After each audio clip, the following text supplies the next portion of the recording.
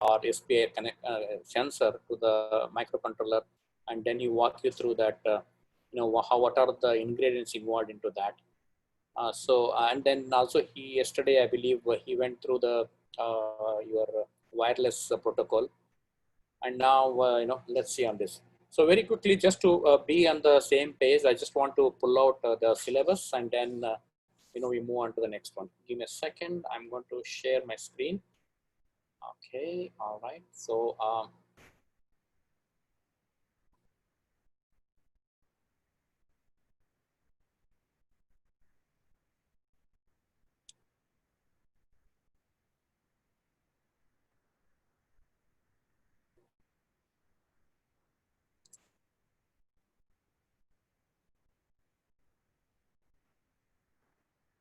so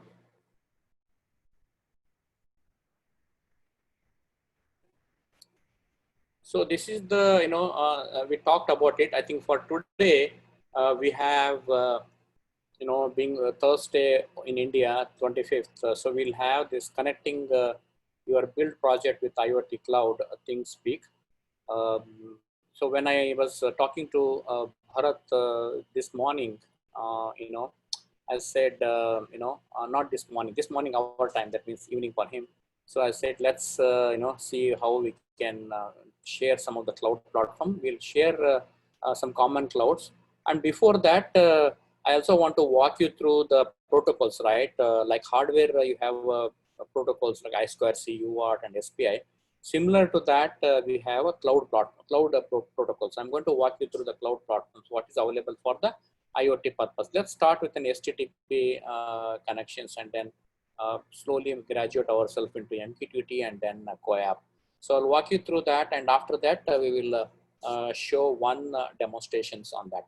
So before that, you have any questions or anything from yesterday's class?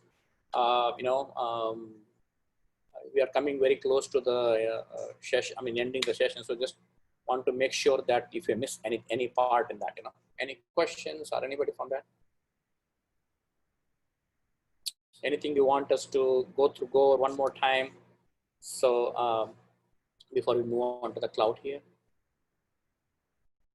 No questions. Good. So I'm going to maybe put my video off, because sometimes I may have to shuttle around between my hardware and the cloud, and also I want to save some bandwidth here. But I'll come back when there's a question answer sessions are there. So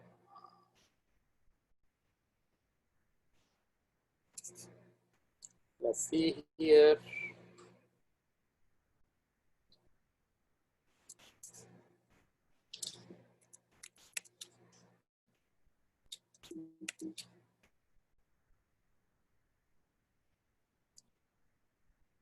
All right.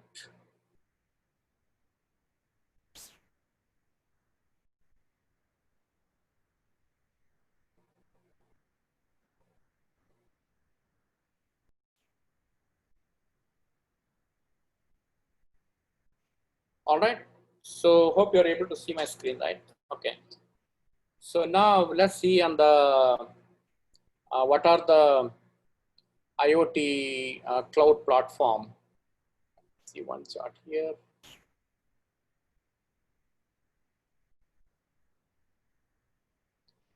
So there are some questions here. Good morning. There's some, you make use of sensors in space environment. Oh, wow, that's a good question. There are a lot many sensors are there. I'm not prepared to talk about the space environment, but I'll make a note down, because all our, discussions, everything is around academic or research. But I think I saw a demo, some space environment made on the Raspberry Pi. I'll see if I can get it, during the second session. I think I should be able to share some video on that. But it is, we have not done it, but someone else has done it. Okay. All right. So, all right. So IoT cloud platform and analytics. So what is that IoT cloud platforms? Basically, your assembled project from the sensor is pushed to an cloud. Then you can do several in the cloud, right? First of all, you can log the data that is stored, can store it, and then you can connect it to a database internally. If they have any database, it could be an SQL database or your Oracle database or your ERP database, anything you want to connect this data to that database and integrate and do some kind of a visualization, we can do that. So then third one is the very important is the visualization, right? The graphics, you want to get a graphics or what the stakeholders are looking for that, right? For example, you take smart city projects, which I shared you on the first day.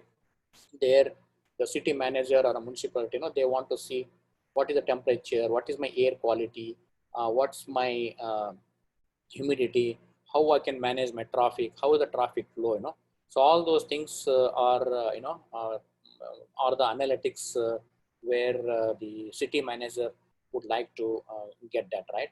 So, and other information is, last week we were actually, we were having a guest speaker from one of the, leading telecom provider.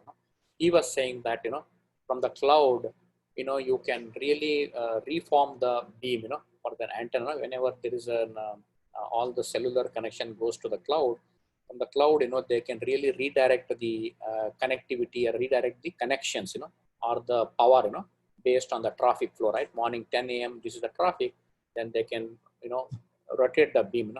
Normally we used to have, in a mechanical, right? You can control the direction of the antenna so that you have a maximum input and minimum power consumed by the antenna.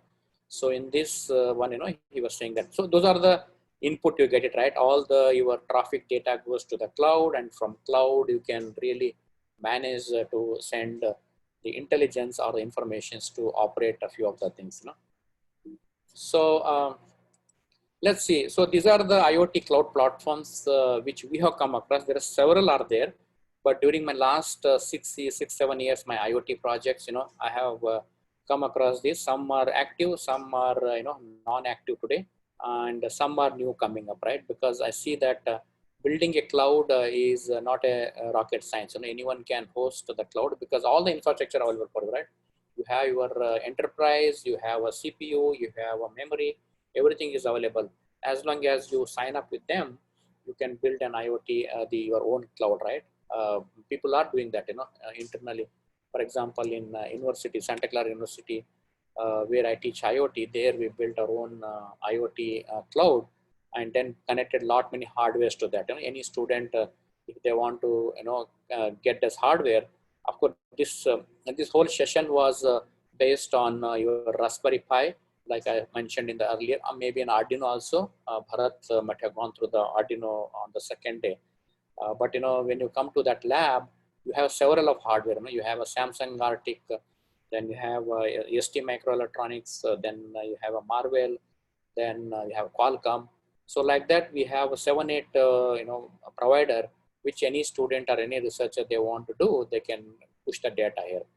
So to start with the AWS IoT, Amazon Web Service IoT, yes, we are familiar with that. We are using that AWS IoT in our teaching as well as in some of our research projects, like Smart City, we implemented AWS IoT. Open IoT, this one is from the National University of Ireland. We have a collaboration with with a team over there. So he has the founder of this Open IoT, with European Commission project. So it's open source. They give you the virtual development kit. You can get that virtual development kit, and then you got some kind of connections to their cloud. Then you can carry out the experiment on that cloud, And then the Bluemix from the IBM, it has gone through various stages, right? Now, when it started, we did implement it in a couple of projects, but after that, we are mainly focusing on academia oriented cloud, and then of course a few commercial one. Microsoft Azure, yes, we did Microsoft Azure in one of the session was there, and we are trying to revive that, and then we'll start that one, Microsoft Azure. Arctic, yes, Arctic, I don't know if you know any one of you, Samsung has built an Arctic hardware, connectivity, as well as cloud. They had all the three. So when they have the hardware, it was from the Samsung, from the ARM processor. They built 32-bit core and 32-bit processor and surrounding the components, I/O components, and some sensors, and then the connectivity also. They used to have Wi-Fi as well as Bluetooth. They were giving lot of preference to the Bluetooth because they wanted to. Their idea is to send the data through the Bluetooth to the phone, and from phone you can send it, push the data to the cloud through an Wi-Fi or through LTE, right? Your 4G or 5G. That was the concept. But today I don't see any of those products. All three are, unfortunately, it's gone out of the market now because they think that it was too much of effort for them with so much big giant, right? Samsung is such a big company. In fact, Arctic, I know all the team, everything was developed in Bangalore office only. But now we don't see any of those. Even hardware is gone, the connectivity is gone, and even the cloud is not gone. And Texas Instrument, they have one platform called Exosite. So that was mainly meant for their DSP. If you are familiar with those who are from electrical engineering, so there's a digital signal processing, right? The 54 series, right? 54 and 54 series, I think. So they had a digital signal processing. They wanted to connect the DSP to the cloud, and they had their own Exosite cloud connections.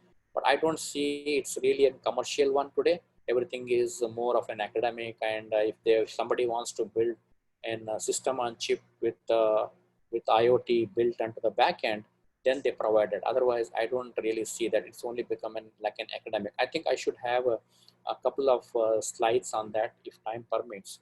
I can share that. We teach this digital signal processing.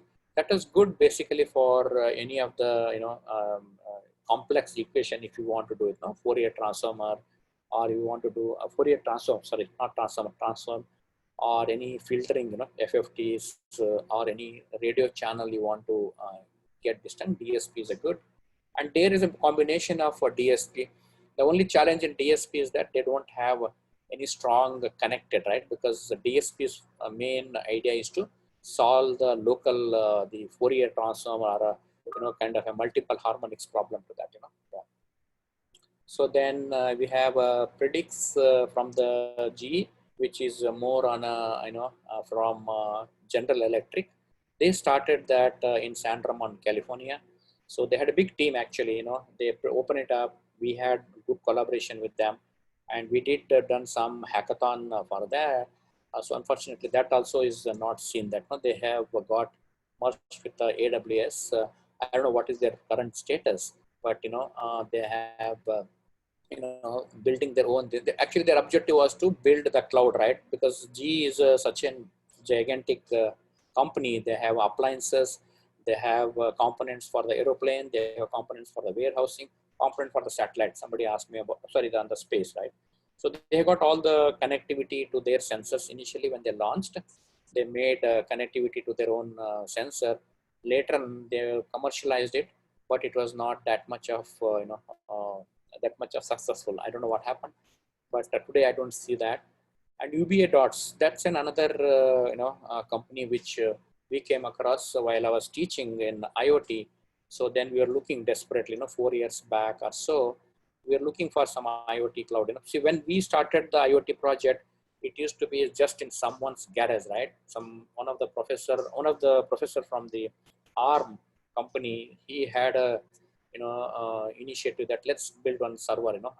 Then we built that IoT cloud in his garage, and student used to log in every time and then get that. Then later on we switched to the Rackspace. Those of Rackspace provide the storage, right? You just store all the data. Then we approached the Rackspace. I said that can we get some storage as well as the IoT data. They were very happy to provide a Rackspace that time. And later on, that right now everything, even hardware is gone. Everything is becoming more of a cloud platform there.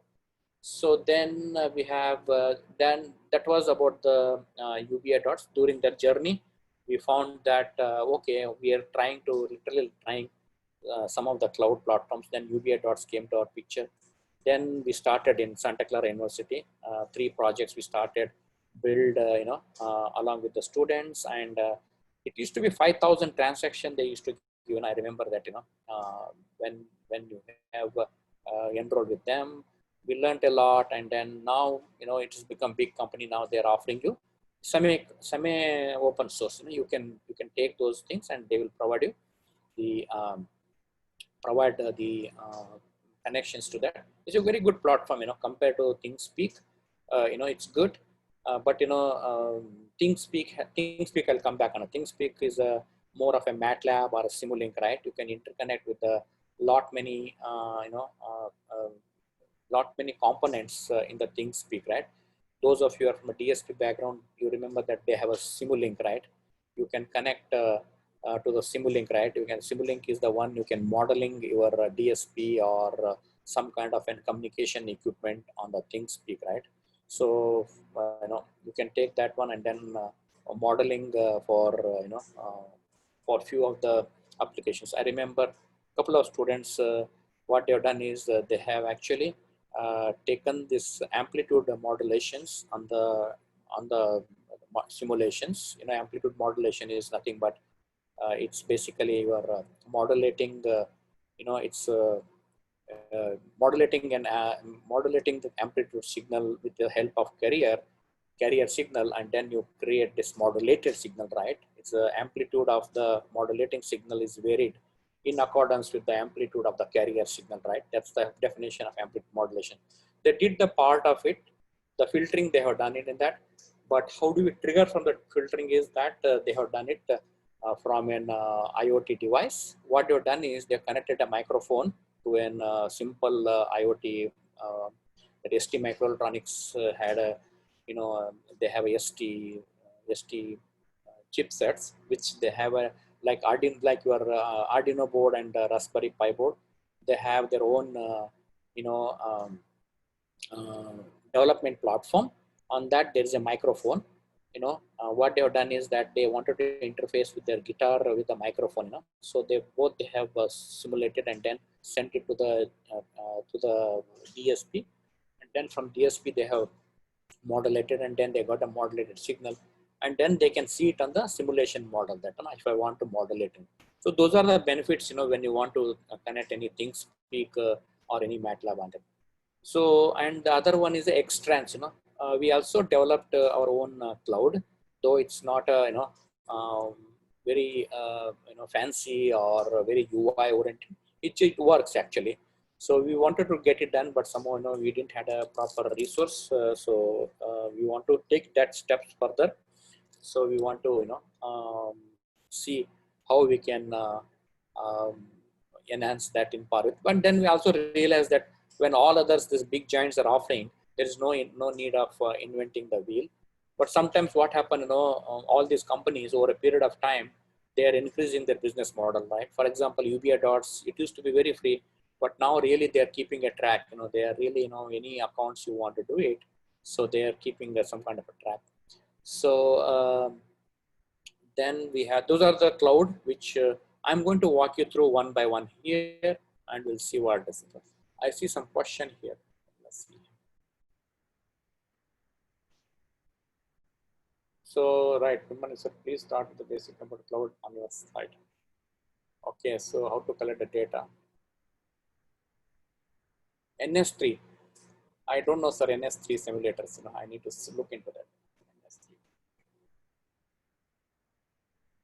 I need to look into it.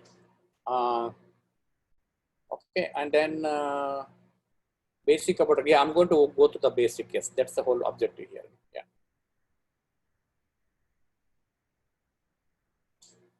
Okay, and then we have, yeah. So yes. So okay, now before we go on to the cloud, let me just walk you through that. What are the protocols we use for the cloud, right? So we have this, normal process. What you do, you have an HTTP, right? You have a client and a server, right? So when you have a client, your desktop or your could be your mobile phone. Now smartphone is there. And mainly, your anything you connect it to the over the internet, right? It has the JavaScript, then HTML, you name it, any lot of Java enabled components are there in your PC, right, or on your client.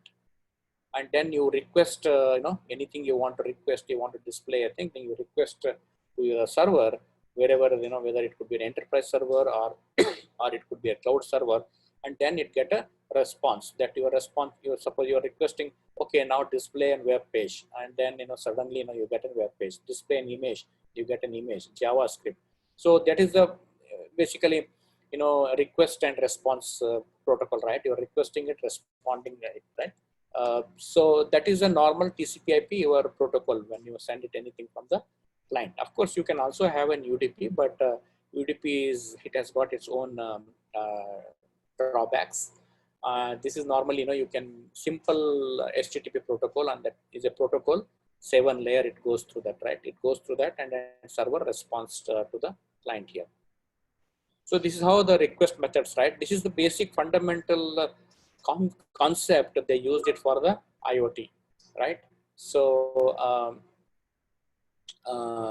you basically method is that get method, retrieve the information from the given server, then head same as get, but it transfer the status. You all know that, right? Those who are a Java developer or on a web developer, you know that it's a post, then put, delete, connect, options, trace. So these are some request methods, right?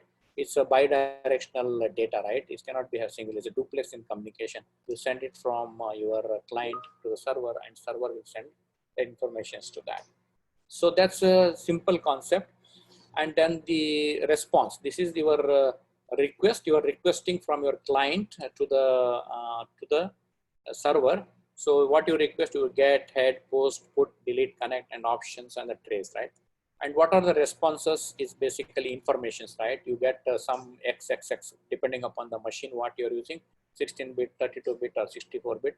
You get that informations, request was received, and process is continuing, and then then it successfully received, understood, and accepted, and redirections. So further action must be in order to complete. So if they have a multiple URL request, then it goes to that, and then the client error, if anything contains incorrect syntax, it has to acknowledge, right? You cannot just keep quiet, right?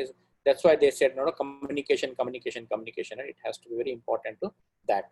And then the server error, right? It means the server is failed to an apparently valid request. So these are the basic code which they use it.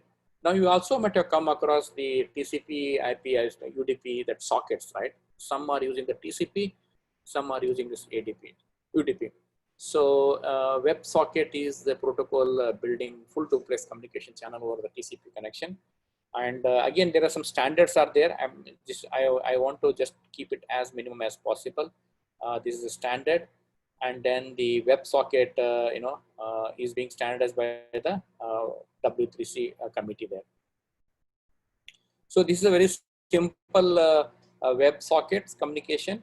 You have the browser, and then you have another side, the server, right? I mean, whatever I explained in earlier 2 slides, we have a HTTP request, and HTTP will send it, and then there are some protocol, the identifications or your byte information is shown there.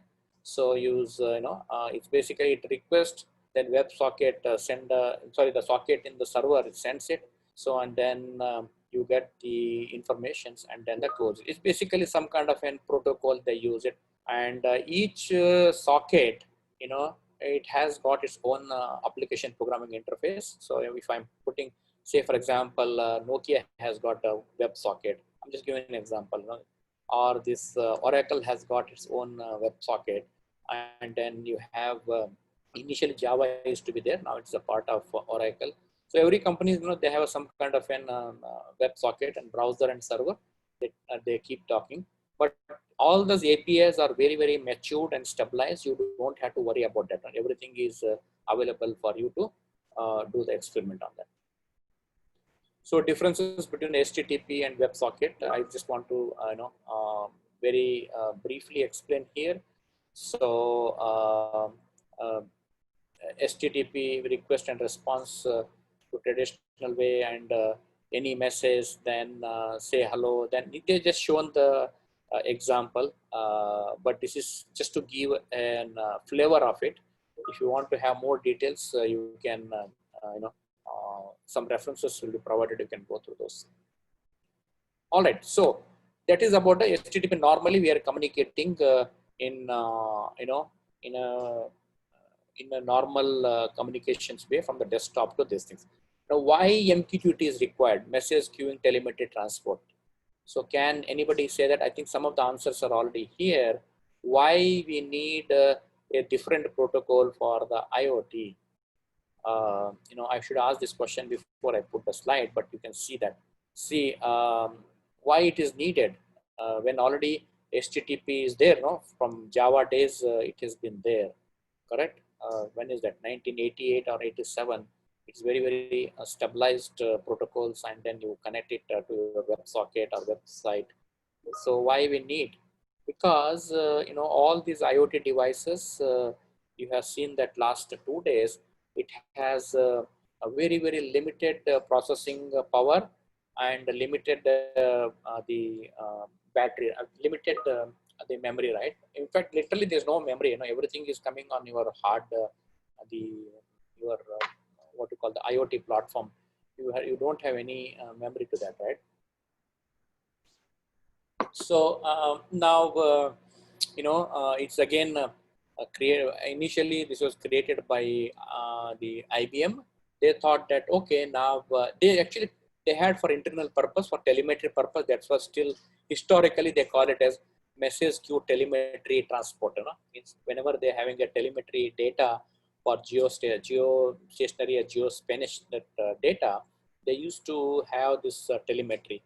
Now they said, okay, why not we use this for the Internet of Things connected devices, right? Why not we connect these tiny devices and have a some kind of an different protocols, So then everybody liked it, because we don't want to compare a tiny processing power and a tiny power supply sensor with a huge gigantic sensors, right? Devices, right? I mean, both are IP, right? As long as you are there, you are both are IP connected, internet connected, right? My for example, this Mac is IP connected, sensor is also connected.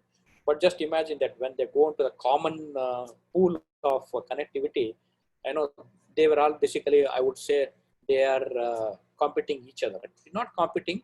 I would say that if you want to read a data from the sensor, and if you want to read a data from your laptop, there is definitely huge differences, right? So that's why they all thought that okay, let's have a different one, and all these W3C committee, RFC 555, all those committee, what we saw, that was everybody sat together. They said, okay, let's build one protocol for the IoT. Then MQTT came in picture, and then it's very lightweight. Yes, that's the advantage. It's a very lightweight.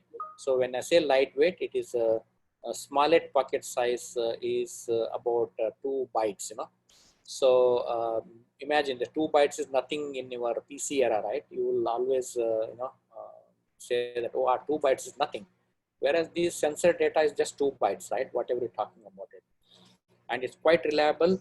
It has 3 quality of service and patterns, and then to avoid packet loss, and it's a TCP base. It's asynchronized, right? It's data coming in out, coming in out, in out. There is no clock or something control like in your hardware. You might have seen that, right? It's basically asynchronously it's coming up, right? So that means you can do lot many in the background, right? If it is synchronized, means you have to wait for somebody to trigger. Somebody has to control somebody that there's a clock. Asynchronized means you can do as many application as in the background, and you can display it when you need it. For example, if you go to medical equipment, medical appliances, medical devices, then in the hospital you may have to go onto the different scenario over there, and it is optimum for publish and subscribe. So what is publish? You actually write the data, whatever you learn, you publish it to the cloud. You push the data from the wireless, whatever, and then subscribe, right? Subscribe means anybody can get those data. Of course, they have to get the credentials to get the data. For example, now the ThinkSpeak or whatever we are going through that, you need to have some kind of credentials to that to get that, right? Yeah. So let's, and then it's providing lightweight publish. Transport protocol suitable for communicating in machine to machine. For more details about the MQTT, I would suggest you can visit this website. The slides will be available. If you want, you can take a picture and then you can research it. Lot of the standards, lot of protocols, everything has been explained in that. So then publish subscribe messaging pattern requires a message broker. Yes, you need to have a message broker, which that broker job is to collect the data and then send it depending upon the when there is a request from other lists. Responsible for distributing message to interested clients based on the topic of a message there.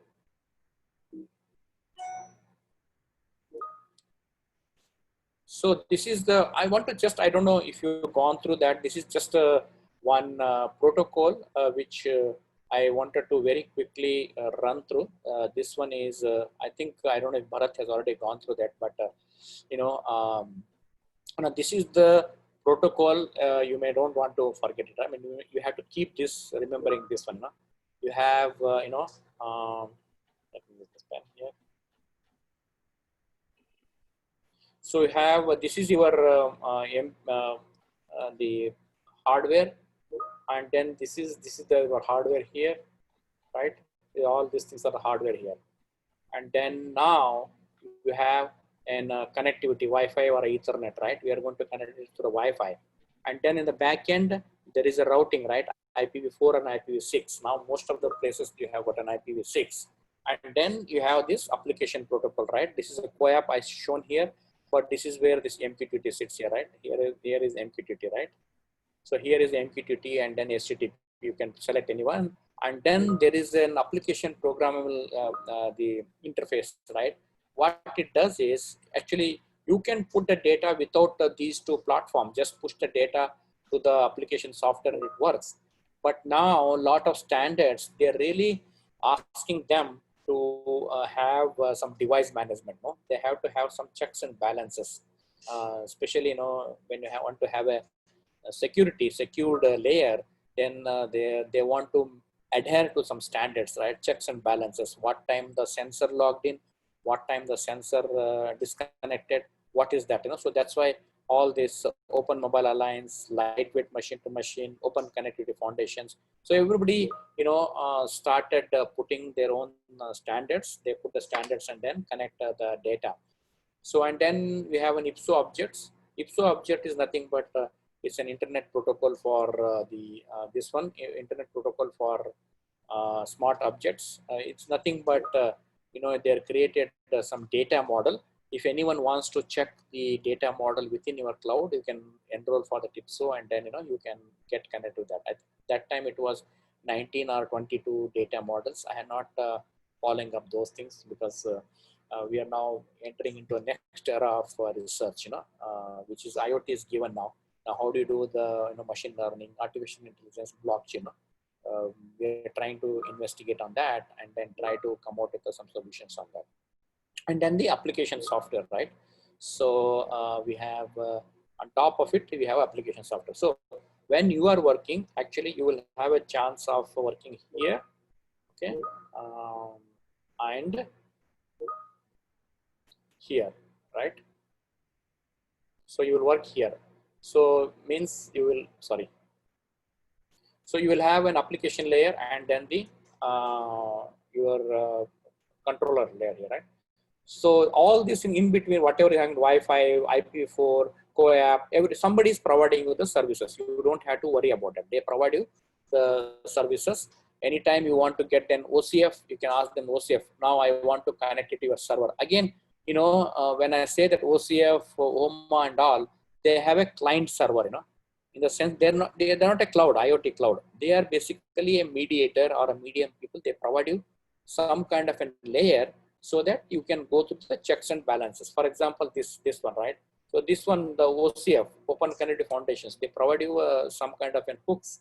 You can connect your data through their server and then connect to the cloud. So that way what happened is your data is secured.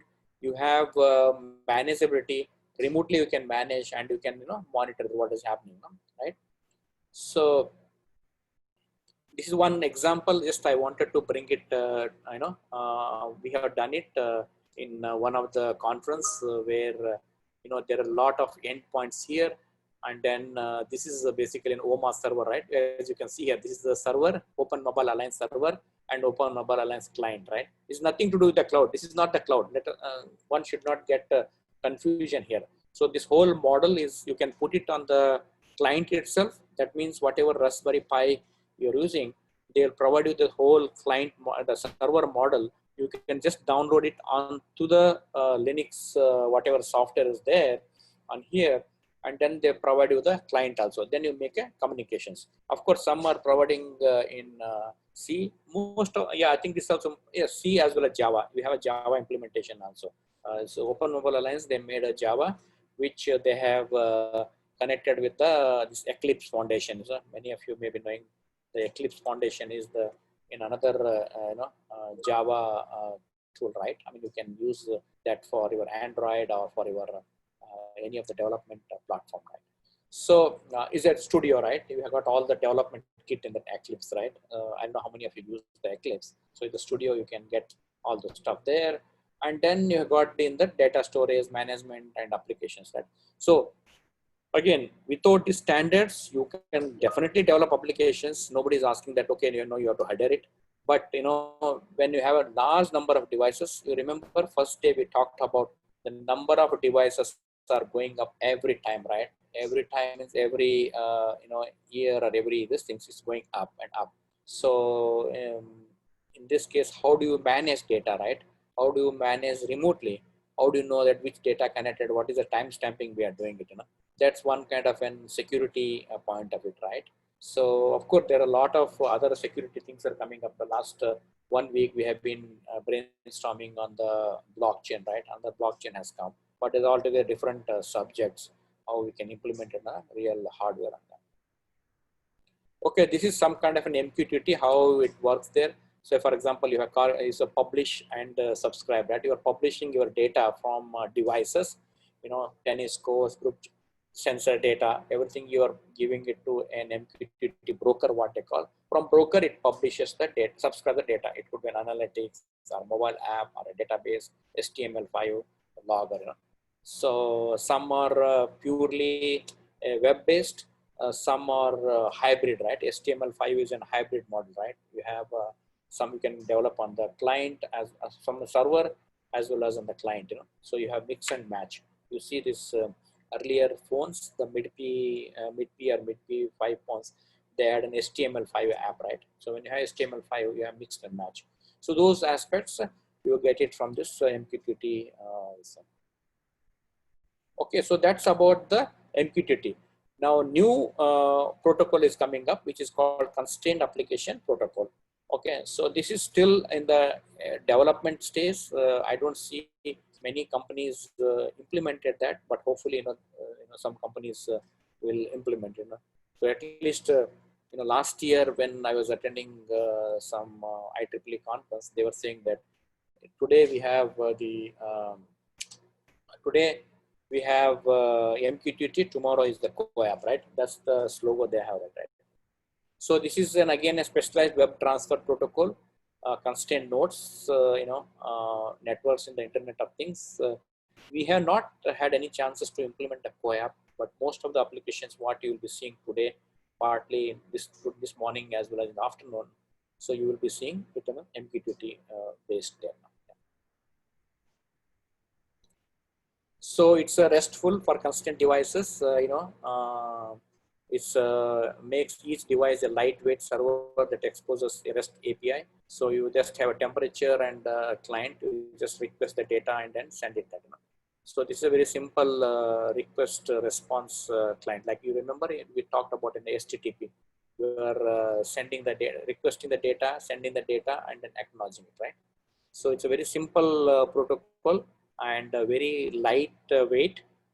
So it's again approved by the W3C committee. So their blessings is that W3C is nothing but your World Wide Web committee, right? So they are the one who are the standards for your internets, right? So they have got the blessings on this.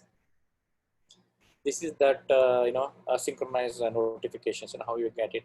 So you get basically it's bi-directional, as you may notice that light, then you have generated the token, and then it comes back and goes back, and then so it's kind of a back and forth communications. You will see similar kind of a communications in ThinkSpeak, when I start demoing that. All right, so that's about the protocols. So what are the different protocols we have? So for IoT, remember we have MQTT, a very, very popular one, MQTT. You can send the data. For example, our cloud, the Extends cloud sends the data in HTTP. Now we have to make it HTTP/S. S stands for what?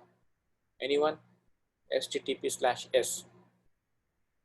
Anyone want to take a bet and I'll take these things? HTTPS.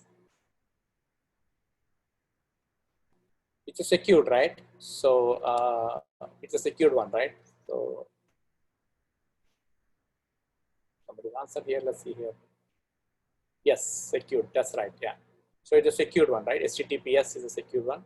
So you can use it both way, but secure it means it has got a lot many components attached to that, right? Okay, so this is the first one, the Open IoT. We have used this this one. This is open to the university, especially from the University of this National University of Ireland, like I was mentioning. So they have a 3-layer. One is that physical plane, and then the virtualized plane, and then the utility app, right? So you get access to the physical plane where you can really interface with your sensor, right? So you can interface your sensor to this, and then you have a in-between plane. This we don't have access actually. This one will be accessed by the National University of Ireland, and again we have access to these three request definition, your dashboard, your all other stuff. You can really get in the utility app plane here. Okay, so this is very good actually educational platform. But when it comes to the support, you may not expect that support like what you get from the commercial or some of the stuffs, no? Yeah. So I think let me put the chart here.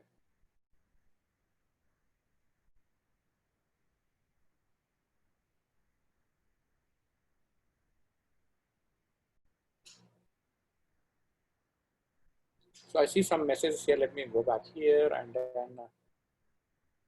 Okay, so secure token transfer protocol. Yes, everyone says that. That's correct. Okay, so this one we have, Open IoT. If you research Open IoT from National University of Ireland, it will take you that. See here, you see that they have got a CoAP. They have got MQTT as well as the CoAP protocols.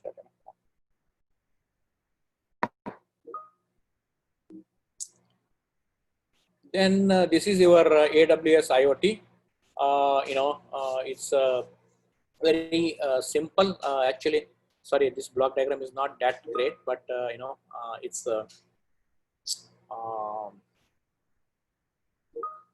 so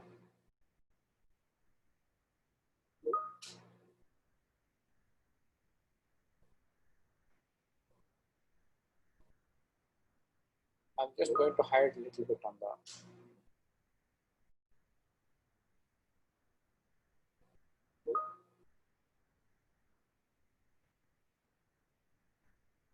So we have this AWS platform where you have things connected here. Then you have messages. You can send the text message from your sensor. Then it has got the AWS. Actually, you have to go to the AWS IoT and get that. And then you're creating a channel, and then from channel you got a different information on the pipeline. And this pipeline has got several of the this one. So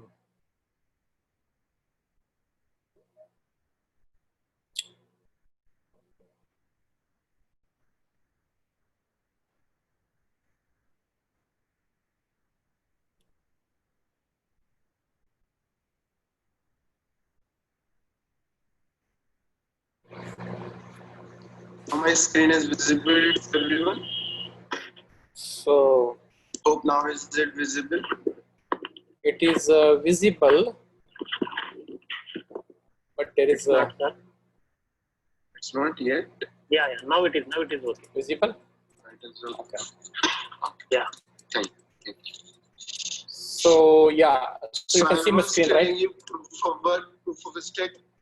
Others they use, when we are talking about the public blockchain, there are two things. One thing, public blockchain is dependent on the currency. Whatever the currency would be here, currency is either Bitcoin, BTC, or ETH, Ether, or other currencies, Zcash, and all the currencies would be here. So it is public blockchain is dependent on this. Now, in public blockchain, there is an issue. What is the issue? Hello. It maybe can Hello? hack. I mean, maybe Sir, can something hack. different Maybe can is hack happening over but there. in which perspective Yeah. maybe can hack, not in perspective of mathematical, Hello, Bharat. not Are you Yeah, on the sir. different one? of programming. Yeah, It's not possible I'm in listening to some other programming. different things. Blockchain can Yeah, be me hacked. too. But yes, it can be hacked. It can be We got hacked kicked out, by no? the percentage. Yeah. Actually, I think there is some clash How here. the percentage, how many percentage of the miners on this blockchain, how many percentage of the miner in this Hello, blockchain. madam. So based on Yeah. the percentage, Can I it just be come out? hacked I think I'll because stop anyhow here. everyone are aware of Yeah. what, when we are just having the taking care of the data completely blockchain or any other organization. So we have a 51% shareholder community. 51% shareholder community. If we have a 51% shareholder, so you can, do whatever you want with that. Sir, hello.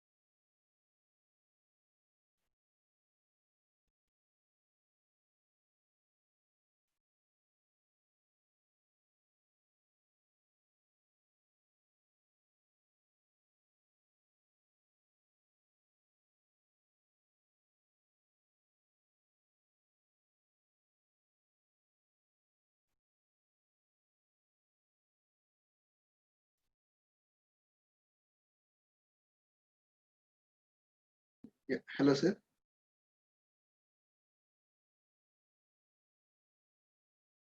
Hello, Shiva, sir. Hello.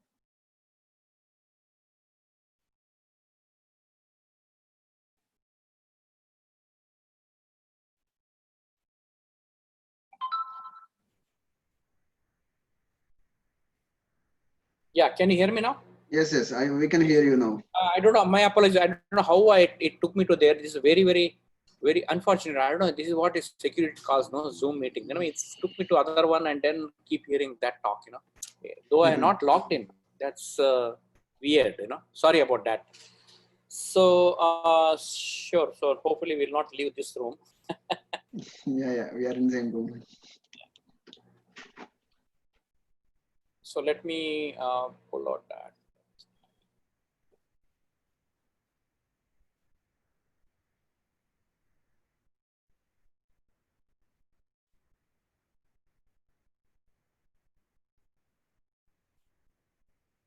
So can somebody allow me to share the screen, please? It's a host disabled to attend the screen sharing.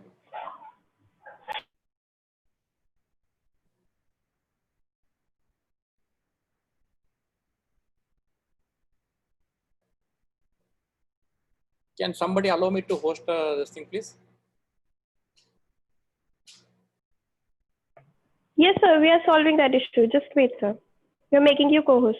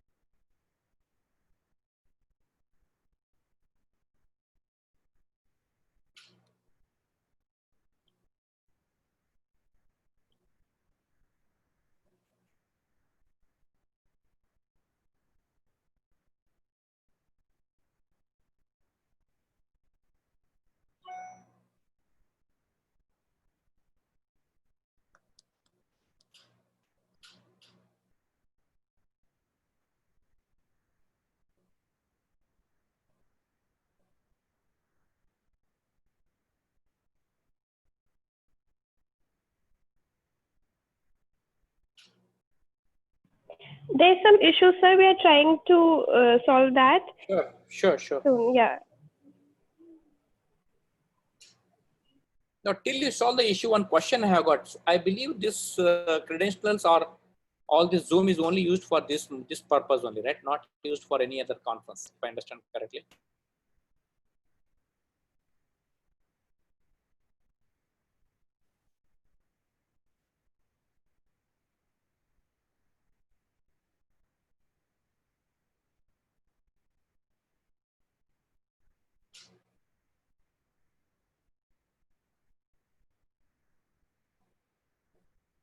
Yeah, I wanted to proceed, but unable to wait. I'm waiting for the. Yeah, sorry for the inconvenience, sir. We are trying to resolve that issue. Sure. Yeah. But one question, ma'am, I have. So this Yes, sir. whole credential. One question. The whole credential used only for this conference, no? It's not shared with any other conferences, right? So actually, you are not yet the co-host. Therefore, you are not able to share the screen. Yeah, no. What I was surprised is I was getting. I don't know how I got logged into that. I never logged into No, the sir, we other have not conference. shared with any another event, sir. This is dedicated Oh, for this event. okay. Good to know that, but I don't know how it took me there. But anyway, I'll wait for your instructions, please. Yeah. Sir, should I make you co-host? Anything, as long as I share my screen, that's fine with me. Okay, sir, I'm making. Now you are co-host, sir. You can handle by yourself also, sir. Okay. All right. Okay. That's good. Thank you.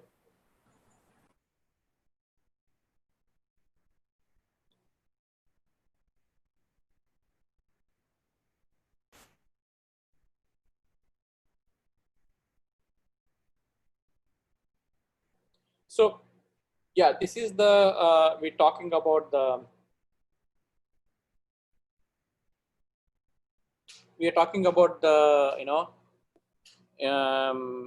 AWS platform.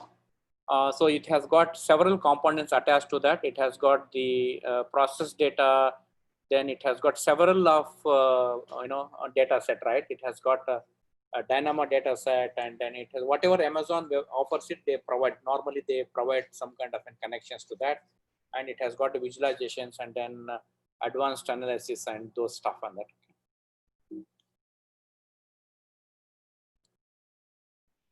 So this is an IBM Bluemix. Similar concept is being used. Sorry, the graphics are not that great. I wanted to get something else, but this has come. But anyway, idea is they also provide similar to Amazon Web Services services. So they provide some kind of an input, and then it goes to the cloud, and then they provide you the analytics, various analytics to that. This is Microsoft Azure. Initially, we had a lot of challenges in connecting Microsoft because it used to be very closed, right? They have a gateway. So I think my next slide talk about this. They used to have a gateways. Basically some analytics is shown here. They used to have a gateways, and gateways are connected to that. But later it become really an open source. We did it for one of the corporate training. Now we again have to come back on that, and we'll try to do it on the Microsoft. Those if you want to do it on Azure, Microsoft Azure, please do let us know after the conference. We can help you to get it. Most of the academic they don't use it, but in US it changed a lot now. Microsoft is pushing their product and it's free of service, like Google, right? Google has got their own stuff. So if you're interested in that, we can talk about it just after the course. And Predix, like I was telling you, this is the one of the very prime the what you call the cloud for the industrial IoT, because when you go to the IoT, we have industrial IoT, then you have the smart city, the commercial IoT.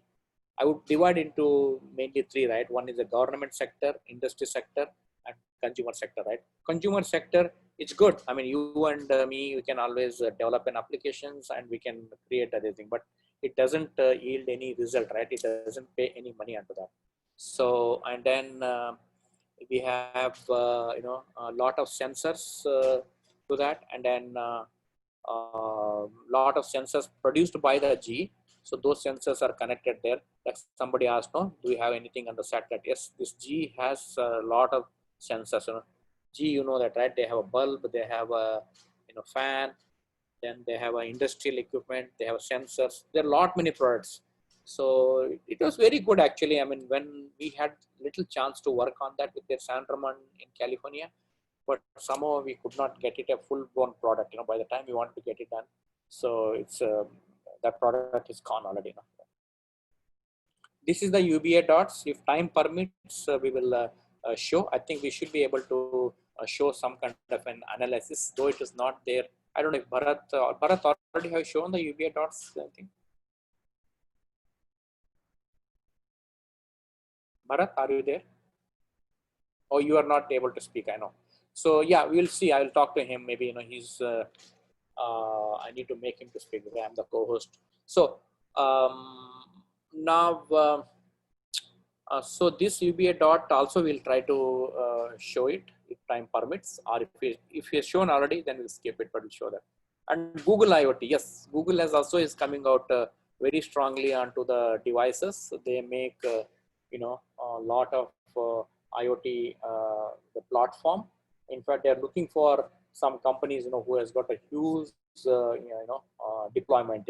Other day they were asking that if some company is having huge sensor connected, then they are very, very interested to connect those sensors to that. So, but here you might have seen that the TensorFlow is another development platform. You can use it to create your modeling into using that. So we have not used it.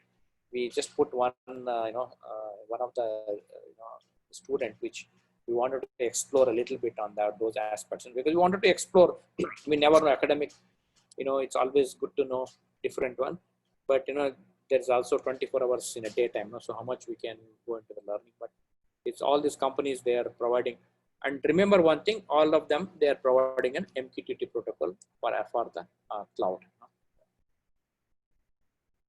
So this is the Xtrans IoT cloud. We developed our own cloud. We took some time for us to build this cloud, but these days it should not take much time. You can build really cloud literally in few months. You can just have a server, as long as you know how to communicate from your sensor to the cloud. I think you should be able to build that product. So these are the some datas. We have different data, different things we have logged into that. So you can always get to this thing. Yeah. So now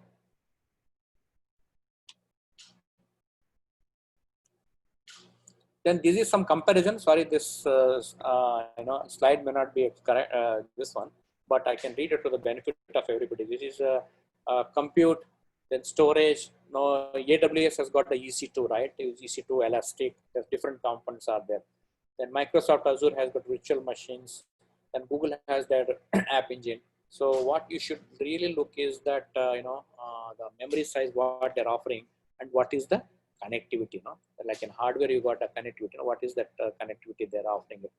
And top of it, all this cloud now IoT is given. The data is there now. Everybody is focusing on the next step, right? What is next step? So much of data is available in the cloud, right?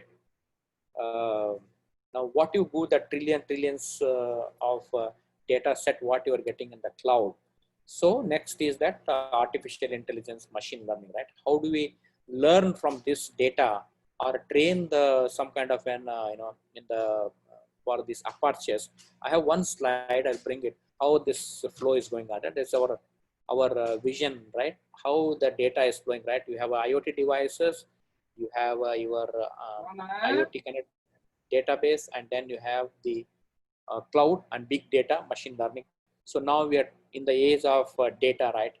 Data science, then data on top of it, artificial intelligence, machine learning. Then you have a blockchain. Blockchain comes in all the way, right? The security for all those blocks into that. Yeah. So and then we have. So that's about the. Let's move on to how we can work in the ThinkSpeak. I will stop here. Any questions so far? Sorry, in between there was a little disturbance here. I'm still surprised that how I got logged into another conference. I'm really surprised. I need to investigate it, because I never logged in. It will ask me to log in, right? So that's another way to see that whether is a security breach in the Zoom, because I'm affected there. I need to be careful here now. So let's see in this. Okay, there's one question. Which of these clouds are free for use? ThinkSpeak is free, but you may not get all the features in the ThinkSpeak.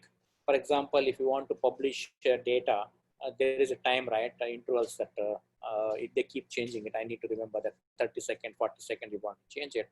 If you want to do in 10 seconds or 5 seconds, then obviously you need to have a prescription. ThinkSpeak is definitely a free. You don't have to pay, at least for some extent. AWS is also free for 1 year. You can go for a 1 year subscription.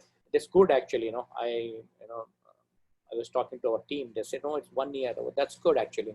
So earlier it used to be only transaction based, right? Then I used to get a software, the code from them and all. So AWS, ThinkSpeak, then UBA Dots is also free, is available for few transactions. So how these cloud work for simulation and what other tools we can use for research in IoT? So definitely, simulation means you can use this, like I said, Internet Protocol for Smart Objects, that IPSO model we talked about, right? They have the data model, you don't need an IoT device, and you can take the data model and create some sort of in your research, on any of this IoT. Connections, it keep changing. They're all MQTT version. You can take those data model and do the research on that. Definitely the Open IoT is also one good system. Unfortunately, that also European Commission funded. It's under that Horizon 2020. US and Europe, we had a collaboration, but that funding is over. Now it's only under maintenance mode. There's not much development taking place. At least I know till last year. Yeah.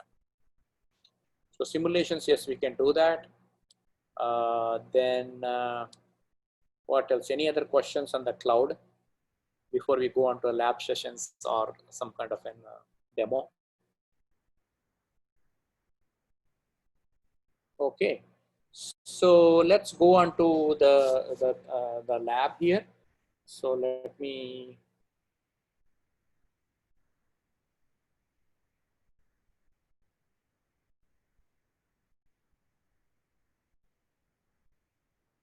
So,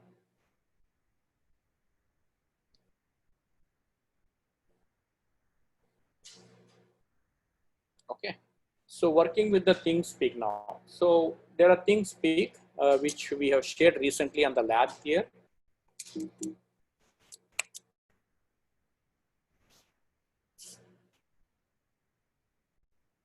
I don't know, I got into some other screen. This will stop other screens sharing.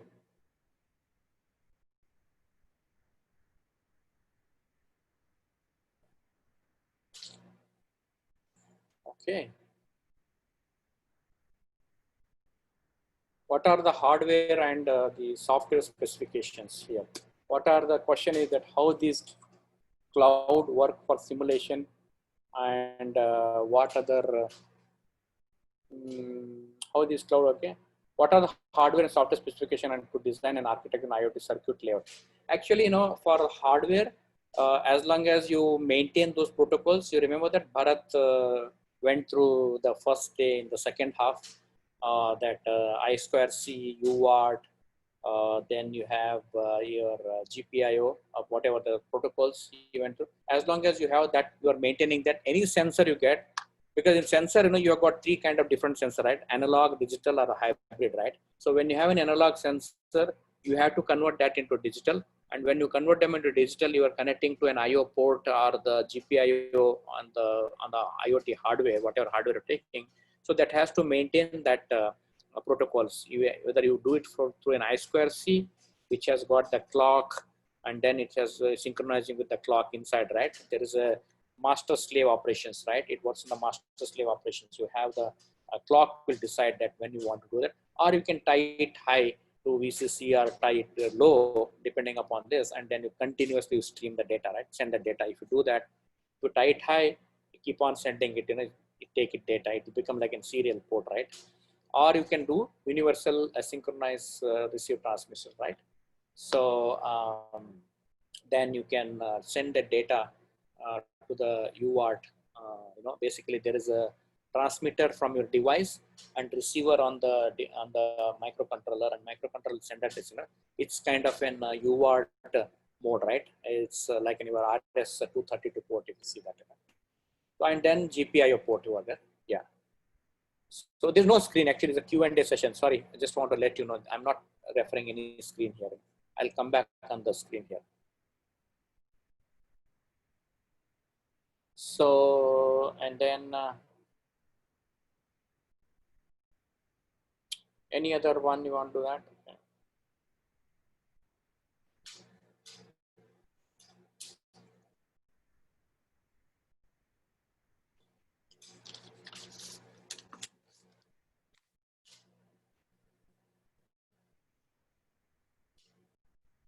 Any other questions? So yeah, okay. So let's move on if there are no questions.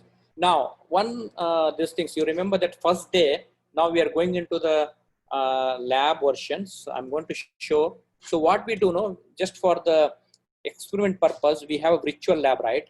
Virtual lab is nothing but, you know, I have the hardware and I have the IoT hardware. That's real IoT, right? Let's do that exercise here. I have a real IoT hardware.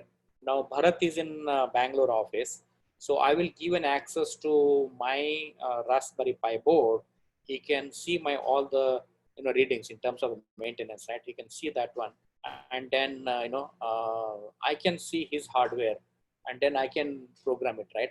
So for that, before that, is anybody has got any? We remember that first day we talked about, right? I want to make it a more active session. Doesn't matter. It's 2 hours we have in the afternoon. Also we have some time, but we can do that. Does anybody has got any hardware? Your hardware. So this is the time. After that, we may not have time. Though it's very late, but still I want to see if we can meet a learning objective. Anybody has got any hardware? They want to try it out there. Because this is supposed to be lab sessions, right? I mean, the whole program is for the lab. After that, it will be very, very difficult for us to coordinate with you all. First day also we said, Bharat also has requested that you bring your own hardware, we can do that. So if you don't have, then let's move on to virtual, right? Let's create. So what are the reliability augmentation method in cloud for IoT? Reliability augmentations. I don't get it, sir. What is that reliability augmentations? Is it you're talking about the data stability or data this one? I don't know, sir. If you can elaborate, that would be helpful for me. How do we implement cloud without IoT? How do we implement cloud with our IoT projects? Yeah, you can. I'm going to show that. So you do if you have. I think Professor Vatan from IoT 31_31. He asked this question. If you have your own project, please do let me know. I will be happy to try to some cloud here. Yes, it is CoAP and MQTT is an alternative of HTTP or not allowed. Yes, it is not an alternative. I would say it is just an extension to HTTPS because sometimes you remember IoT devices, computers, everything has to work in tandem, right? Everything has to. Oh, our hardware is not there. Okay, but if you want to integrate, we'll walk you through that. So let's see on the real IoT hardware how we connect it up. Okay, so let me walk you through that. There is one ThingSpeak. Let me walk you through those aspects here.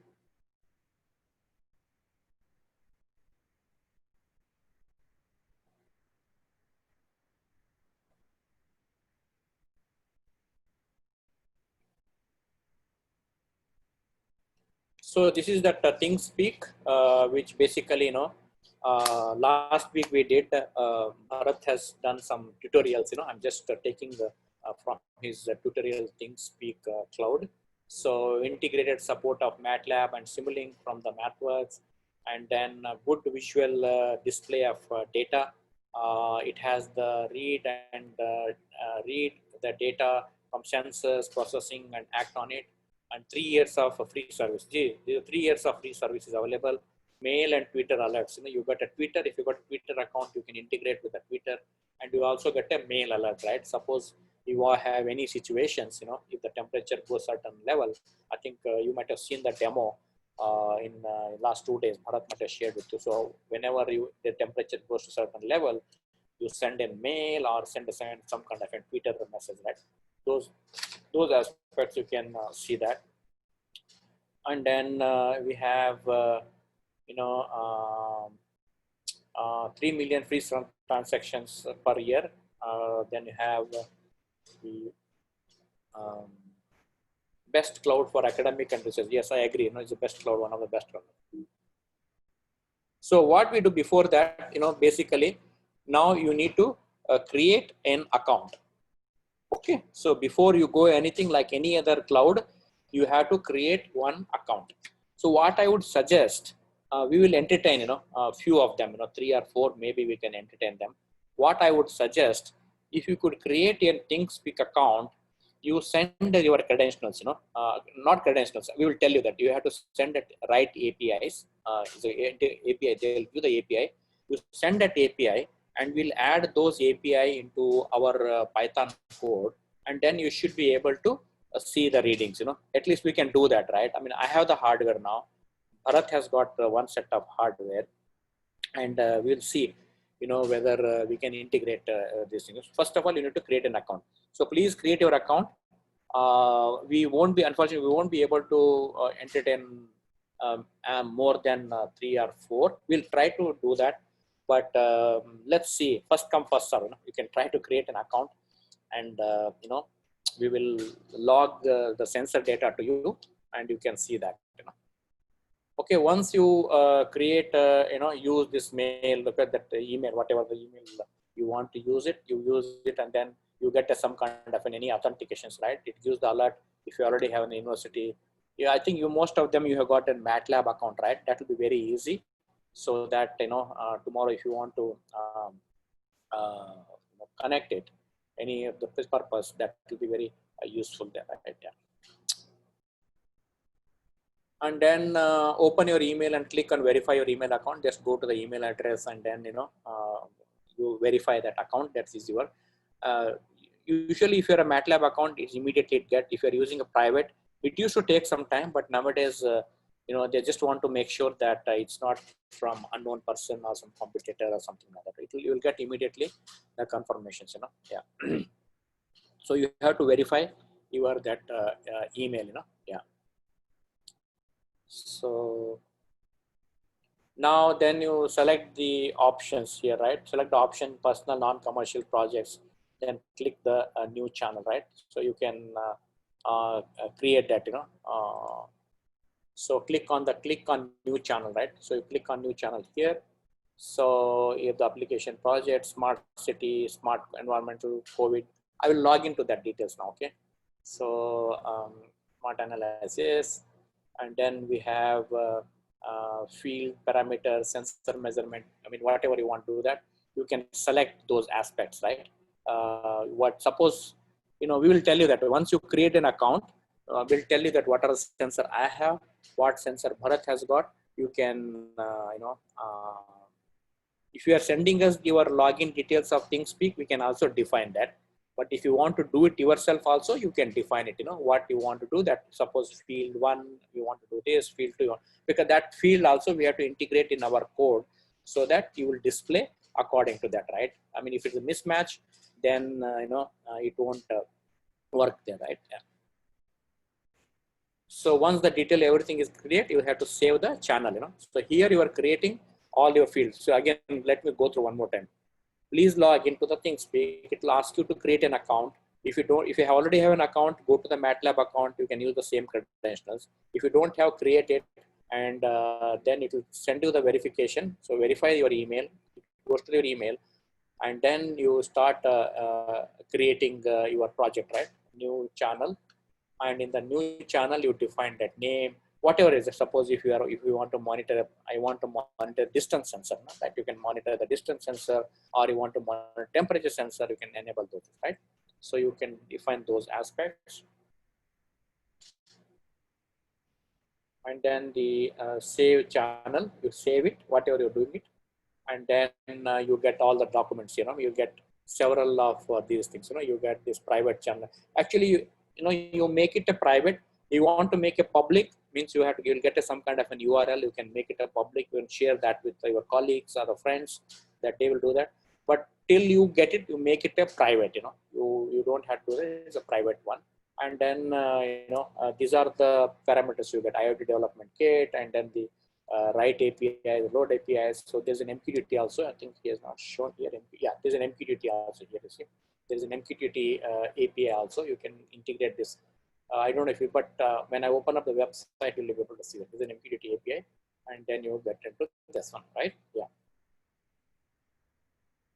So this is how we can. Now let's see how I can make the temperature reading there. So this is the sending temperature and humidity data to the ThinkSpeak and the values to the LCD. No? So there's an LCD. Remember that you saw the board, I guess, yesterday or day for yesterday. I will bring that. Oh, that board is connected, but I have an extra board. So it's connected there, and then this is basically we've done it for that particular board, extends board. So then you have all the programs are available in the GitHub link tutorial 9. So we will provide that link also.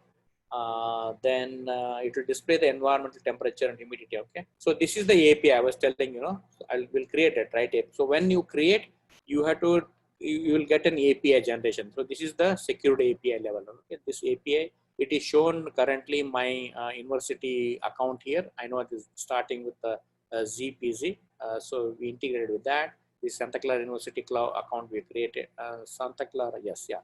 So then URL where we'll send the data, don't change it. And then you have the field here. Remember that we talked about the field, this temperature, and this is the humidity. Whatever field you give us, we'll fill that here. And then humidity also, we filled it here. And then, we provide that data. See, then there is also shown here that VCC data and the ground here. These are for the pin, right? For the pin of this one. So this is a Raspberry Pi board, as you've seen in the first day. Then LCD display, get it.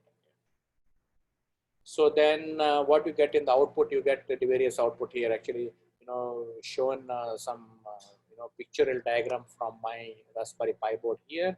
It's there. I have connected here. hopefully it will work. And you go over the mouse here, then you see the date and time when it is got. And then we also have the 4 channels we created. No, you'll see that output. And then temperature value from the these things. Right now, how do we read the connect the temperature value? So then we have then this one is reading temperature value from let's see,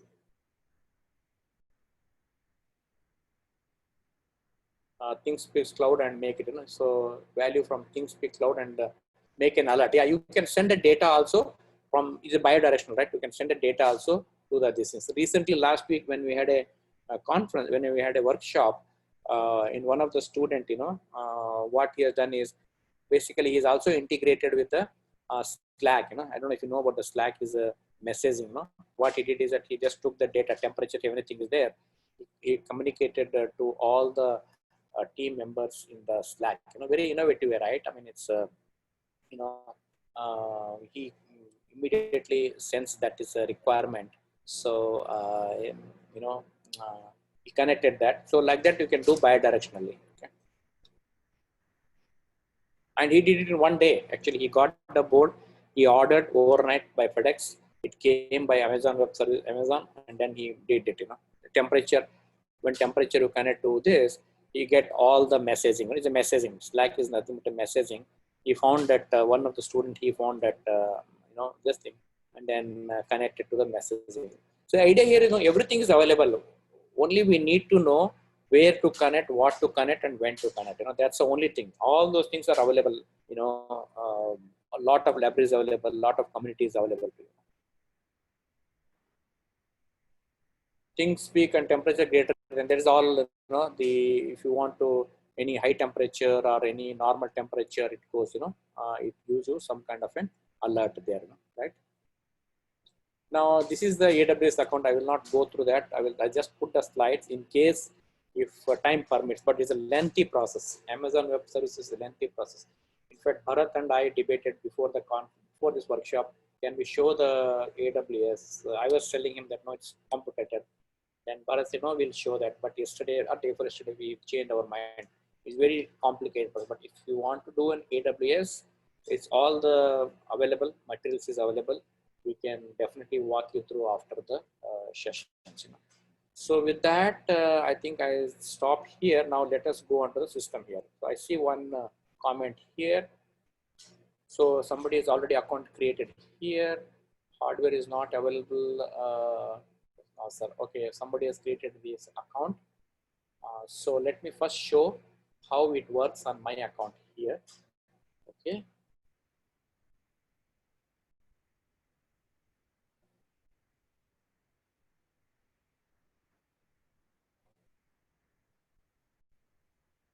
I'll share my screen here now. A minute.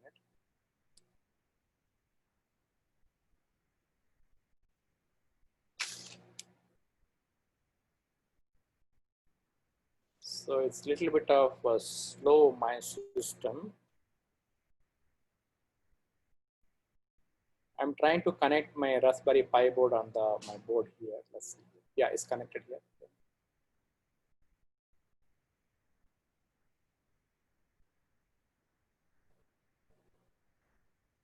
Okay, what is happening here on my internet here?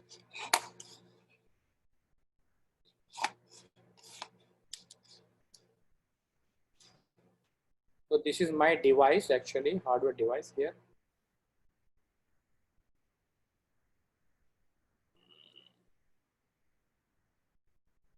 Listening. Okay, now I need to go here and make it a listening mode here. Why? Here. Let me go to my.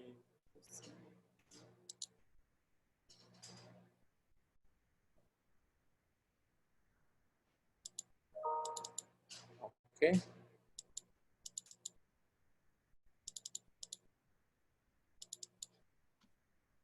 All right. So, all right, my Wi-Fi somehow is not that great.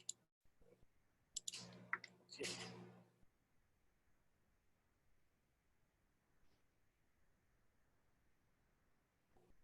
1 second. Let me close my all the slides here. So I'll write back here.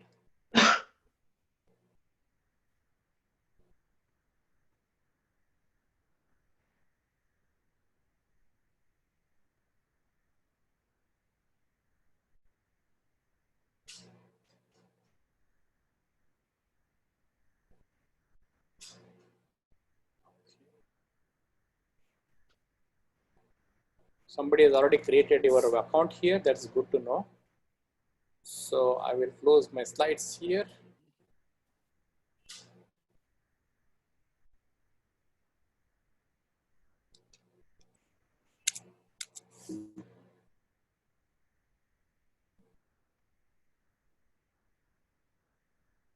All right. So let me go back one more time to my VNC server here. Okay. So I think you have those who have created the VNC, sorry, the ThinkSpeak.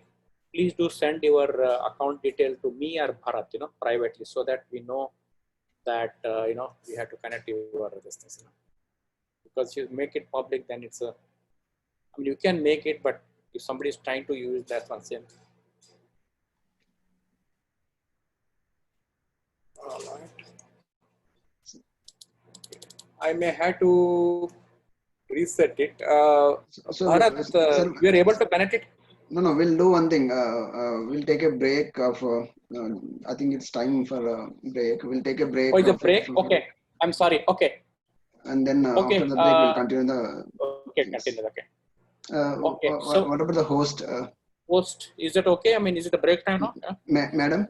Yes, sir, we can take, sir. So, thank you, sir. Here we will take a short break of almost 10 minutes and we will rejoin again here on this session. Thank you so much all. Thank you so much. And those who created the account, please do send your ThinkSpeak. We'll try to integrate that and we'll show them. Thank you so much. We'll assemble after 10 minutes. Thank you. Okay, sir.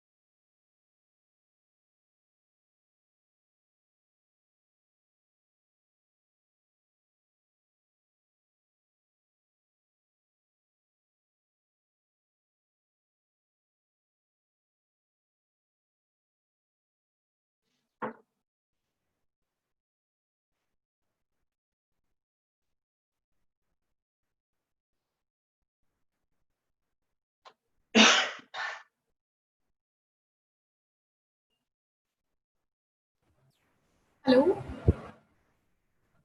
Yes, ma'am. Yes. Yes, ma'am. We are ready. Yeah. Okay, once again, welcome back you all on this platform.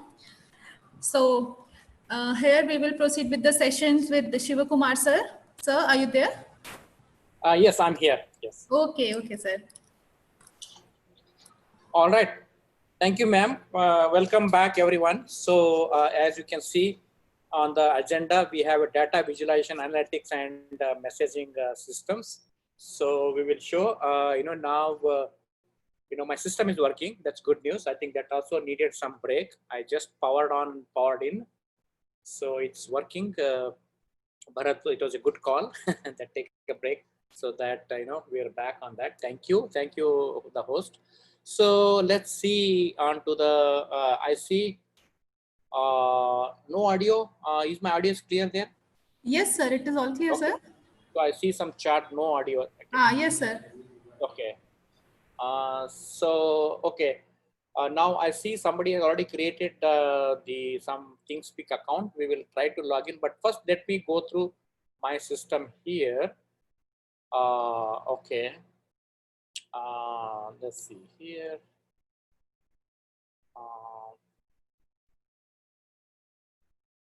Okay, I put the multiple hosts since I'm the host here. Let's see here. Then I will go to my. Sir, your screen is not Yeah, visible. I'm going to show. I'm not sharing anything here. Okay, sir. So I'm just want to make sure that I connect to my Raspberry Pi board here. Yeah.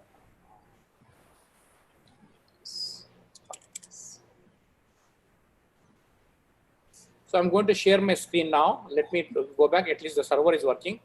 So before I go that, I'll show that to all the viewers there. Okay. Okay, sir. So, okay.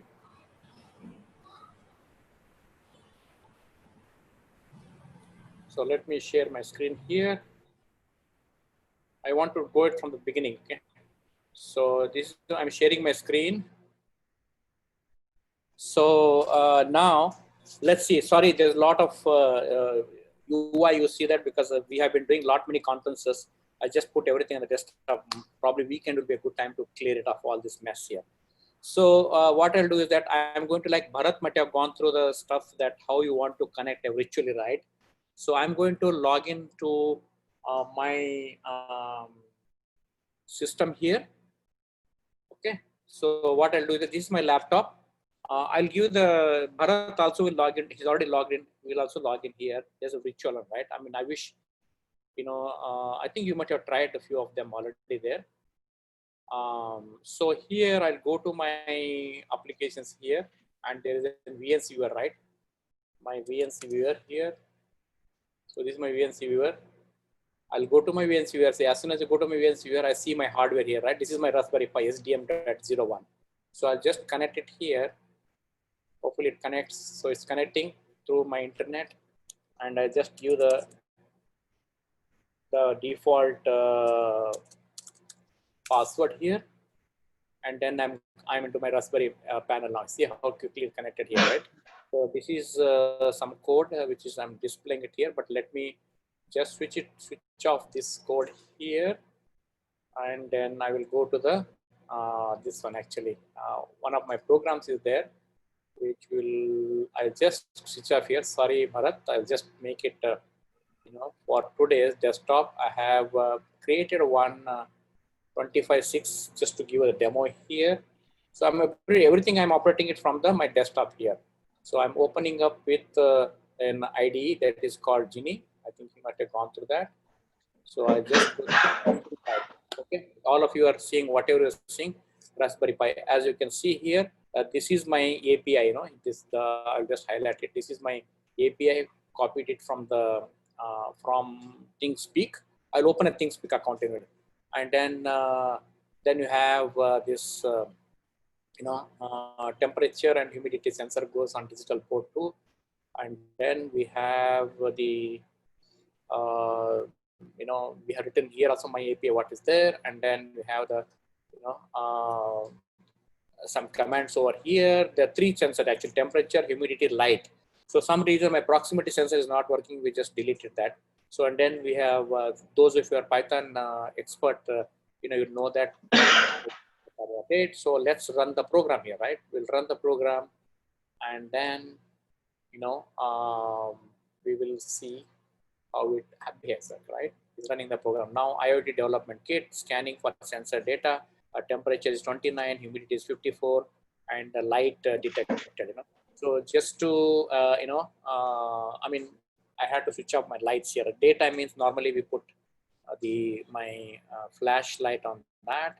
So you'll have that, data to that. So this is the data coming, right? So now the same data has to display it on my cloud. So let me go to the cloud. So cloud, you need an URL, right? You don't need now this Raspberry Pi. I mean, you can open up from the Raspberry Pi also. So let's see, I can open it from the Raspberry Pi. This is my Raspberry Pi. I'll open up within that, but the experience on this will not be that much great. But let's try, there's nothing harm in that, right? So Raspberry Pi also has got its own computer. So let's see if I can open up my browser. Good, I'm getting open up my browser here. Oh, this is that one. Then I will just say my TeamSpeak, right? So I'll just put it here. I go to the.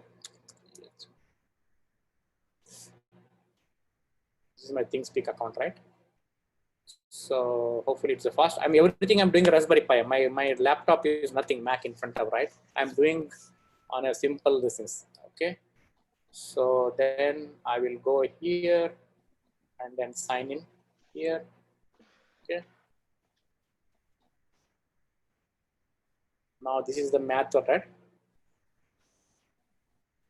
I will go onto my account here. My account is smathapati@su.edu. Then next, then this is I'll do that. Then I will just log in here. Then you are into your data, right? So I'm going to this smart environmental monitoring here. And you see all the graphs here, right? So let's see here. So just want to see. Okay, now this is my data here. Okay, I created some sort of so this is my data here. So as you see, June 24th, I am in the US, the Pacific time, California time. It's 22:26, which I think you are all half an hour ahead of us, or 1.5 hours ahead of us. So half an hour. That means this timing must be there, 11 o'clock. 11 o'clock. Okay, yeah. So this is how it works. The temperature, humidity also is, its temperature is correct. Actually, we are 29 degrees centigrade, and humidity we are at 54%. That's correct. Actually, I was looking into my mobile phone. It's 1 or 2 degrees here, and there's 54% humidity. And then we also have the light. So let's see here. I will maybe what I will do is, for a second, I may have to just switch off the lights here. Okay. So you may see, anyway, you are not seeing my dark here. Let's see. Okay, I think this is much better. Okay. So light sensor. Okay, light. Okay. So this is light sensor. Sorry. This is a light sensor, right? So light status is there. Now let's see a light sensor. Okay. Crash sensors. This is a light. Okay. So we'll not put. So now you see this is actually the 0, right? So let me go and switch off my office lights here. I may be a little dark here, but let's try that. If it works, it should go high, right? So let's have some fun, right? Let's see. Let's see here. Let me open my torch light. Right? I'm just using this torch, right? Let me switch off the lights here. Okay.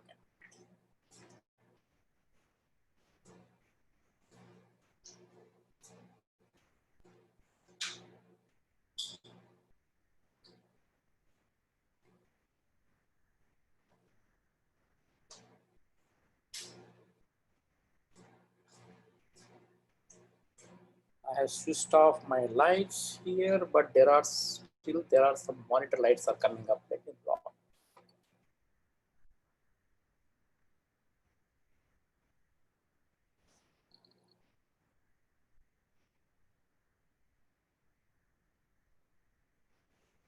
You see, it has gone up right now. It has gone up now, light 0 to 1 status. You might have noticed here, right? 1 status here. It is 0 was here, and then it went to the 1 status here, June 24th and all. Right? So let me now switch on my lights here again. So I'm just using my, I just put my torch light here. Hopefully it should detect.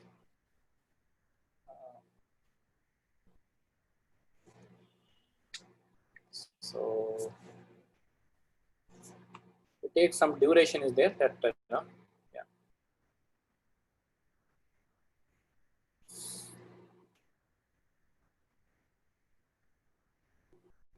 Okay. Let me switch on my main lights also. I'm actually in dark here. Let me go.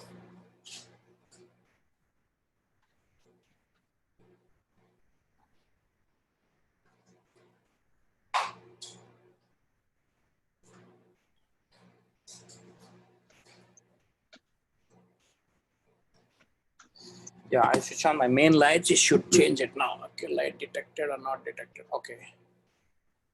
All right. So It's already came, I think. yeah, it's actually, Yeah, it was there actually. yeah, It came back actually. You can see. came back. Yeah, But 0. yeah, but there is a, see 20 to 29 it is now. 20 to 33. See 33. that one. Yeah, it Yeah, actually came back. came back. Okay, now I switched on the lights again now. It came out 0 and then 0, right? Yeah, 20 33 again it goes back. Correct, correct. Yeah. So idea is that you see the transitions, right? I mean, and then gas I have still not interfaced, but Bharat has got a gas connected there. He will show that. So yeah, simple process, Python code, okay, and then you have your let me open up that Python code here. Desktop. So any questions so far? Is it interesting? Any questions? Anything? This is my code here, right? I think already open up, but sorry, no, I should not open up Python 2D. I should open up on this. Okay. So, but this will not run, but this is the code here. So I'll stop here. Now let's do some lab here. So you understood the process, right? We have a, connected to the ThinkSpeak. So let me stop here and You can take some. stop the earlier code. You can stop that SH. Okay, yeah. SH. Go ahead, Bharat. You can stop it. Yeah. No, actually I didn't log in. Okay, stop the code from here. Okay. Yeah. This one is. Not that one. SH window. Okay. Yeah. You can stop. Okay, yes. So this is running. Keep on running now. You see that one time that data light might have created a light might have shown that detected, not detected. Light detected. No, it was long back. I think almost. Light detected, found back. Okay. Yeah, we will get back. Maybe we'll integrate with the some of the cloud there, whatever they created. No, we'll show them. Okay. Okay. So, Right. so this is the process. Okay. At this point of time, I will stop and then we'll start integrating with the your cloud, your credentials. I think some of you already sent the credentials. So since you don't have hardware, I think my goal was to get the hardware, right? Since you could not get the hardware, let's see the virtual lab where Bharat will integrate with his system or in my systems. I'll stop here, but take some questions. Anything.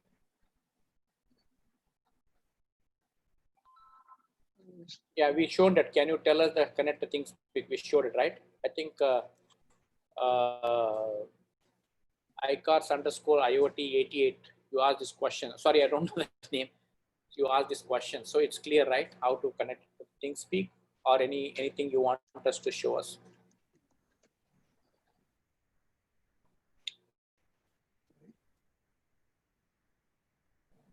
Okay. So let's, shall we integrate see again, this is a virtual lab right now. Bharat can also log into that. I'll stop sharing here. Bharat, can you share your screen so that people know that you are logging from there, my hardware? Okay, sir. I will share. Yeah, thank you. So I will stop here, just the virtual lab, right? I have got my hardware. All the sensors are on my board here. He is going to check in from there and do all the changes over here and all the programming, and as well see the readings here. So I'm going to hand over to him so that he can integrate those things. If you don't have any questions here. I mean, this is two ways of demonstration here, right?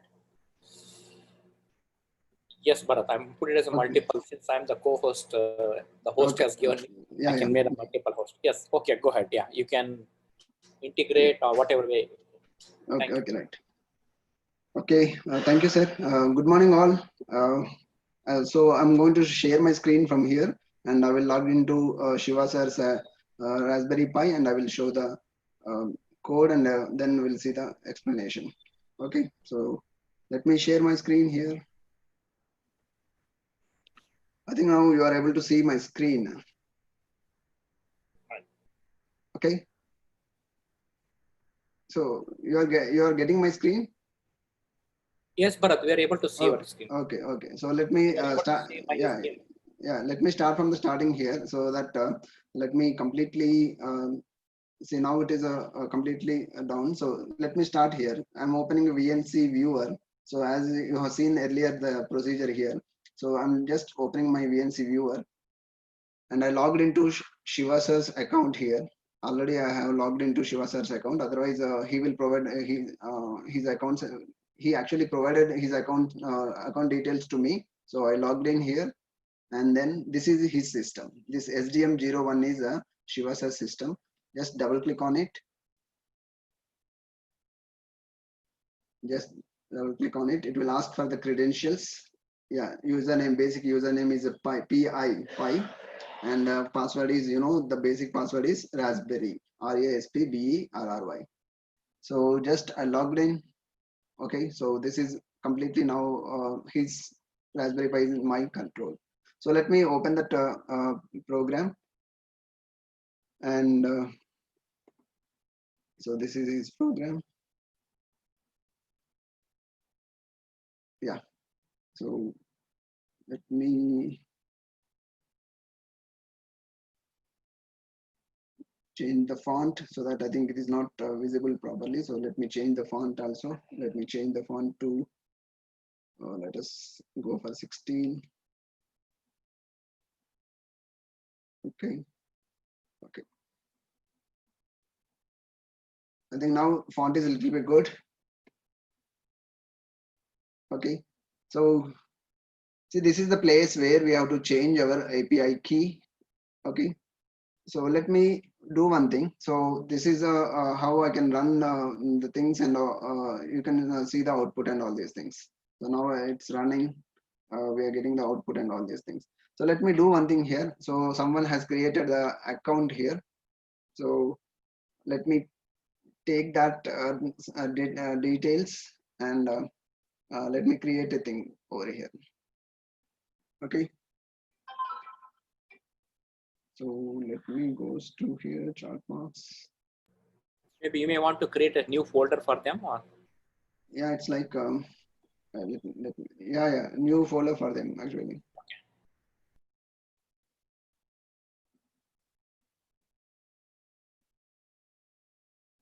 But I'm not able to get the chart box over here. Yeah, I got it. I got it. So here,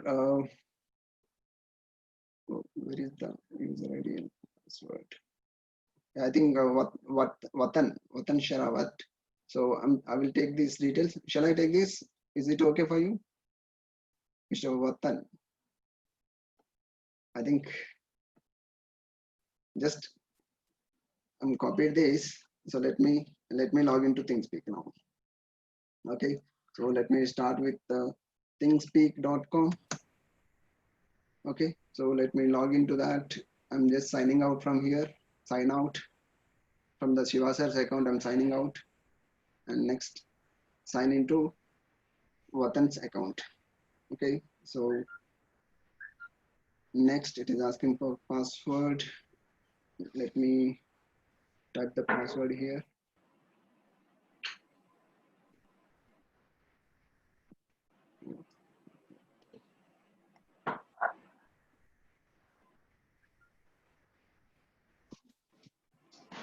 I think you are able to see my screen. There's no issues, no? Yeah, we're able to see the screen. Okay, right. See, this is a fresh account. Vatan has created this account here. So I will show you how to create the things here and how to connect the program to here. So now here we have to create whenever you open the ThingSpeak account, it will looks like this. Here we have to create a channel here. I think you might have remember that yesterday we have worked with the Adafruit Cloud. There we have created the feeds. There we have created the feeds. Similarly, here we have to create the channels. So let's create a channel. See, let us create one channel over here. So let us take it is first channel, or otherwise you can take any something like smart city. Okay, so I'm creating one channel called smart city. Whether it will allow or not, we'll see. Okay, and description, I want to measure temperature and humidity. Okay, I'm sorry, every time I'm taking the same example because that is a little bit easy to understand.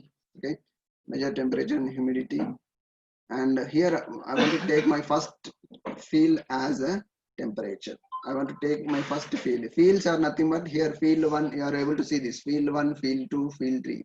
So these fields are nothing but your parameters which you want to send to the cloud. Here I want to send the temperature and humidity. Okay, temperature and humidity, and as well as light parameter I want to send. 3 parameters I want to send to light status. Let us take it as light status. So I want to send 3 parameters to cloud. So because of that I created 3 parameters.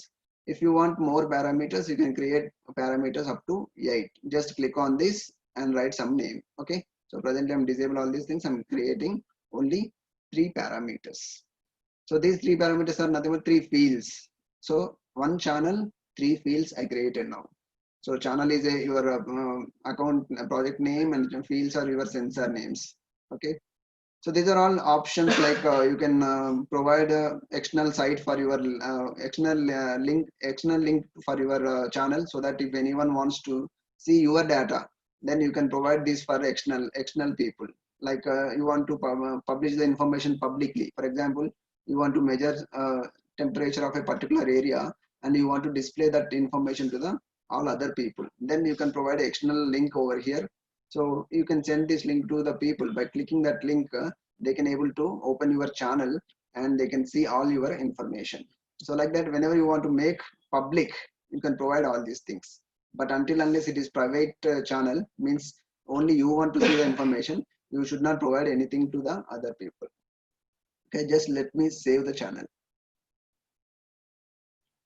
Right, now my channel is saved here. So what is my channel name? Smart_city is my channel name, and what my channel is having 3 fields: field 1 temperature, field 2 humidity, and field 3 is light. So let me quickly go through that. What are the things we have to note down? First we have to note down the channel ID. So this is the first thing that we have to note down. So let's note down this. Okay, not now, I will note down it later, but I will tell you. Okay, next we have to note down the API keys. So once channel ID is noted down, so this is the first channel ID we have to note down, and then we have to note down the API key. So this is write API key, which is used to send the information to the cloud, and this is the read API key, which is used to receive the information from the cloud. Okay, so these 2 things you have to note down. So one is write API key, and second one is read API key. So right, let me go back to the program so that I can copy these things and paste it in my program, so that I can send the information to this particular cloud. So let me start. Let me log in. Let me move back to the VNC. Okay, here I am logged into Raspberry Pi, and I'm just opening this. I'm sorry.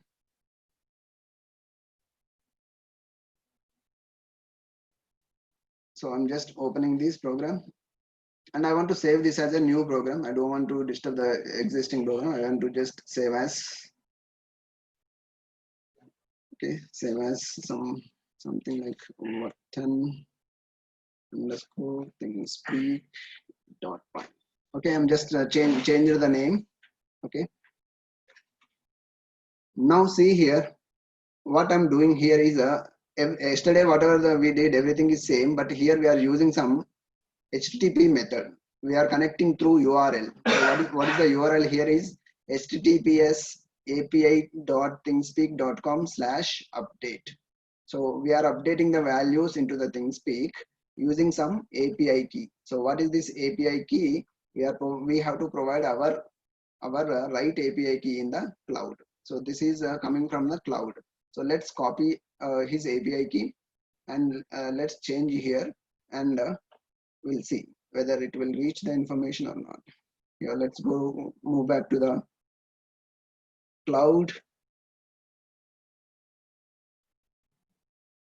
I think, wait, this is in Raspberry Pi. I think you have to change that. Yeah. No. Actually, that is open in the Raspberry Pi. Okay. Yeah. Thank you. Okay, 1 minute.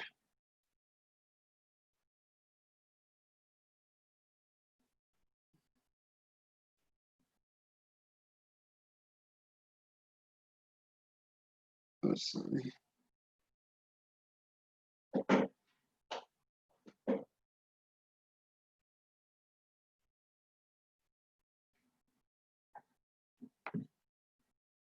Not able to minimize this window.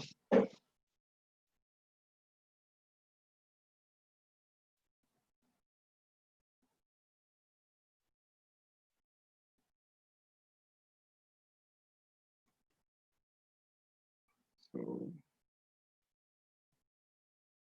no, I'm not getting them.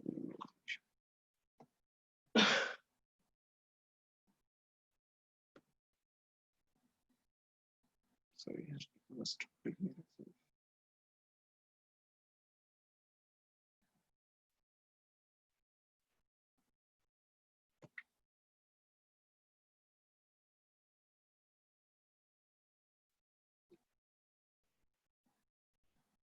Let me give 1 minute. Let me give 1 minute.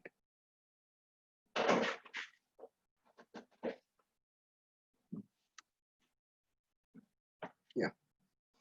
Let me share this.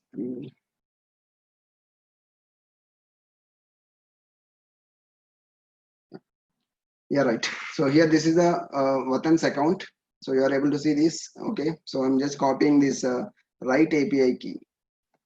I'm just copying the right API key from here, and just copy this in right API key into Raspberry Pi. So let me move on to the Raspberry Pi here. So let me move to the program, and just change here. I'm just deleting this one, and I'm pasting this particular thing over here.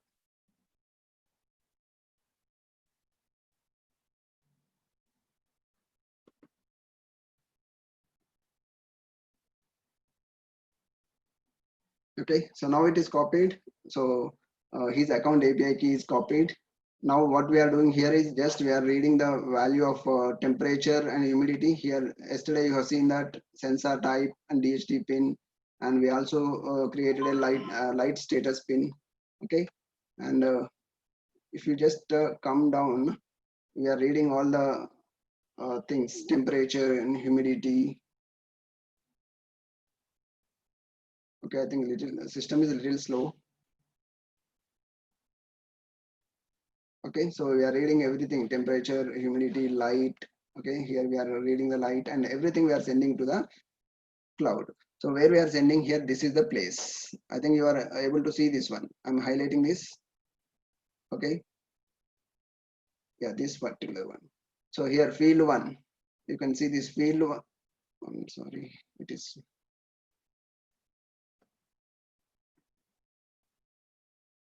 Okay, here, field 1, I'm taking the temperature, and field 2, I'm taking the humidity, and field 3, I'm taking the light. So you have seen these percentages. One is for temperature, one is for humidity, and one is for light status.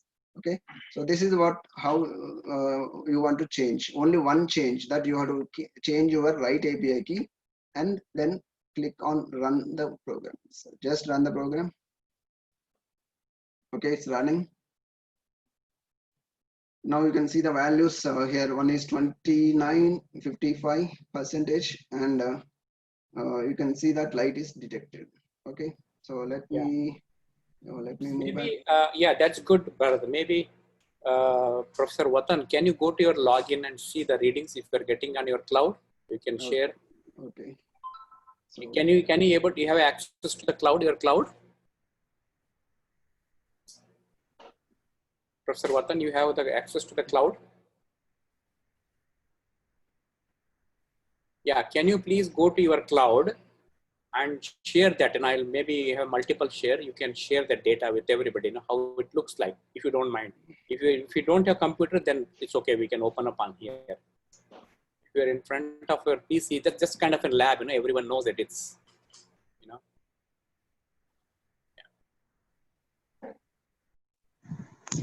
Sir, you are unmute now. You can speak, sir. Vatan, sir. You can interact directly, sir. You are unmute now. Yes, I'm sharing the screen, ma'am. Okay, good.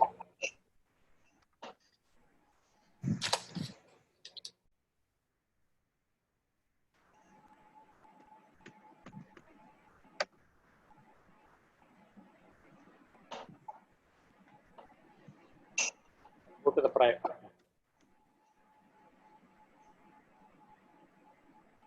See, there you go. All right. Yes. Come down. Yes. Okay. So it is temperature, humidity, and your light sensor, right? Yes, sir. Can you take the cursor to that, sir? To the down, the last reading. Come down, last reading. Yeah. Yes, there you go. See, that's India time, right? See, when I was showing, it was my computer, but it is now showing your, right? India time, is it? Yeah. Yes. Yes, sir. Yes, sir. It is India. India time. Yeah. Okay. Yeah. So this time stamping also is there, right? Where you are monitoring there, right? Yeah. So yeah, that's a smart city. Yeah. Yeah. Okay. So yeah, Bharat, continue. Sorry. Yeah. Yeah. Actually, I stopped the program here. So what do you think, Professor Vatan? Is it you understood that whole concept? Yes, sir. Yes, sir. I understood very well, and it is very Simple. easy and efficient procedure to use the cloud through the IoT modules. Okay. Yes, sir. Thank you very much. Thank you. All right. So Bharat, you continue that, but there is another. Should I stop here? Yeah. You can. Yeah. Any questions for anybody, for all three of us? From Participant, anyone? you can avail the raise hand facility available on your Zoom platform. We will try to connect you with expert. Please avail the facility of raise hand if you directly want to interact with our speaker.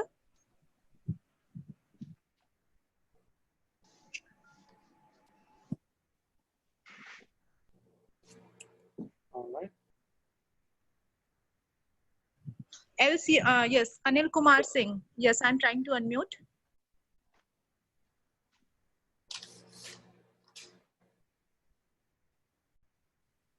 I had to unmute or? No, I think. Anil sir, now you are unmute. Please speak your question, ask your question.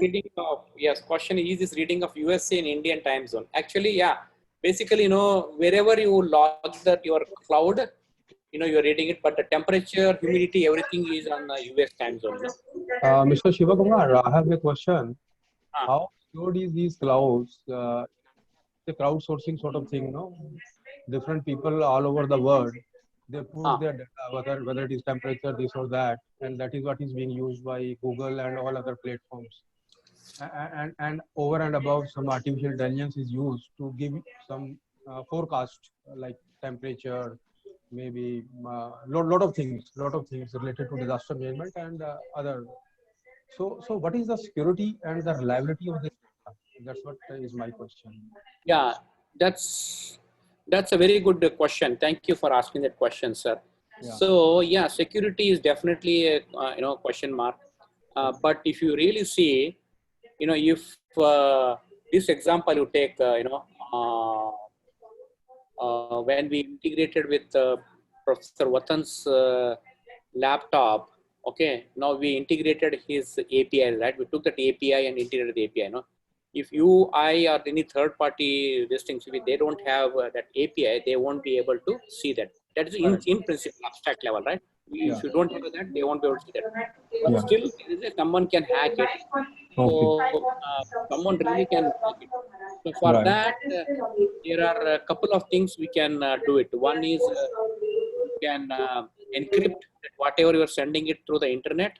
See, whatever the data, whatever the code we are sending it, we can send it in an encrypted way. It is now just going through the ThingSpeak with just integrating the API. You can encrypt it and send that, and then you decrypt it when you want it on the system. That is possible, but that is a little bit of an expensive proposition here. That's one. Now the second thing is you can also encrypt on the device itself. You can add some encryption software when you're making the devices. The sensor or a microcontroller. For example, this laptop, right? My Mac, or you have Windows, whatever machine. Everything has got an encrypted. Everything is encrypted here, right? You can encrypt in the device itself so that no one will not be able to access that data there. So the third level, what is coming out is a blockchain right now. In fact, we are doing a lot of research on this. In fact, very soon you would be seeing the blockchain implementation on this hardware, whatever we're shown here. Already we have done a very machine learning blockchain. So blockchain will give you some kind of a ledger system, right? All these node, they call it as a node. So that node will have some kind of a token. That software, the binary or the bit they call it, right? It will be embedded within that node, so that nobody will be able to hack it. If somebody had it, the only drawback in blockchain is all the devices has to be in that node, networking mode. That is the next generation of security what we are talking about. Our goal is to make this on the Raspberry Pi and show that. So in short, is SSL through this API what Bharat has shown that, and second level is we can encrypt within the device. Third level is blockchain, which is enter the block. Yeah. Hope that answers your question, sir.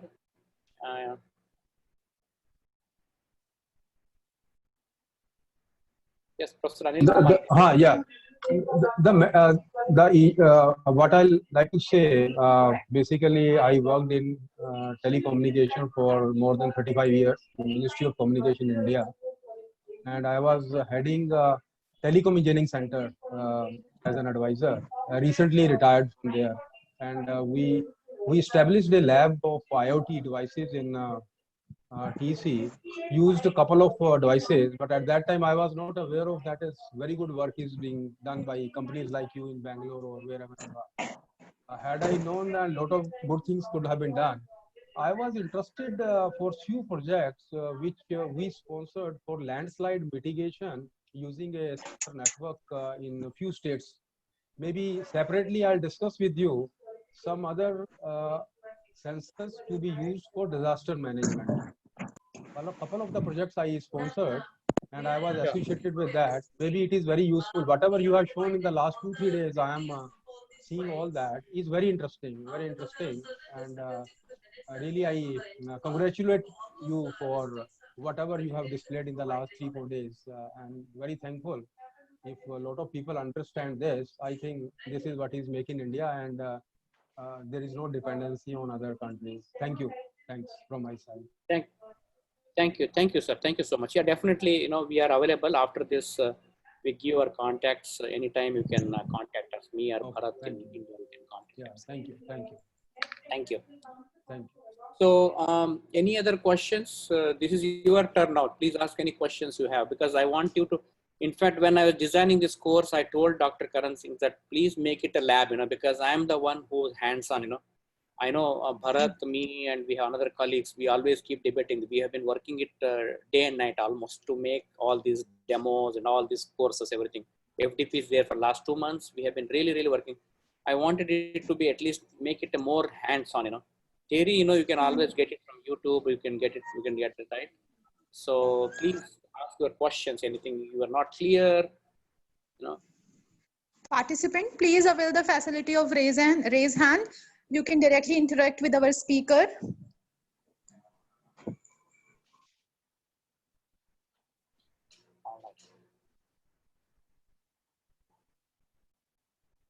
All right.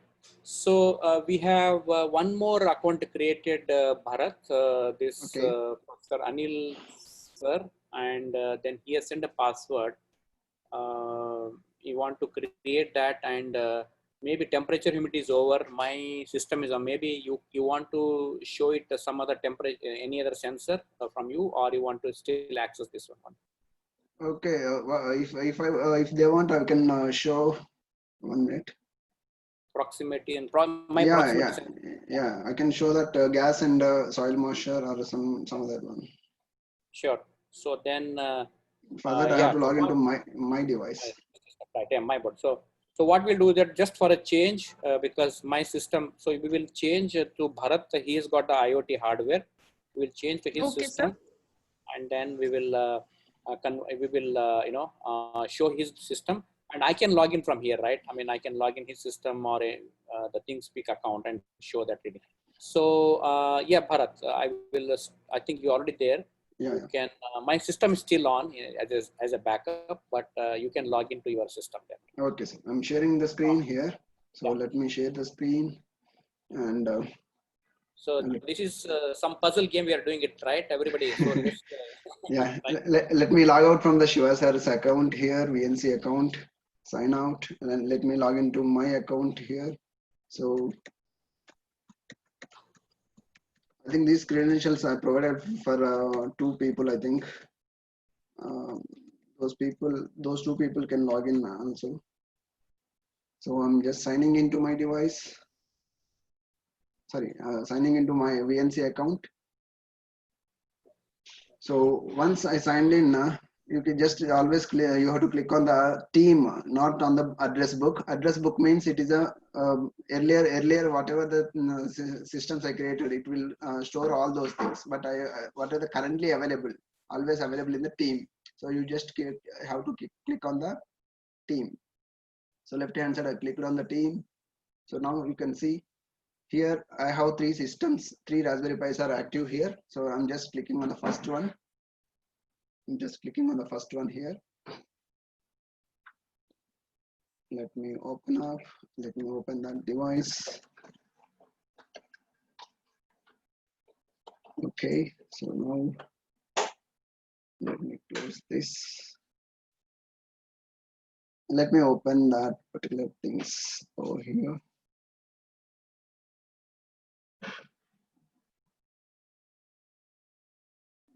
Shop.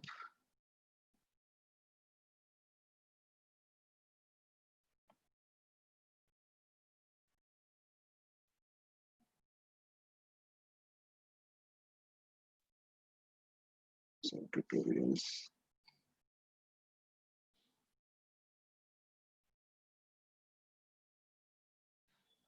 Can I think 9_2.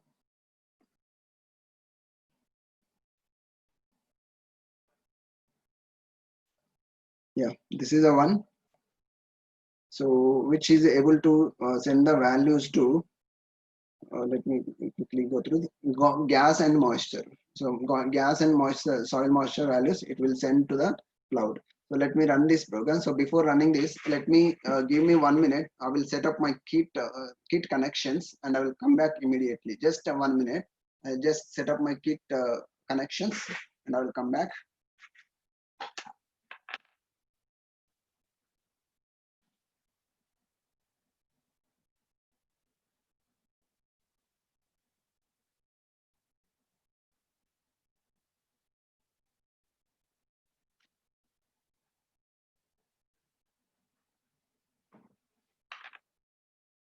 So this program is for sending the gas and as well as soil moisture values. So let me run the program here.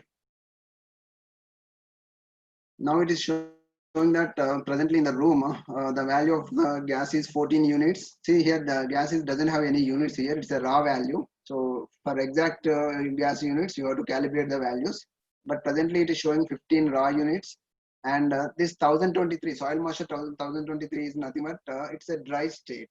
So presently my moisture, I didn't connected the, sorry, I didn't use the soil moisture probe in the water. So because of that, it is showing 1023. So the 1023 indicates that my soil is completely dry. Okay. So and we have a less gas contents in the room. Means room is almost clean. There is no harmful contents in the room. Okay. So this is, I run the gas sensor and all these things. And let me show you the output. Okay. So let me show you the outputs.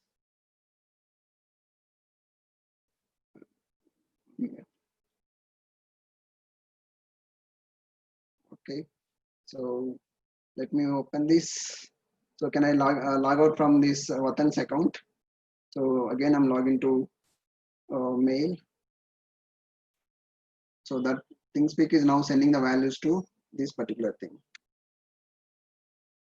Sending the gas and the as well as soil moisture values. Okay, I signed in and go to the smart city environment monitoring. And here you can see my gas is field 5 and my soil moisture is field 6. See, field 5, I have the value 15. You might have observed earlier. So the value of this gas is 15 and as well as soil moisture value is 1023. Still it is updating. See, again, I got a new value over here. So Thursday, June 25, 11:38. Okay. So now let me take the inputs from the Anil sir so that I can send these information to the his account. Okay. I think I hope you are able to see this gas value and as well as soil moisture. Okay. Let me stop the Anil sir, can program. you able to open up your Yeah. computer? Maybe if he has got a PC, he is more than welcome to open up in his PC. No, You can see that. but we have to create a channel in Oh, his I'm sorry, account. sorry, still not created. Okay. Yeah, he's not created. Just he created a mail. That's it. Okay. So let me open the chat box here.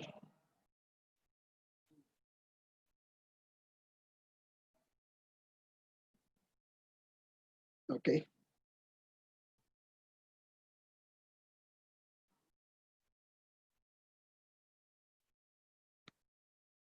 Oh, not able to see the chat box. Yeah.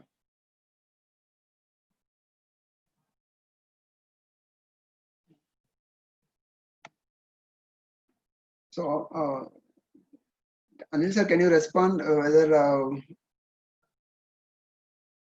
Shiva sir, do you have his account details? Yes. Oh, he has sent it privately to me. I'm sorry. Okay. Okay, you can send to of course. Private. Okay, I'm sorry. Okay. So I'll send to Xtrans here. Okay, good. Send to How we generate API key. API Okay, key, sir. API key will generate automatically, sir. We need not to generate. Once you created the account, automatically API keys will generate. Yeah. Okay. Yeah, I'm sorry. He must be on the mute, but I sent you to the Xtrans. No, actually, I got this. I got that. Okay. I think see, it's not a problem. We can change your password and all these things immediately after this particular session. If it is over, even though it is public, but you can change it immediately after the session. You don't worry about that particular security issues over here. Okay, so let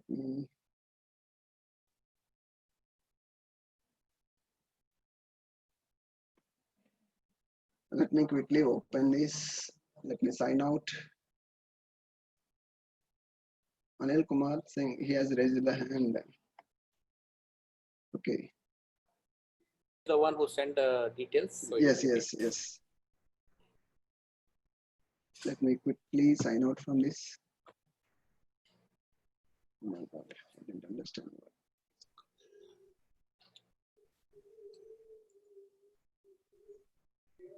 Okay. So I think you are able to see my screen, na? Yes, yes. no, Okay. now it's not able to see that. Can you share that? Oh, it's not able to see. Just extends only is showing now. Sorry. It just extends. Please share the screen. You're not able to see your screen. Okay, I'm sharing the screen. I'm sharing the screen. Just a minute. I will log in and I will share. 1 minute. I will log in. So here.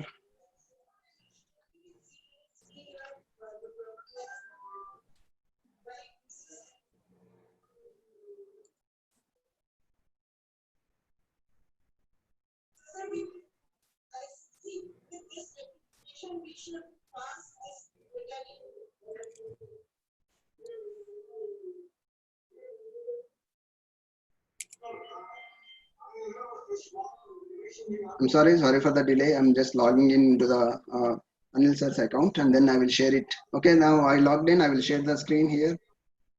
So let me share my screen over here. I hope you are able to see the screen here.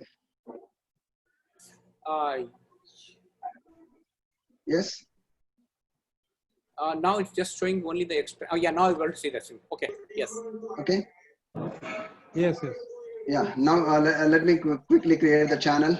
So here I'm creating channel, sir. Can you suggest any name for this?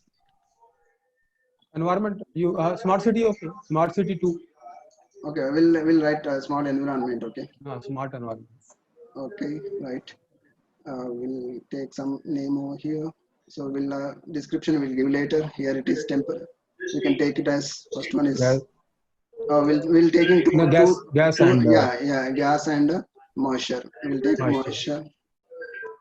Okay, so that's fine here, and I'm going down and just save channel. So that's it. That's very simple. Here we got the two fields over here, and you can see here API keys. Yeah. API keys automatically generated. Very good. There is some other disturbance. Can you please? Yeah, there's some. Yeah.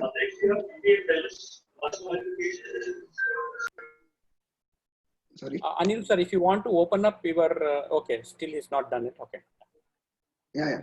So here we'll copy this particular write API key here, and then we'll go to the here to the Raspberry Pi and just will paste over here write API key. Right click.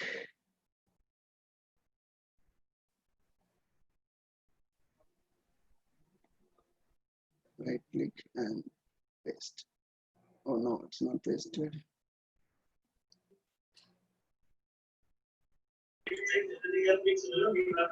Copy.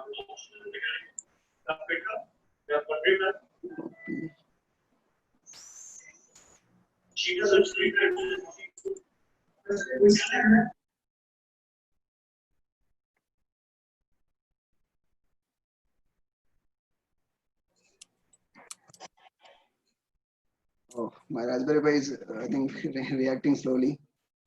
It's not taking the right click.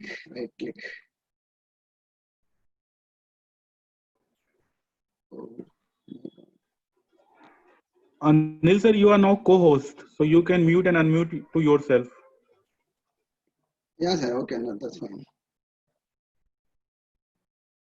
Oh.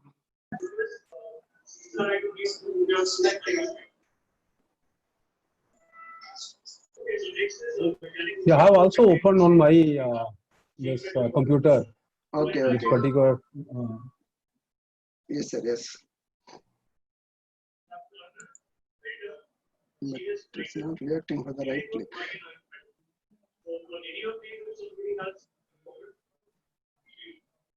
We'll do one thing. Edit.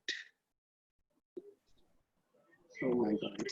I think better I will type here. It is not somehow it is not taking the value. Maybe you may want to go to the edit mode. Huh? Yeah, edit mode, it is not entering into the edit mode.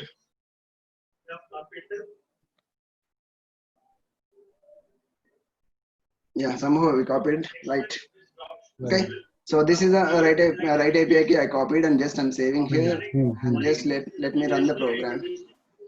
So now 15 and 1023, you are able to see that values now.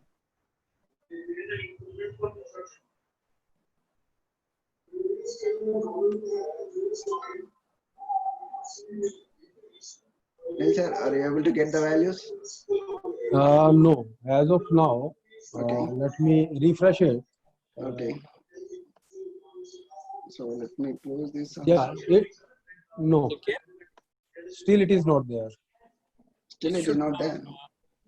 Okay, 1 minute. I think we opened up here. This is let me check here. Let me check here. Private view field 1.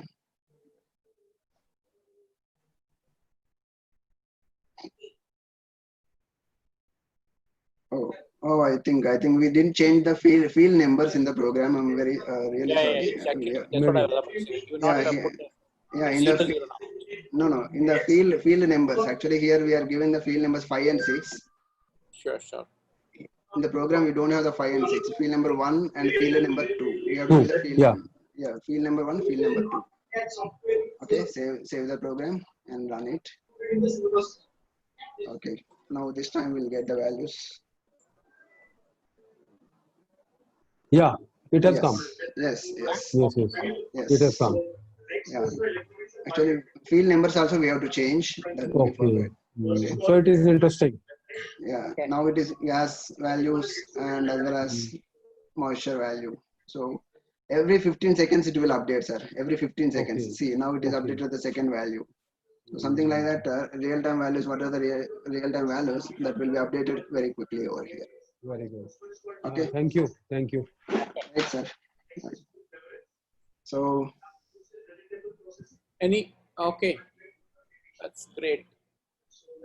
Any questions from the audience for this demo? Yeah. Okay, can you show example how to access read API key? Okay. Yes, sir. I can show that read API key also. Maybe you can show. Yeah, right. Yeah. So let me go back to that here. Extends. Let me close this earlier program. Okay. So let me go to that particular. It is 10_MQTT 10.5. I'm sorry. Yeah, this is the ThingSpeak reading. That is nothing but earlier how we send the information. Similarly, we can able to get back the information. So in this program, what I'm doing here, by receiving the information, I'm receiving the value of temperature. If the value of temperature is, I think I'm getting a lot of disturbance from one video disturbance.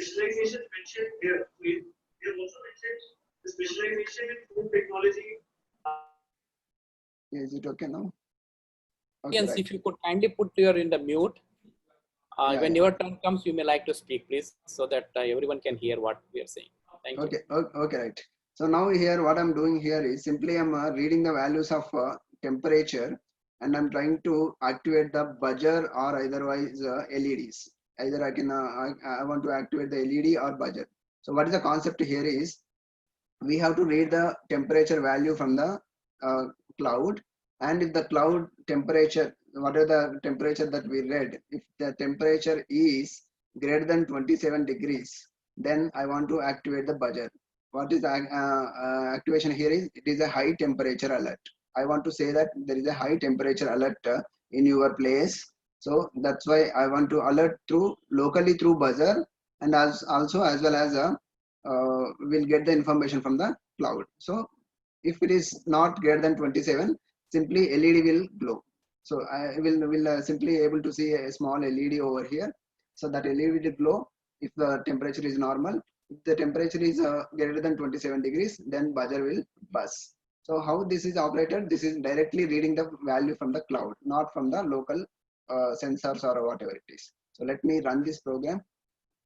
Okay. So before running, let me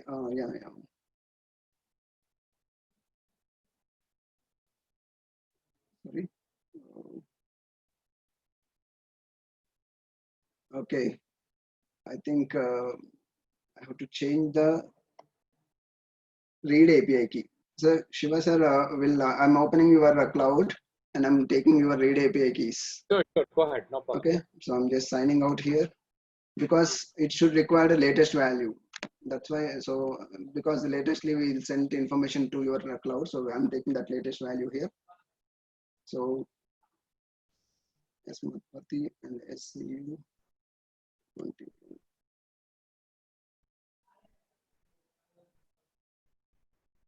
Okay, so let me take here API keys. So Shiva sir has the API key. This is your read API key. I'm just copying this. I'm just copying this and let me paste it over the program.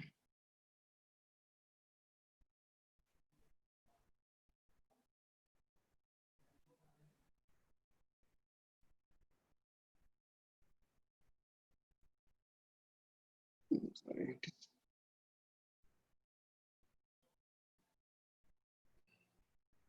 Edit, paste. Oh, it is the same cloud only.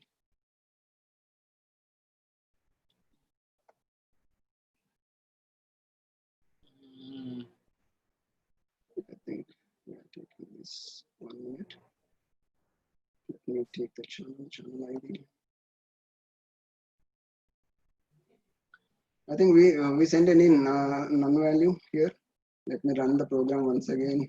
Let me go to here 9 underscore and LCD.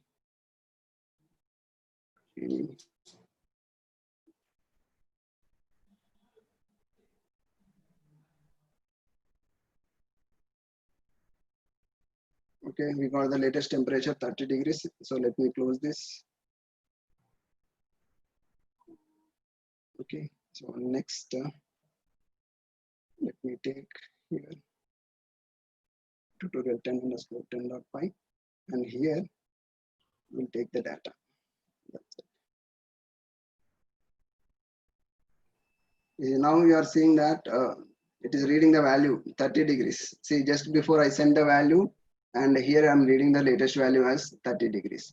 Okay, so actually whenever it is greater than 30 degrees, we have to get the buzzer sound, but the kit is a little bit away from here. I think you are able to see a very small sound. After every scene. Yeah. Yeah, I think it is very small because the kit is a little bit away. I'm working a little bit remotely. The kit is available in other room and I'm in other room. Okay, so this is a way how we can read the information and we can generate the alerts. Okay. So yes, there is one question. What are the Yes. examples of read APIs? See, one thing I think is from the. I wish you would have known the name here. Some IoT underscore 50. Sorry, sir, I don't know your name, but can you give examples of your? Yeah, few examples. Basically, any actuators.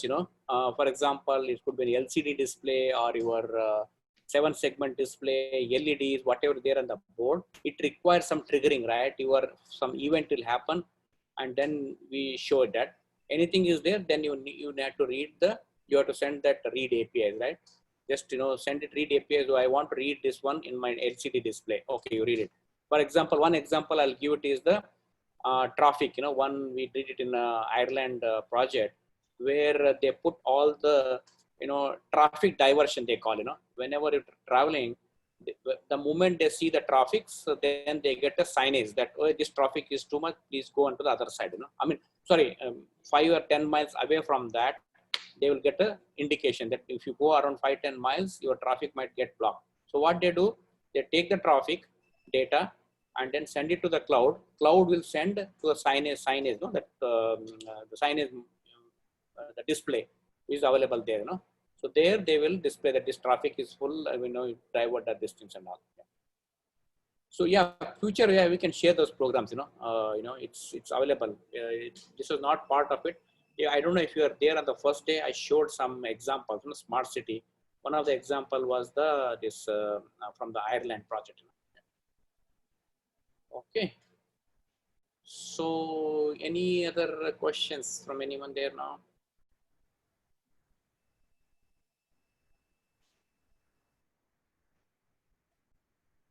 All right. Thank you. Thank you, Bharat. Okay. Yes, sir. I want to share one more thing here. Oh, yeah, sure. Go ahead. Go ahead, please. Yes. Yeah, here. So now we have seen that just hold the concepts. Like first concept, what we did is we are sending some information to the cloud. And don't think that this sending information and receiving should be done in a single kit or something like. No, it's not like that. The information can be sent from some other place, and the information received by some other persons. So that what happened here, I'm publishing the information. Some other people are receiving that information. Based on that receiving information, they will do some action on their local kit. So something like that, we can, whenever we want to send information and receive the by other people, and they can do some action based on the information what we send to the cloud. Okay, so that is basic things, information sending and receiving. So let me show one more thing here. It is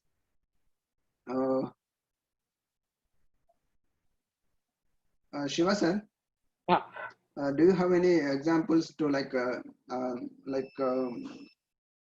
for analytics, something like that? Otherwise, yeah, yes. No, go ahead. You go ahead. I have some analytics, some examples, but you go ahead and let's finish that. Okay. So you want to show the analytics now? No, only one thing I want to show. Just what are the things available in this? I want to discuss just what are the things available. Sure. Yeah. Okay. Then I'll get back to the math one. Yeah. Right. Yes. So here in the MATLAB we are having a apps folder. So in this apps folder there are so many things available. Okay, you can do analysis of your data.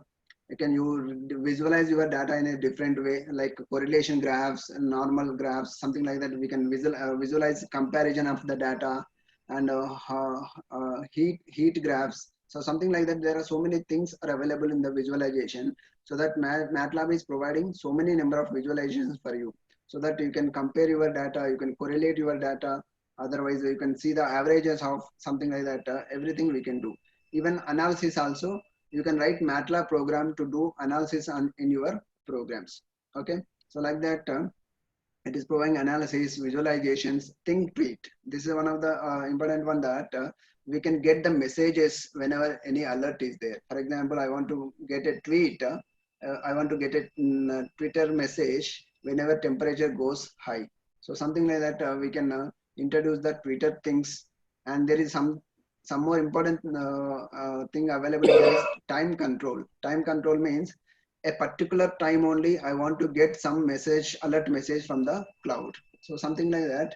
For example, I'm every day I'm loading so much of information to the ThinkSpeak, and every day evening I want to receive the CSV file from the cloud to my particular desktop. So in that case, what it will do, every day, for example, every day evening 9 o'clock, night 9 o'clock, it will send whole data. What is the data we gathered from the morning to evening? The whole data it will send in a form of CSV file for you, so that you can take that data and you can save it in your local system, or you can use it for the further analysis. So something like that.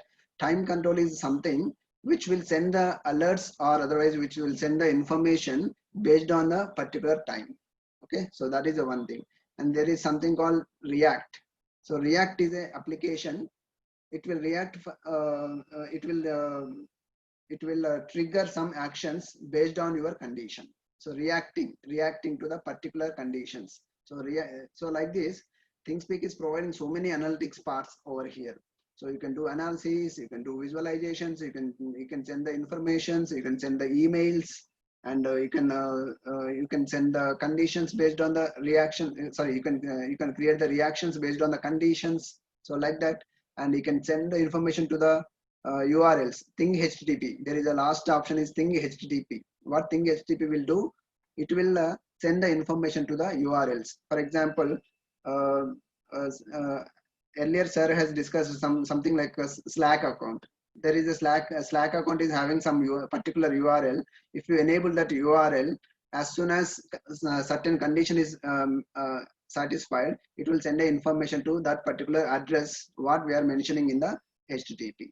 So like that, we can send the information to the web browsers, other web browsers, as soon as certain conditions satisfied. So like that, we can do so many analysis parts in the ThinkSpeak. So this is for your information. I'm giving all these things because ThinkSpeak is very sound in analytics also. You can do so many analysis over here. Sir, you want to discuss anything about the analytics? Over to you. Hello? Sorry, yeah, I was on mute. Sorry. Okay. Yeah, that's right, Bharat. Thank you. I think that was quite useful. Basically added to this, there's already somebody asked for the CSV files, right? Yeah, you can get the files in the CSV files.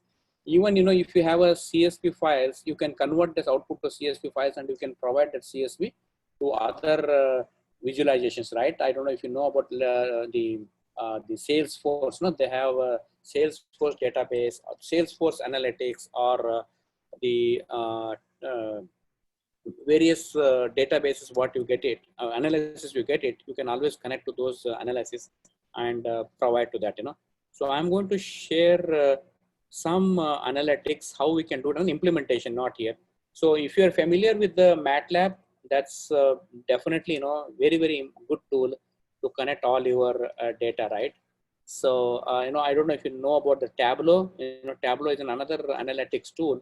You can connect all this data, and Tableau is a more very dense visualizations. You can do it from that. So this ThinkSpeak or MATLAB, they're working too many. They're trying to integrate with other databases so that they can explore the other possibilities and all. So there is another question: while purchasing ThinkSpeak, ask for ThinkSpeak units. What is it? What is that? So ThinkSpeak units. I didn't get unit. Actually, it is a free, like it's mentioned in the PowerPoint. So it is a free.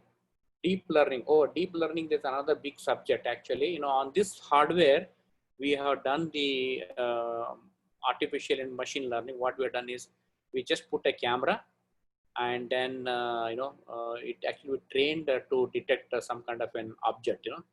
It's a chair or a human being or myself or Bharat. So we can detect that and show that. On this board we have done it. We are not actually, this class is full of IoT. Whenever we have the machine learning, we show that the deep learning aspects. So yes, we integrated that in short to answer that question. So yes, it's $35 board. Yeah. No, sir. No, actually, I think there is a question about that. ThinkSpeak is asking some purchasing $35 per unit, something like that. Oh, I'm sorry. Oh, yeah. So this one, no, you don't have to. No, I don't know who is the. No, I think he might created. I think he might choose a little wrong one. Might be instead of free service, he might choose the business ThinkSpeak, because in the last it will ask whether you want to use it for personal or business. But for home, it will never ask any price, something like that. It will not ask for any money. Right. Yeah. Yes. You have to select. While selecting, you ask for the personal. Right? That home use, right? Yeah. Yeah. So maybe you can try. Professor Sanjay, you want to try that one more time, please? You can try that. We'll be happy to include your cadence also. And the question is, it is useful for smart manufacturing. Basically, this kit. I mean, I don't know if you're asking for this kit. Yes, this kit. We can do it for the manufacturing, because manufacturing is that industrial IoT, right? IoT 4.0, what they call our industrial 4.0. Where you have to monitor this some of the parameters, like gas, temperature, humidity, then your pressure sensor, some of the vital information real time. Yes, we can smart. It's actually, that is the only field revenue yielding money, because all the industry, they want to spend it now. Of course, because of this COVID-19, everything is stopped. But manufacturing, we have an IoT. In fact, I'm starting one course called IoT for manufacturing. We're going to start in fall. So this is under the National Science Foundation blessings. So we set up a PCB plant, PCB manufacturing. If you know the manufacturing, the PCB, starting from design, Gerber file, then this PCB circuit, Gerber file, go to the manufacturing, your pick and place, soldering, testing, and then cleaning, and then dispatch. All these places you have all the machinery, right? You can have this IoT act a very important role. And we are going through that installation procedure. It got paused because of these social distances. Yes, IoT is very, very well known, these things. If you want to have more details, you may visit Fraunhofer. I can share one link here. 1 second. I'll chat in the. So those are, the company where they make the. Is a German-based company. So let me see that.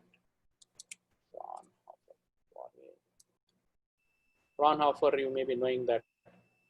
Fraunhofer, Germany. It's got in USA also. So let me post this. Sorry, so I'm posting it here for the questions for who has asked. Oh, is my voice is breaking? So this is Fraunhofer.org. You can see that lot of industrial manufacturing, is there now. Yeah. So is it my voice is breaking? Yeah. No, sir. It's fine. It's fine. So then, okay. So is it possible to connect some sensor to multiple numbers of covering larger area? Yeah, it is possible. Multiple areas you can connect as long as you have that. I don't know. First day you are there. This again IoT underscore 88. Sorry, I cannot call your name, but IoT underscore 88 the ID. So the question is it possible to connect same sensor in multiple numbers for covering? Yes, it is possible. You can use the LoRa or you can use the Sigfox. The other new technologies which I am trying to explore is, there is a crowd sensing coming up, right? So basically what happens is it's a peer-to-peer crowd sensing. One sensor act as sending the data. It also act as a transmit and receive, right? It receives and then it transmit to the next one, no? The crowd sensing. We are supposed to do some project in one of the university, but that did not happen, So in the sensor itself, they're putting a small transmitter and receiver, antenna there.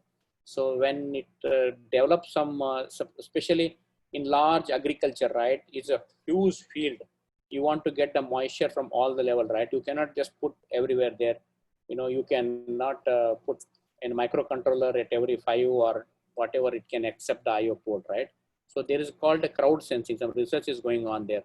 Crowd sensing is that it gives you the output as well as it also has got a transmitter and receiver. No? That means it transmit to the next one and next one like that. It goes in a daisy chain there. No? So when it will start IoT for manufacturing? So IoT for manufacturing, we are starting it in fall 2020. That's here in Bay Area. We are starting the course, which is called IoT for manufacturing. If you want, I can send the details, but it is for the student here. It's for the senior student. It's basically before going to the undergraduate, they go through this process. This is from the National Science Foundation, like a skill development. They have sanctioned some grants, so we need to provide. We are already creating the syllabus, but only thing is some of the things it has to be physical, which is unfortunately we cannot go physically. We have to see that. We are just debating that. All right.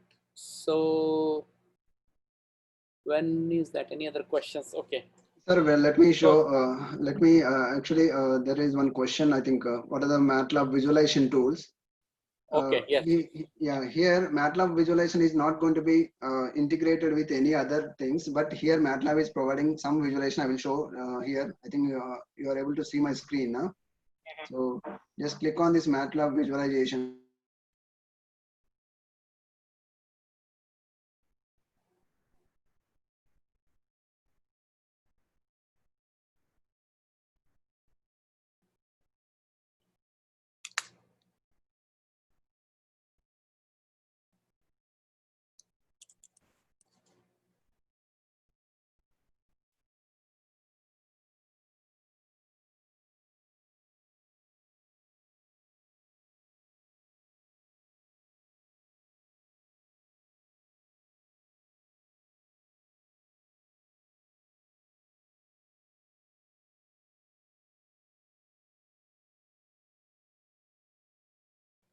Yeah, Bharat, are you there? We missed you. Hello, Bharat. I think power went or something. I don't know. We have that challenge in Bangalore. Power goes. So is it audible now? Yeah, it's audible. Yeah, sorry. I I'm thought you lost really the sorry. power. Here, power off actually. Yeah. Oh, Uh, generator. I- Okay. Yeah, here a power off. Okay, I connected to my mobile hotspot. Okay, let me continue with that one. Okay. So let me share the screen again. Right. So whenever you click on this apps and MATLAB visualization, you will think like this. So created samples here. For example, here use a histogram or otherwise visualize the correlations between the temperature and we have, for example, let me create a new one. So just I'm creating a new one. Just click on the new. See here, it will give a choice for choosing this. See, there are some templates. Create a fill area of 2D plot. Whatever your data is there, we can create a two-dimensional plot for you. Area plot. We can call it as area plot and line plots, correlated plots, discrete plots like discrete sequence plots, so something like that. MATLAB is providing so many options to visualize your data in a different ways. So for example, let me create one simple one, visualize correlation between the temperature and humidity. Just let me choose this, visualize correlation between the temperature and humidity. Let's create it. So then what happens here, it will asks the channel ID and all these things. So let me change this channel ID here. So let me take my channel ID over here. This is my channel ID. So let me change my channel ID here and let me take the temperature field ID is 1 and the humidity field is 2. My temperature field is field 1 and humidity is field 2. And what is my read API key? So everything will available right hand side. So you will just copy from here. Whatever the channels you created, everything will be available on the right hand side. Just copy from there and paste it in your code. Okay, now everything is ready. Just click on save and run. Click on save and run. Okay, so now you can see these are the correlations. Means we can see some scatter plot over here. So these are the different correlations. What is the humidity and temperature is having. So almost whenever temperature is, for example, here whenever temperature is 24, here the humidity is 45. So whenever temperature increases, humidity is also increasing 65, 65, something like that. So here, something like that, we can have some correlation plots available here.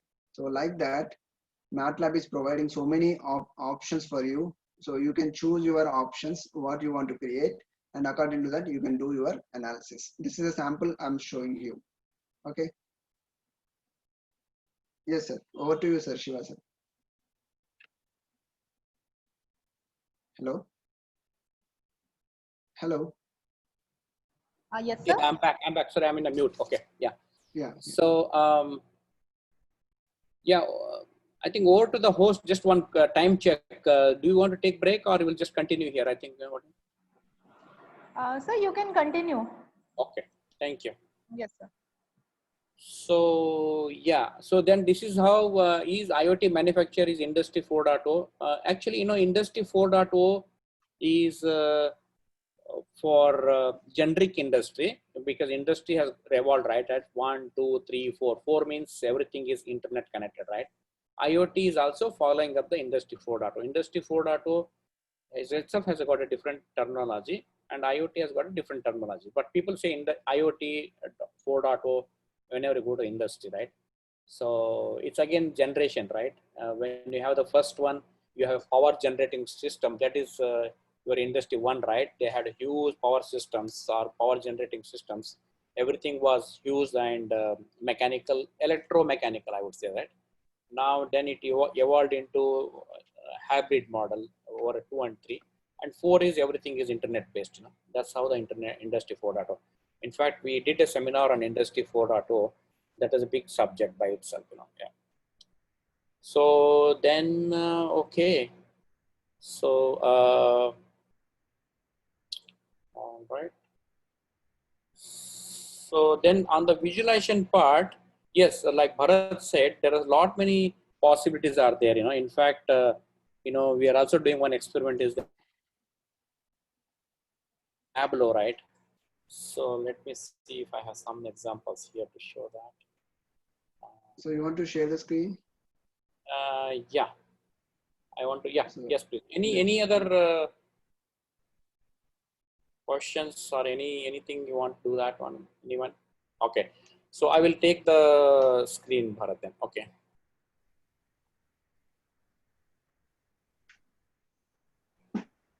Thank you.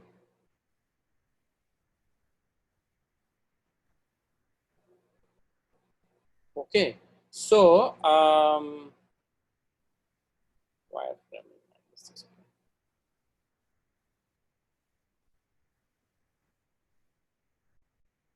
sir, there is one more question. Sure. Can you show some examples to trigger mobile message? Oh, okay. Yeah, can I answer that? Here Yeah. we can show mobile message, but here the thing is that you should have to have the Twitter account. So unless you don't have the Twitter account, we are not able to show any mobile message. Let me share that also here. Sure. So here for getting the mobile message, here in the apps, earlier I spoke that apps here there is an option called Think Tweet. There is an option called Think Tweet. So once you go to Think Tweet, actually we have to link the account, link your Twitter account. So whenever you link your Twitter account here, you will able to get the messages. Okay, so here I have to link the Twitter account, and then here I can I return see Reacts using Think Tweet. I return a condition here, temperature control. So here I return, I will show this, edit React. I said that React is a object when it will send the messages when certain condition satisfies. So here I'm taking a numeric value on data insertion. Data insertion means whenever temperature gets the data, what is my temperature here? Smart city channel. In the smart city channel, when the temperature is greater than 35 degrees, I have taken the condition. If I take the condition as, for example, 27 degrees. For example, if my temperature goes greater than the 27 degrees, I will get a Think Tweet. Okay, Think Tweet. And here, what is the message you want to send? Alert, the temperature is greater than 27 degrees. Just I want to send a message that alert, temperature is greater than 27 degrees. And to whom it will send? It will send this particular Twitter account. So for that Twitter account, you have to register your, you have to link your Twitter account in the ThinkSpeak. Then you can do that one. Just I'm saving this React. Okay, so now my condition is ready. So now I have to execute the program. So as soon as I execute the program, I will get a Twitter message over here. So let me execute the program once again. So here, okay. And go to this and minimize this.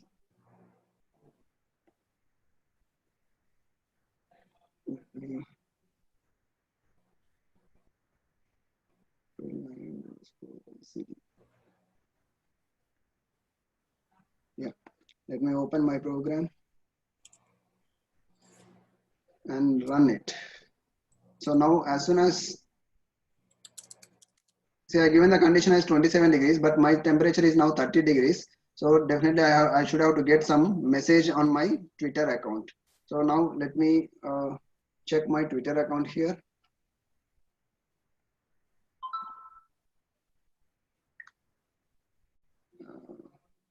Yes, I got a message. I got a message, but how can I show this here? You got a message, right? Okay. Yes, I got a message here. So let me you can do one thing. send back that same message to the which your own Twitter account, right? Yeah. Otherwise, I will do one thing. I will share my mobile screen on the laptop. Okay. Yeah. Right. Okay. Let If anyone has got the Twitter account, do let us know. We can try your account also, so that it's a live demo. Yeah, we can try your account also. That's not Anyone a has got a Twitter account, we tweet. So you can put the tweet account privately or publicly.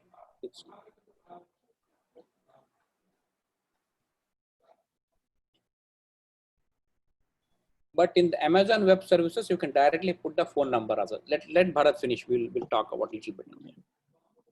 Yeah, 1 minute. I have to connect my mobile here.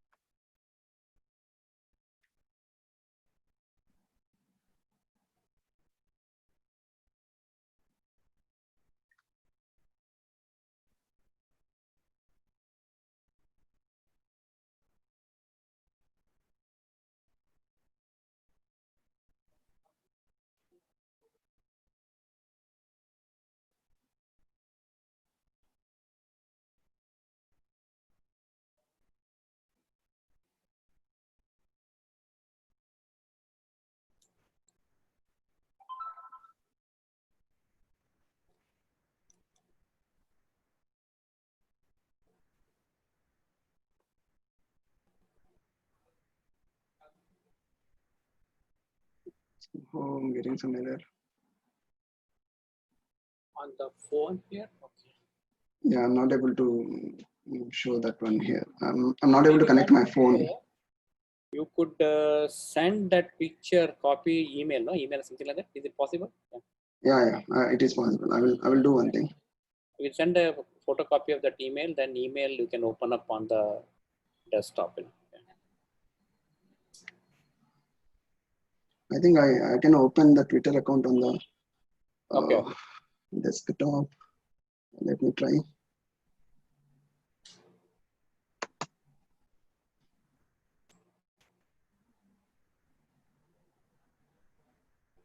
Okay, I can see.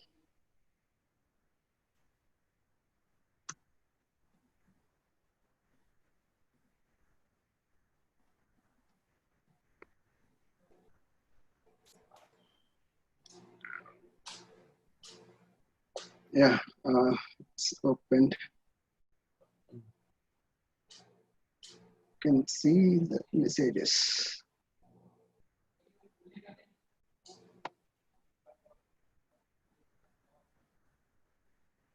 Notifications.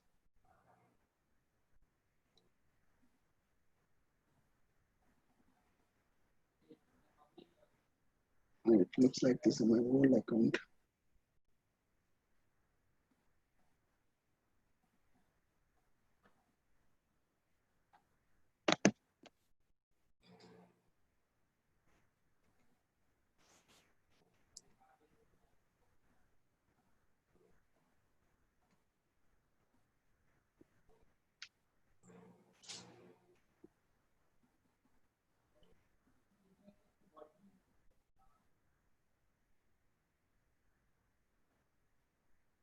Yeah, you can see this message here. Just 4 minutes back, it was sent.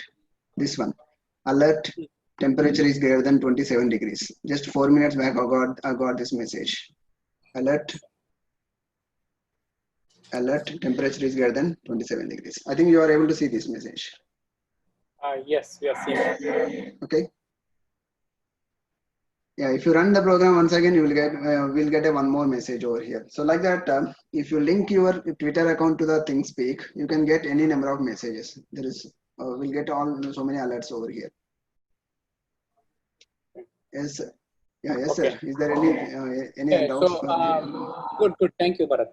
Any questions? Anything? See, in here it is like this. Whereas if you use other services, no, like your UBA dot, they have a direct text message, and you can send directly text message. Then if you use the AWS, you can add your telephone number in that, and then they will send you the text message. There's another company, I don't know if you guys know about the Twilio. Twilio is the other company where they provide the SMS server for you. So let me type here the questions to that here. It's called TW. Twilio, I think they might have heard about that. They might have heard about it, right? I mean, they might have used Yeah. that, but those who are not aware of it, I can send that link here. Twilio, TWILLIO. Okay.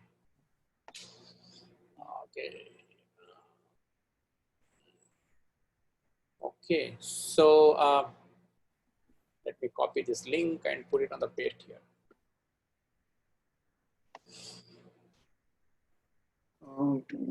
So to everybody right here. You can send to everyone. Yeah.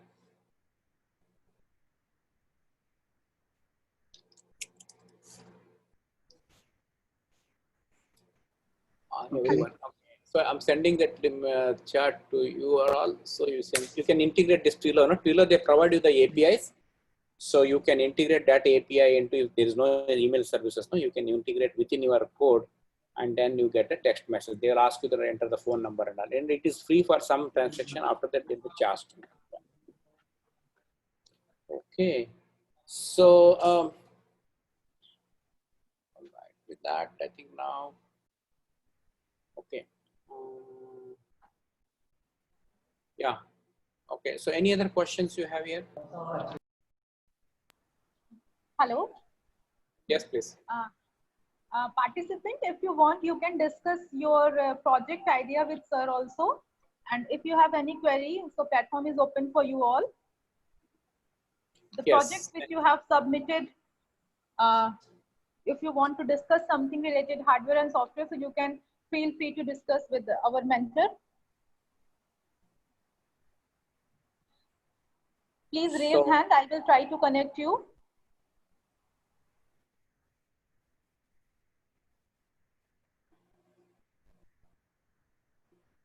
Okay, yeah, we have some time here. I think we have another 30 minutes or so, right? Yes, sir. So what we could do, yeah, please ask your question. I have a couple of slides to show on the visualization. And somebody asked me whether Raspberry can be used in the space. You know, I have some video there. I'll show that video, how Raspberry Pi can be used in the space. So participant number 69 has a question. Yes, yes, please ask, yes. sir. Yeah. Hello. Yes, please. Yeah. Yes. Yes. Good afternoon, sir. Sir. Yes, please go ahead. Yes, sir. Nice. Today is implementation session, sir. Nice session, sir. Yes, sir. My project title is IoT Cloud Enabled Measurement Index for IoT Cloud Enabled. IoT Cloud Enabled Measurement Index for Smart Agriculture. IoT cloud enable for smart manufacturing means No, sir, not that. IoT cloud enabled. Is it okay, sir? Yeah, go ahead. IoT cloud enabled. Sorry, is crowd or cloud, sir? I'm sorry. Is crowd, right? Cloud. IoT cloud enabled. Measurement index. Measurement index. Okay. For smart agriculture system. Okay. What are those measurement you want to do within the agriculture? What are the parameters? First, let's take a bottom down. Okay, sir. Okay. Actually, the measurement is, sir, there is no proper measurement of thermal conductivity, thermal comfort level. Thermal comfort. Okay. Yes. Thermal comfort level of for a agriculture plant. So, in order to that, we will implement a Arduino like a DHT11. So for that, we will make an index mathematical equations. That formula incorporated with the code. Okay. So in serial monitoring, that measurement index is like that. So like the 56 or 55. So the plant is good health, like that. Yeah. So how many sensor you want to put that in? Only one sensor or multiple sensors? DHT11 and moisture. That is enough. That is enough. Okay, yes, it is possible. You can take the data, like Yes, what exactly we shown it in the cloud. You can select if we want to do academic, same thing speak, you can use it and Yes, sir. connect those the temperature and your moisture and connect it to the cloud, and Yes, you sir. can send the data in both. I mean, of course, moisture and cloud temperature is what is the input only, right? You cannot Yes, send sir. anything. DHT11 and Yes, the yes. soil Moisture. moisture. Oil moisture. Yes, we have both. We have both the sensor and the board. If Yes, you sir. want to do remotely, yes, we can talk after the class. Can help you to remotely log in, and we can help you on that. Okay, sir. Sure. Bharat, you want to add anything here? Yeah, it's possible. We can do that one. There is no issues in that. Okay. Hello, sir. Yes, please. Thank you.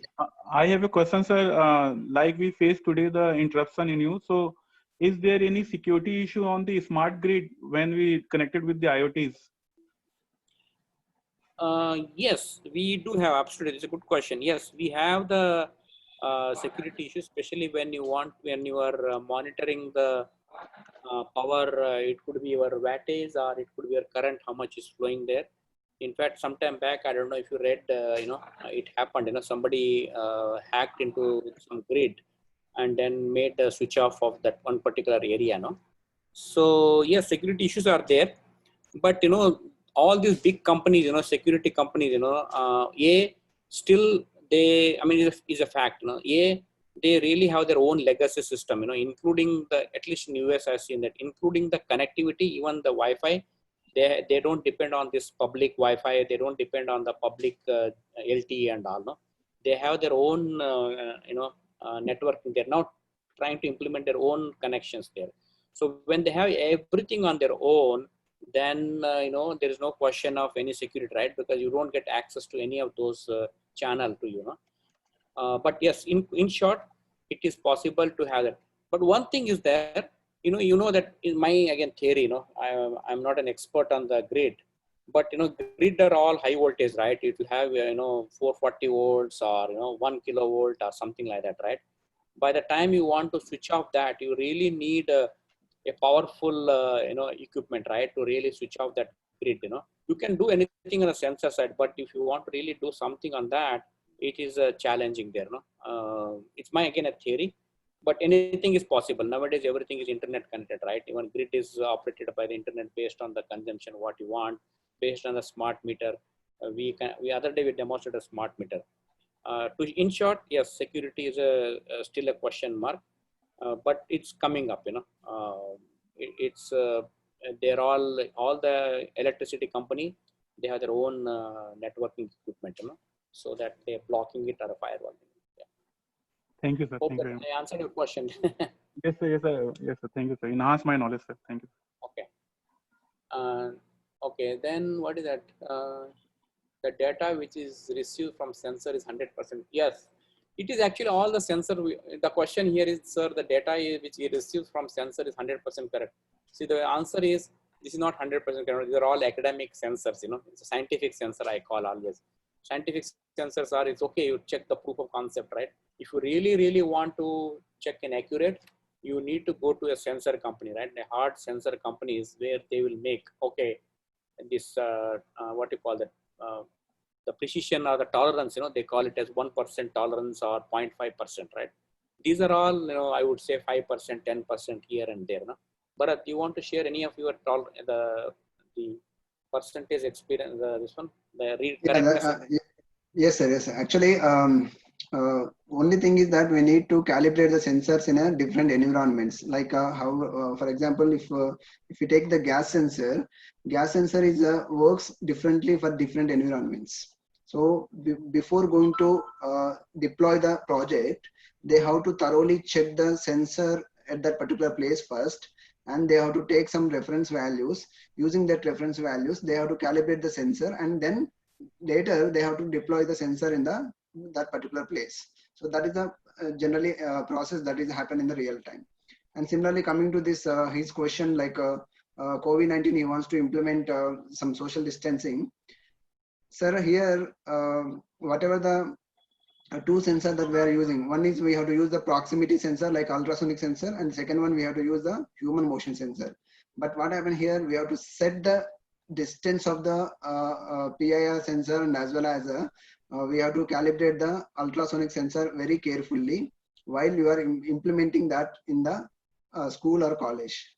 And one more thing is that how comfort it is, because to implement this social distance and all these things, you have to give a kit to the each and every student, or otherwise each and every person who are coming to the school or there. Then only we can able to measure whether they are following the social distance or not. That is the one way. And the second way is that we can use the camera, and we can do a lot of analysis in the camera, so that whenever that camera found a group of people in some particular place, some kind of siren it has to give. So something like that we can take care, but not exactly 100%.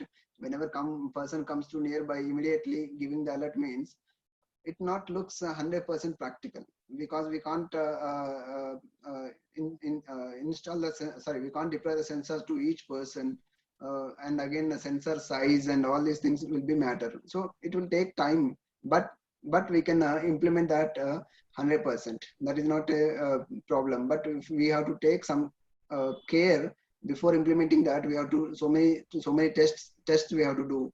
So for that only we are learning all these things. First we have to learn the basic concept, and then we have to go to the field, and there we will try to deploy our kit, and then we have to see the challenges. What are the challenges? These are step by step we have to do. What are the challenges we are facing, whether we are facing the challenge with operating the sensors, or whether we are facing the challenge with deploying the sensors. So something like that, there are some practical situations are going to be there. So if you are taking care of all those practical situations, then all these sensors will make use, and we can make use and we can get 100% result from this. Yeah, that's it. All right. Yes. Thank you, Bharat. So okay. So yeah, any other project? I think tomorrow we have one session on the project. In case if you have idea and you want to send us an email to me or Bharat, then we will probably come out with a block diagram of your solutions. Actually my goal was to build that project and show it, but I didn't see any hardware with any one of you. So that's not a good situation. Actually, my goal was Monday when I started, I announced that, right, please bring at least your hardware. At least we would have spent some time, but nevertheless, probably time and that COVID-19 you got it. But please, if you have any project idea, like few of you already explained, just send an email very briefly on abstract level. We will come out with a solution, what we can do. That tomorrow one full session is only on the project discussions, right? So, but make use of us now. I mean, we are here to help you out. Don't hesitate to ask any questions. So, if any no questions, then I have a couple of things which I promised earlier. One is the analytics. So, can I share screen, Bharat? Yes, sir. Yes.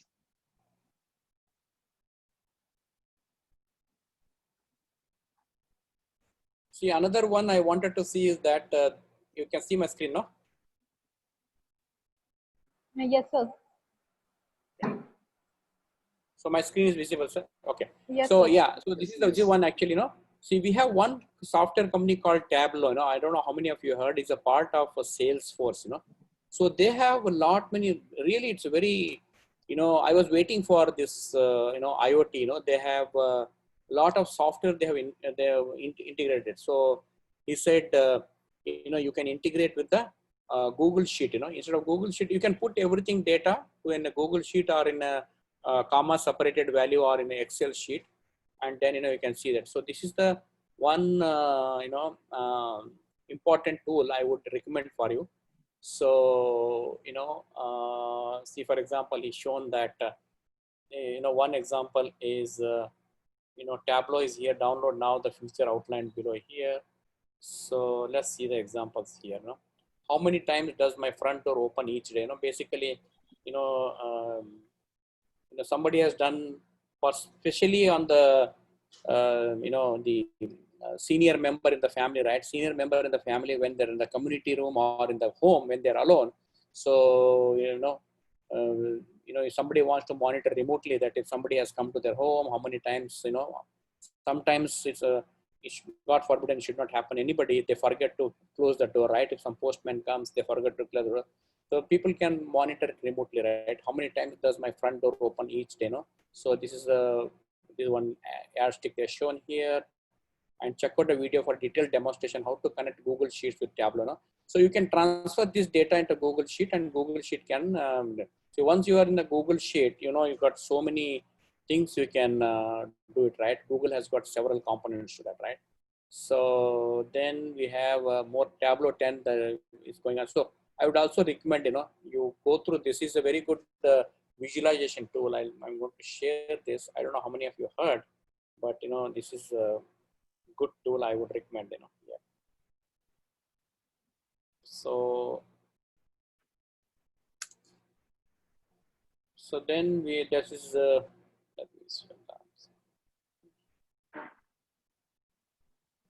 Actually, we do a 3-day workshop on Tableau. So there's only the visualization there, right? We don't do anything. So me and my other colleague, we do it. Or let me share my screen here. Sorry. So you can.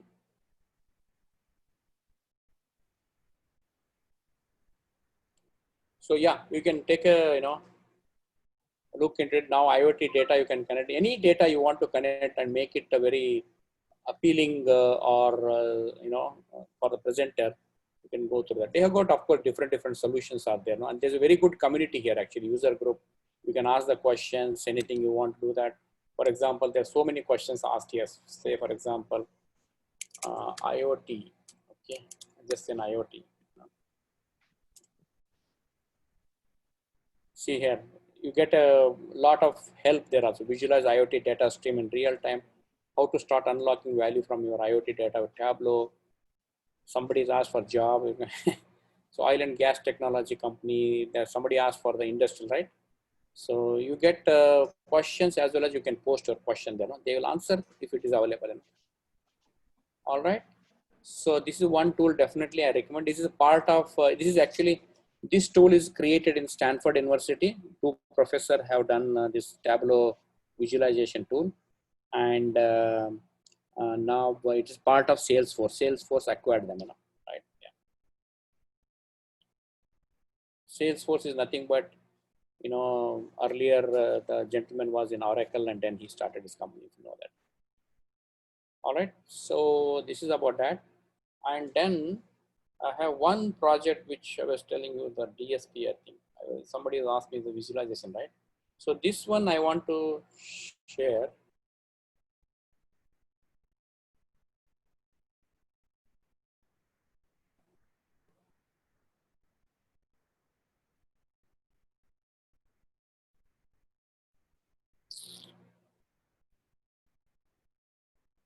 Yeah, so this is one project, basically I was telling, the MATLAB, how you can use it. This is basically one project, one course was there, DSP and IoT, how digital signal processing and IoT, there's a microcontroller, how you can match it there. So this is one project which we have done along with some researcher here. Basically, it's a simple super heterodyne receiver. I mean, if you know the super heterodyne receiver, normally you have a mixer, which you have a local oscillator and the incoming RF, right? I mean, those who are from the RF or a communication background, you understand, or even computer science to certain computer engineers rather. So you have a RF input, and then there is an oscillator coming, and then you have mixer, right? You mix it and you make it an intermediate frequency. That intermediate frequency pass through your amplifier and then power amplifier and give the output here, right? That's how because we cannot have so many power amplifier, so many speaker we can have it, so many devices connected to so many channels coming up now, especially there's so many channels in video or in audio.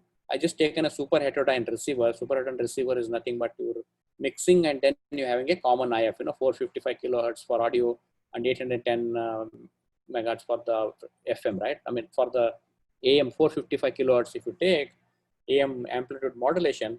Now see this one, how IoT can be involved here. Basically here, you can put your microcontroller and control the the channel interface here, right?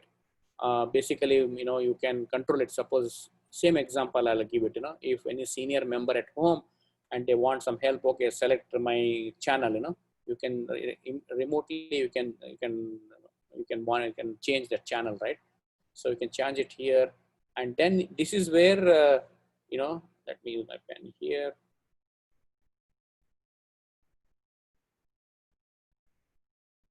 So this is where your DSP comes here, right?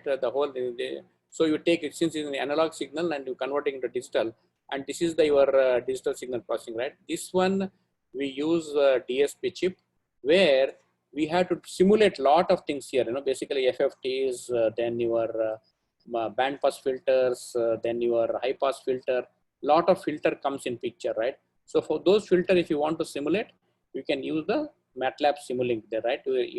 Those if you are use the Simulink, you can simulate those conditions and then extrapolate how the response should be there. So now, for example, you take this IoT data, whatever Bharat has shown, so this IoT data, you take it and then connect it to the simulator. This portion is done by the simulator here, then you don't have to basically connect or simulate the input signal. Input signal is real, but simulate the processing, right? How I can do the digital processing, you can simulate it. It's very costly, expensive propositions if you want to take it to a digital signal processor itself, So you can simulate it using that, and then input you can be real time, And then of course output here, their audio interference is there, and then you can we taken it to an Amazon Web Service Cloud, You can see that the timestamp, when the channel was on, when the channel was off, how many times it was on. Even for kids also, right? If you have a TV, you want to have a parental control, right? You can always connect it to a cloud through this TV channel, and you can see it on the cloud, right? Cloud or in the phone. That we are all grown up here. So kids, how many times, whether they are going into an undesired channel, how many times they go there, all those things, you can really monitor. But for that, understand that any signal you are coming to the, this area, you need a lot of the experimental, right? You can use the ThinkSpeak, the MATLAB, Simulink, and do the experimental and then implement the product here. So this is just simple diagram, A to D converter, then signal processing, and ultimately the audio will be in the analog, right? To D to A converter, and then there's a speaker here, and then output you can be monitored here. This simple concept, you have done it. So this is just a simple, sampling waveform for DSP, right? It's very, very complex, right? You cannot use any of your microcontroller or anything to visualize this kind of a data. You need some solid data, MATLAB or Simulink is very popular. Okay, so that's about that. And then one question was whether Arduino can be used on the satellite. Yes, I have some video here. Let me stop here and pull that video here. Okay. So space, right?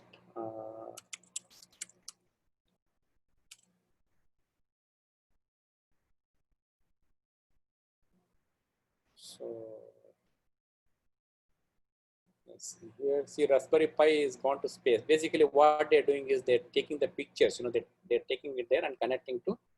Of course, they have to connect it to some ground communication systems, right? They cannot.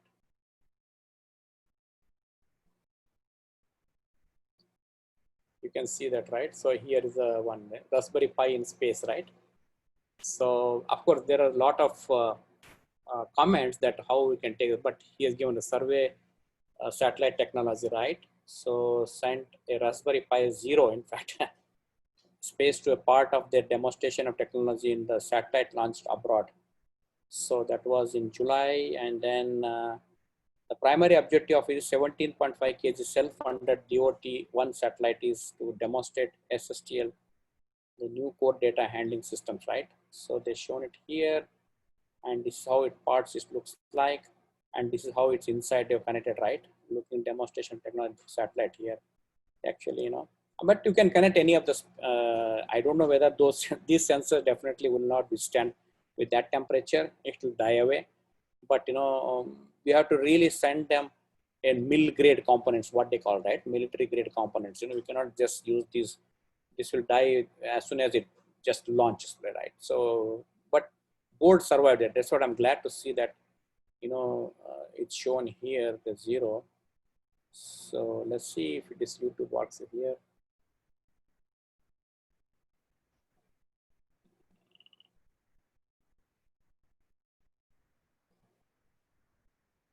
So my sound is,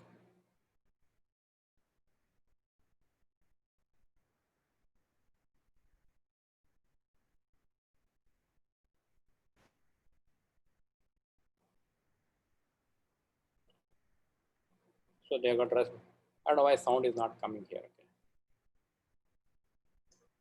Is it coming? No, I don't know, sound is not coming.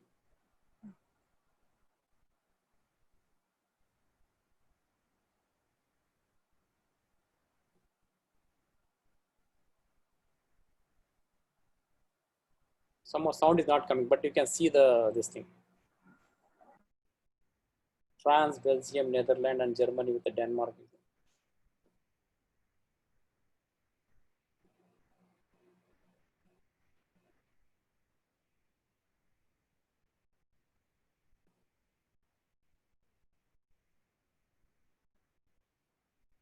Sorry, sound is not coming here. I don't know why, but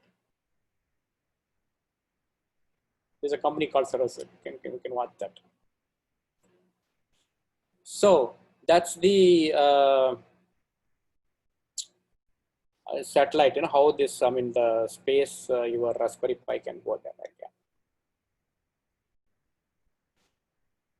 Okay, so I think that's let me switch on my camera here. So that's the end of our presentation from our side. We have 3 minutes, or we can hang on here for some question. But please be prepared for tomorrow. No, any questions you have, please be prepared. We can, especially please bring out your list of projects. We'll be happy to implement. I will be happy to work out a block diagram. At least block diagram we can work out and tell you that. So I'll type out my contacts as well as Bharat's contact here. But if you're not giving us any project details by earliest, let's see, today evening, then we will just take our session. Then we'll just select some of our examples.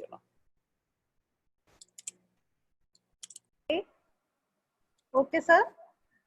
Thank you so much for your extreme extent of knowledge sharing with us. And participant, you can raise your questions if is there any.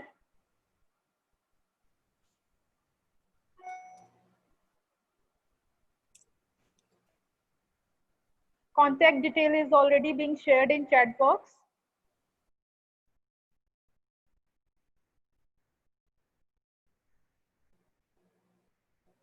I think there are no more questions, sir. So thank you so much, sir, for joining us. And we will take here a short break. And participant, there is an important announcement. We will rejoin here on 2 o'clock, and we will have a mentor for your project-based ideas, and you can discuss your project ideas with mentor and directly can interact for implementation also. So please be ready at 2 o'clock. Meanwhile, right. We will, pardon, sir? Yeah, go ahead. I'm sorry. Yeah. Yes, sir. Meanwhile, we will not end the platform. So you can discuss with your participant, fellow participants about your project ideas in chat box or personally here. So we will not close the session. Okay, only at 2 p.m. only project group will be joined. It is on up to participant. All project groups are compulsory to join, and those who all want to join, they can also join. We will discuss about the project ideas especially. So thank you all for joining us. Now we will take a break and we will rejoin at 2 o'clock. Thank you, Shiva sir. Thank you, Bharat sir, for your kind support and sparing time with us and sharing your knowledge, valuable knowledge. Thank you so much, sir. Thank you so much. Have a good afternoon, everyone. Okay. Thank you, sir. very Bye, much. sir. Thank you all.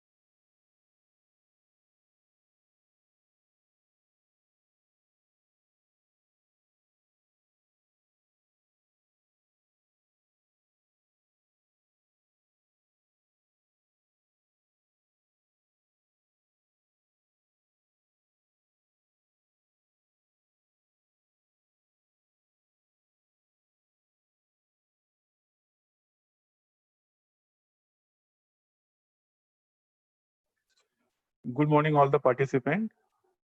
Good afternoon, sorry. We will start at 2:10. Till now, all of please join this group. Thank you. Okay, sir.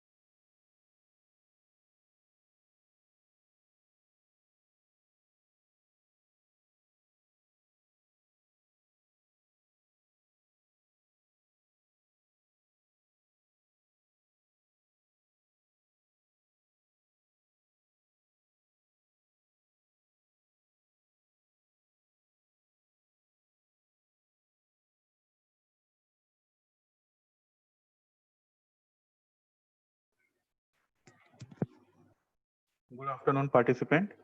So let's start. I welcome to Dr. Gayatri ma'am as a mentor and also Satyanarayan Das sir as a mentor to reshape our project. So it is my request to the first group. First group name is Indu. That is serial number iCare IoT 48. Project is monitoring, detection, and prevention of infected patient in secure smart hospital by COVID-19. So let's make the Indu co-host.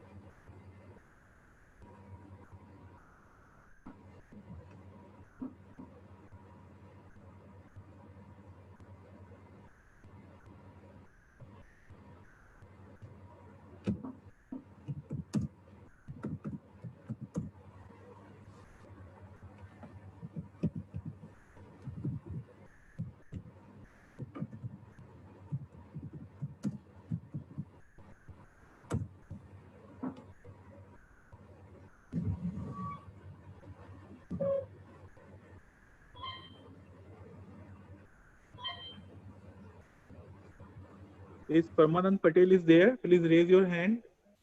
You are the group 2 because I think group 1 is absent there. Anyone from the group 1, Anamika, Reena, Vatan, Dr. Preeti, please raise your hand so we can make you the co-host and you can ask your query to our mentor. If anyone, please.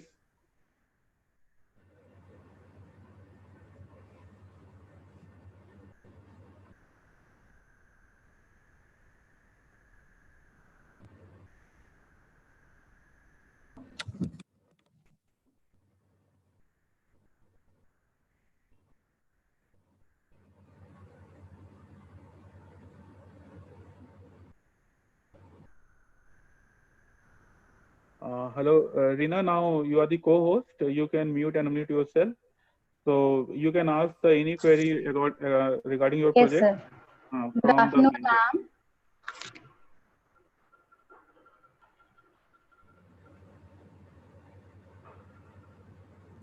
Hello.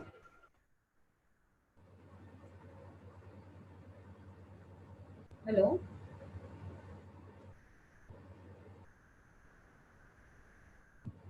Hello.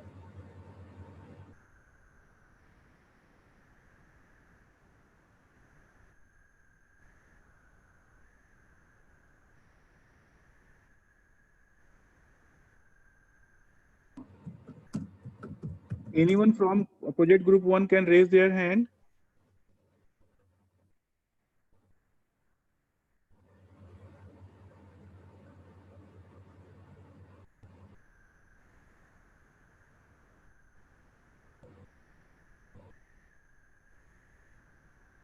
Okay, I think no one. From project group 2, anyone please raise their hand so we make them co-host.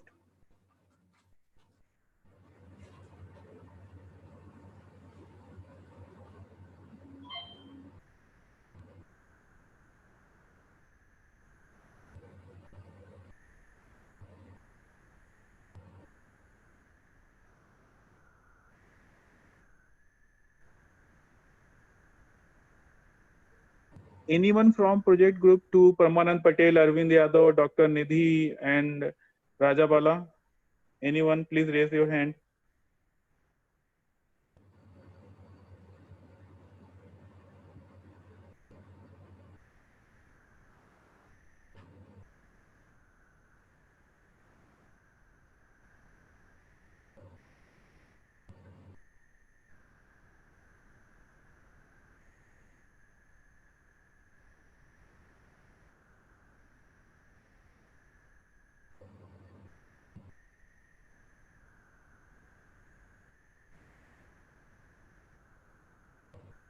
Is anyone from project group 1? Indu madam, are you there? If you there, please raise your hand so we make you the co-host regarding our project. Hello. Yes, sir. I'm here. Okay, please you carry on. Okay, you can ask any question to our mentor. Okay, sir. I'll ask after 5 minutes. Okay, madam. Okay, sir. Thank you, sir.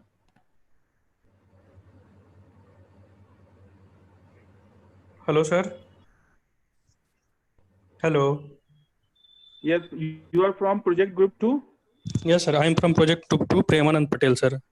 Okay, you My number is can 62, sir. Yes, yes. You can ask, put up any query in front of our mentor. Thank you. Okay, sir.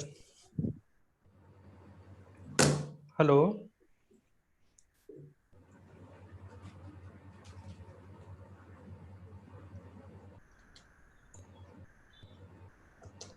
Hello. Hello, yes. Yes, ma'am. Good afternoon, ma'am. Good afternoon. Actually, ma'am, we are seeing for Smart Tech Bin, ma'am. What? That is Smart Tech Bin. Means I have given the name title from technology. We have taken tech. So Smart Tech Bin. Okay. So that should be 2 boxes for green, means for wet and dry means garbage. Okay. A smart dustbin type project, yeah? Yes, ma'am. It means that should be like a smart dustbin, but means there will be facility for dry and wet waste or garbage. Okay. And that will open when person come near the bin, and that means that will play some kind of message like that. If you have wet waste, then use the green or blue like that. Yes. Then it should be have level indicator for 50% and 90% and full loaded means garbage like So that. you must be using ultrasonic sensors for that, calculating the distance. Yes, ma'am. Yes, ma'am. Okay. Ma'am, that can be used by Arduino, ma'am. Means we can use Arduino or Yeah, it can be. You can use any of the processor or controller. See, you need to do only the programming part, such Yes, ma'am. that you have to interface the sensors and you have to do the programming accordingly. Okay, so you have Yes, to ma'am. use the you have to make the program using use cases, and you can use 8051. You can use Arduino. You can use even MSP 430. You can use. You can have like one more controller is there. Raspberry Pi also you can use like in Arduino. I am telling, so big microcontrollers also. Any microcontroller you can take.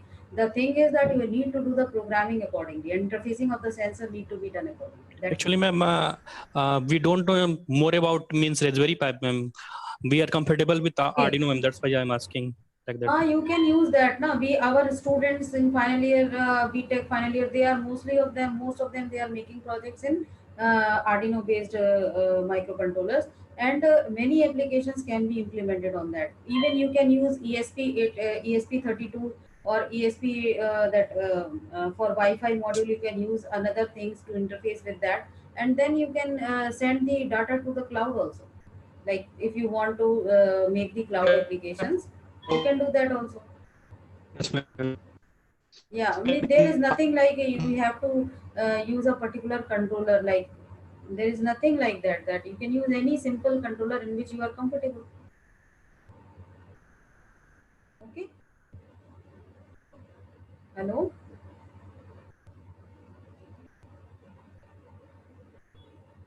Hello.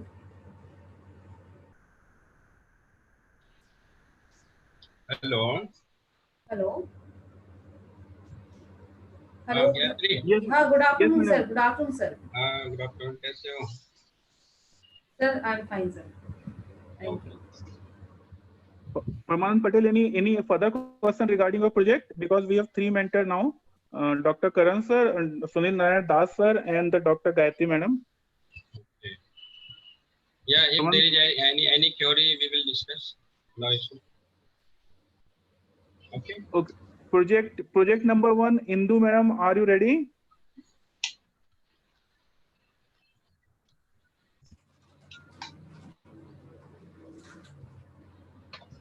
now we have the 4 mentor.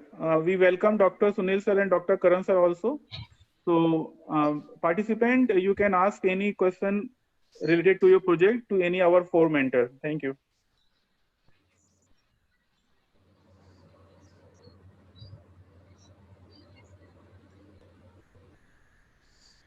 So any group is ready? 80, let me co-host them. 80 is who is 80?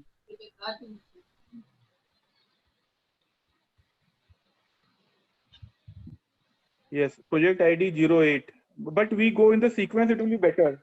One by one, because it is random, will confuse now.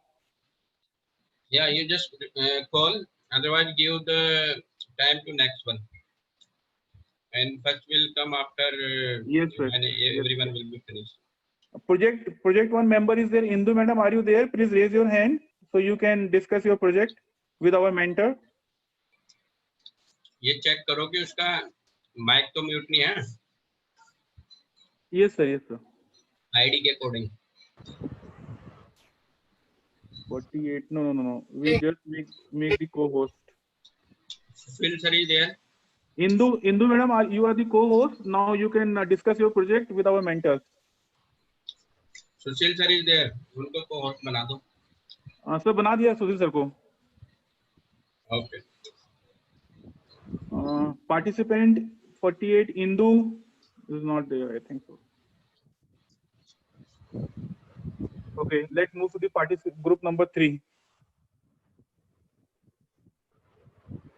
Anyone from project ID 03, K. Lava Raju, Nabila Hassan and Sudeep? Anyone, please raise your hand from project number 3, 69874 serial number 69, serial number 8, serial number 74. Anyone there?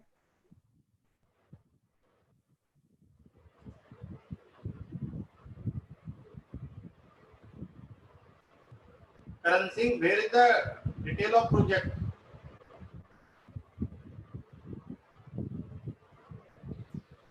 Yes sir अरे project का detail कहाँ है, कहाँ document? अभी ये candidate आएंगे तभी तो पता चलेगा. मैं भी आप ही की तरह बैठा हूँ. अच्छा वो प्रोजेक्ट अपना. हाँ ये लोग आ रहे हैं अपना अपना प्रोजेक्ट बताएंगे अभी. अच्छा रिसर्च प्रोजेक्ट होगा इनका. अभी स्टार्ट नहीं हुआ. अच्छा research project, how to write research.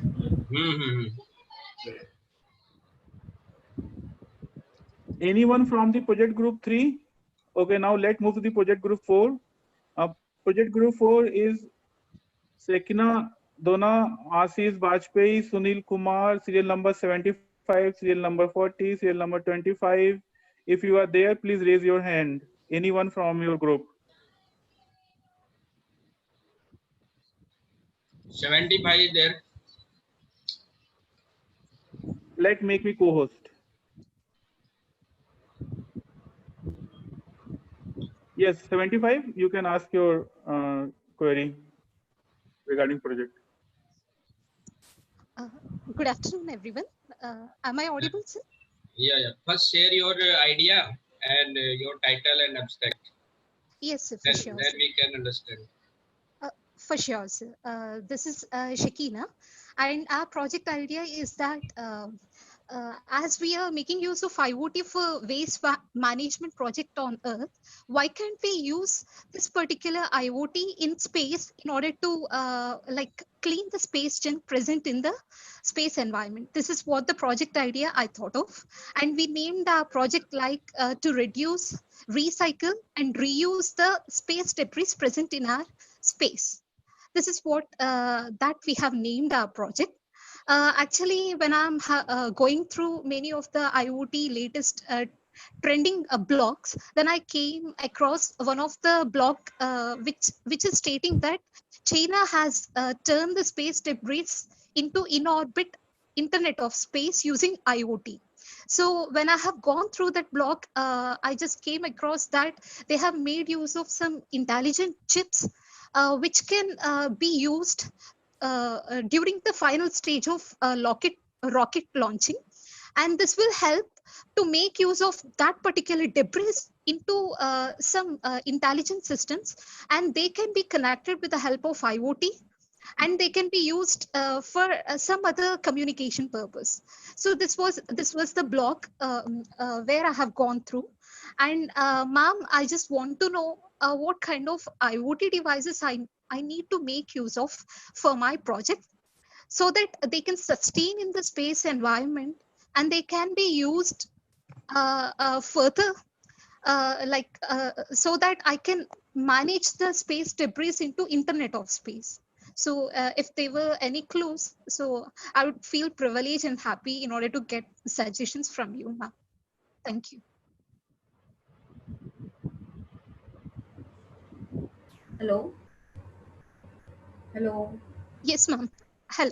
Yeah. See, the idea is good, but debris, if you are talking about, then you need to see the sensors. Okay. Which of all the sensors, like if we want to do work on some gas leakage detection or something, pollution monitoring, so we need to search about the sensors. Okay. So first of all, we need to search. Let us suppose we want to pick something. Okay. So we need to we need to frame that device, or we need to design that device along with such sensors which can pick those waste, okay, that in the space. And also we need to see that if there is no gravity, then how that device will be stable. Okay, all these things we need to take care, and this is a very typical project, like we need to see many parameters in that. Okay. So, have you searched about any sensor which can search those waste in the space, or any kind of like if you are talking about the space waste, what are the materials which are there in that waste, and which you want to pick? So, according to that, you need to search those the sensors which can just predict, which can find out those waste, and then we need to use the device which can pick those waste and put it somewhere.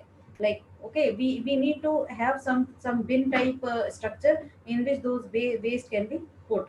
Okay, so this is the thing. So have you searched on that, that what are the what kind of material it is in those waste? Yes, ma'am. I have searched, ma'am. Like currently, European Space Agency is making use of lidar sensors, like lithium. So why can't we make use of that particular sensor in order to like detect the space debris in the space? And I do have one of the IEEE article presented by European Space Agency. So I have gone through that, and I'm doing literature survey. So may I know if there was few more devices from you, ma'am? Actually, see, this is a very particular field, and I have not been to in such a field. So, particularly for the space waste. Okay, so I need to search the sensors which you can use. Like you are talking that you have searched things, but yes, in general, I can say that yes, if you have searched the waste, if you want to collect the waste, then you need to make a device. You need to make a device along with the sensors, and those sensors should be such that it can recognize those waste. Okay. So means a survey need to be done. I am not having any much idea about this, how to what are all the sensors which can use, because I have not done a project like this in such field. Okay. Yes, ma'am. Actually, remove debris is a satellite research project, ma'am. Remove debris. Yeah. So the name of the satellite is Remove Debris. This particular Remove Debris is the first satellite research project that has been introduced by Surrey Space Center from the University of Surrey, London. So these people, they have introduced that, or else they have deployed that particular satellite in order to clean the debris, ma'am. So in that particular project, they have made use of many of the sensors which are available at higher cost. Okay. So why can't we reduce the cost so that it will be feasible for the developing countries like India in order to clean their particular satellites which are not in use? Then I have gone through that particular block introduced by China. So most probably China people, they will not be providing the information in the websites. So I just want to know if you know any information where at lower cost by using IoT, we can clean the space junk present in the space environment. Yeah, you can contact me afterwards. I need to talk to some persons like who are having specialization in this space, space kind of environment. If you want to search something, and if you want to mean the sensors, I am not having an idea about the sensors which are used for collecting the waste in the space. Okay, so that I need to search. I am not having much idea about that. The particular field I need to do, go through. Okay. So Yeah. you can have my ID and we can. Ma'am, hello. Sure, ma'am. Thank you so much. Thank you so Hello. much. I want to suggest one thing. Hello. Yes, yes. Yes, sir. Yes, sir. Sir, Karan sir, namaste, sir.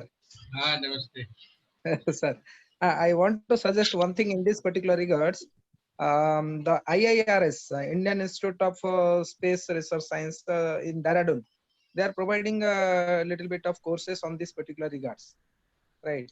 Which is basically a sister concern of ISRO, and they are also doing a quite good research on this particular kind of Internet of Things where they can use to reduce the debris in the space, right?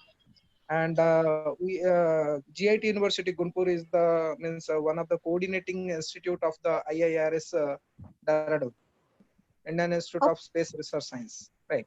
You can browse that particular iirs.gov.in so that you can got a lot of information regarding this kind of project, where they can what kind of devices, what kind of sensor they are using for collecting all the debris in the space, right? Sure, sure, sir. Thank you so much. You can also browse the ISRO related ISRO website for this kind of things. Basically, we are the faculty for this particular kind of research we have not done so far, right? Whatever the project we have gone through, this kind of small things we can suggest you, but for advanced research you can contact such kind of environment through which where exactly it can be provided, right? Yes, sir. Thank you, sir. Thank you so much. Sushil sir. Hello. Hello. Hello. Yes, sir. Prabhat here. Yeah, Sushil sir is there.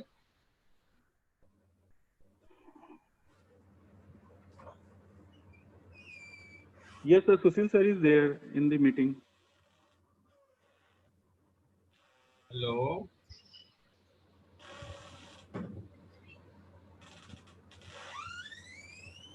Hello. Sushil sir is here in the meeting, but I think busy somewhere. Okay. No, Can we call the next one? First, I will discuss 1 minute. Okay. Yes, sir. Yes, sir. Yeah. So the idea was very good.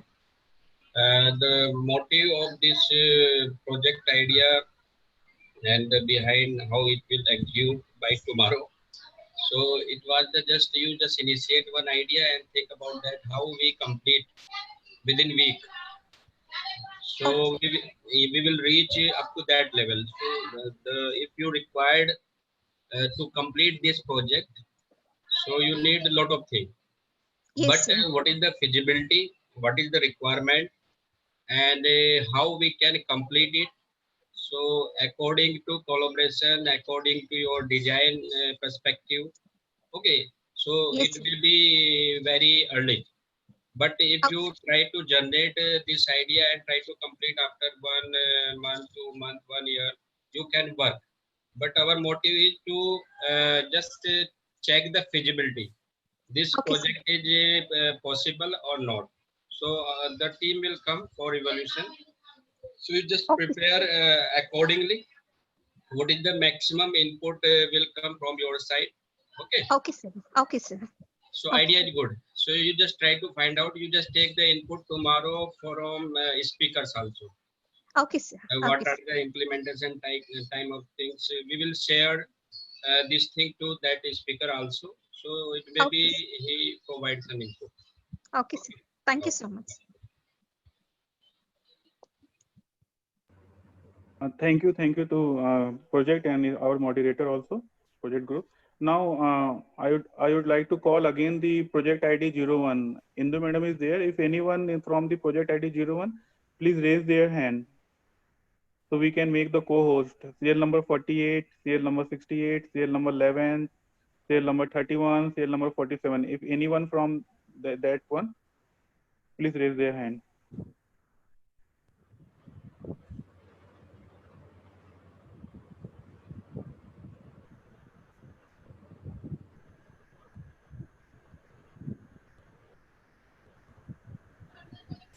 Doctor Karan Singh. हाँ sir, कहाँ चले गए थे? अरे मैं यही हूँ। अरे ये करा प्रोजेक्ट तो बनवाए, मेथोडोलॉजी है क्या, वो कहाँ है सब कुछ, हाइलाइट्स वगैरह। ये क्या है सर, 5 दिन की टास्क है। अच्छा, इसलिए नहीं हो पाया। तो without hand and without leg है। अच्छा, हमारे पास ना तो हार्डवेयर है भी और ना सॉफ्टवेयर है। नहीं तो but we try to reach up to that level, we can do with in month और विद इन 6 मंथ। इसको हम आइडिया को जस्टिफाई करेंगे, उसके फिजिबिलिटी चेक करेंगे, व्हाट आर द कंपोनेंट वो चेक करेंगे, और कैंडिडेट कर पाएगा कि नहीं कर पाएगा ये चेक करेंगे कल। और हमारा सपोर्ट रहेगा इनको एज ए मेंटर। कल टीम आएगी वो चेक करेगी। ऐसा होना चाहिए जो कम से कम फिजिबल हो। हाँ, फिजिबिलिटी मेनली चेक है कि ऐसा नहीं कुछ भी उठा के दे दिया और वो इम्प्लीमेंट ही ना हो पाए। एप्लीकेबल फिजिबिलिटीज हो और जो तो ये आइडिया है हमारा। 5 दिन में हम ये जो टीम है अच्छा काम कर रही है, तो ये मुझे लग रहा है कि इतना हो जाए बहुत है 5 दिन में। चलो और कोई नेक्स्ट कैंडिडेट का प्रोजेक्ट नेक्स्ट करवाओ। Next. Okay, now we move to the project ID 05 from the Surinder Kumar Yadav, Anil Kumar Singhi, and Naga Sadhu Siham. If anyone from that one, then please raise your hand. एक project में कितने person है, how many members? Sir, 3 to 5. Okay, next move करो, लगता कोई है नहीं। Okay, now we move to the project number 06. Okay, so that is on security issue for IoT based smart grid. Okay, so good afternoon to all the moderator, all the faculties. So here, as you know, the smart grid concept for the power supply. Okay, so that we can manage the power supply, and on that we use the IoT based component. So we want to do project under this, and because this is a security challenges, because you can see in the advanced country, in the developed country, there is outbreak. So we have asked this person to the panelist also in this workshop from the Dr. Shiva.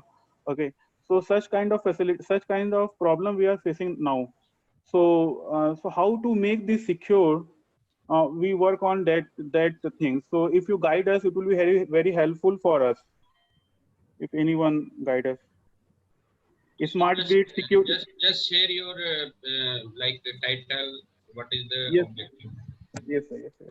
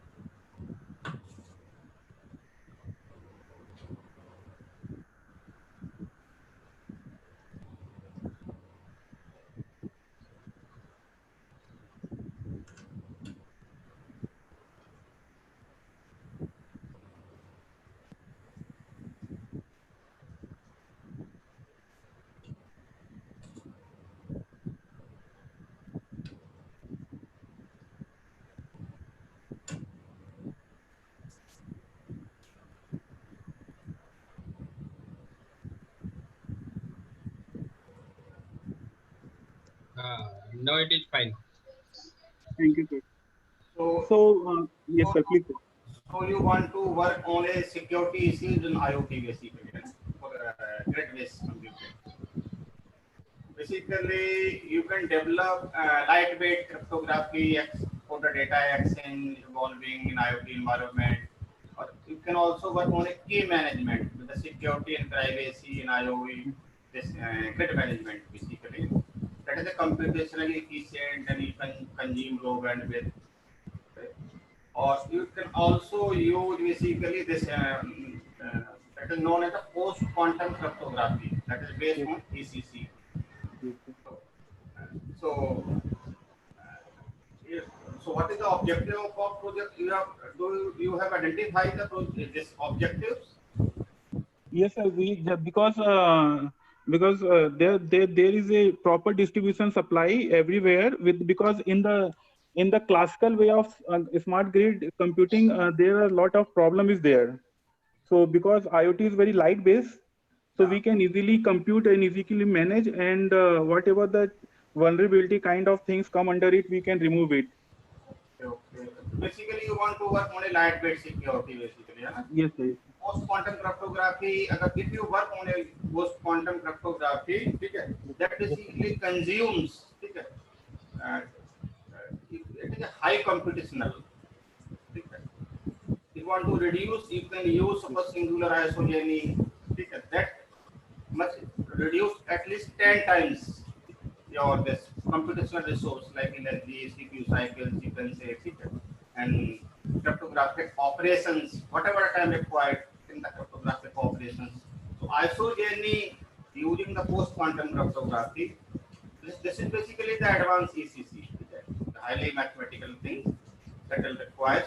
So you use isogeny curves with the post-quantum cryptography to design the lightweight.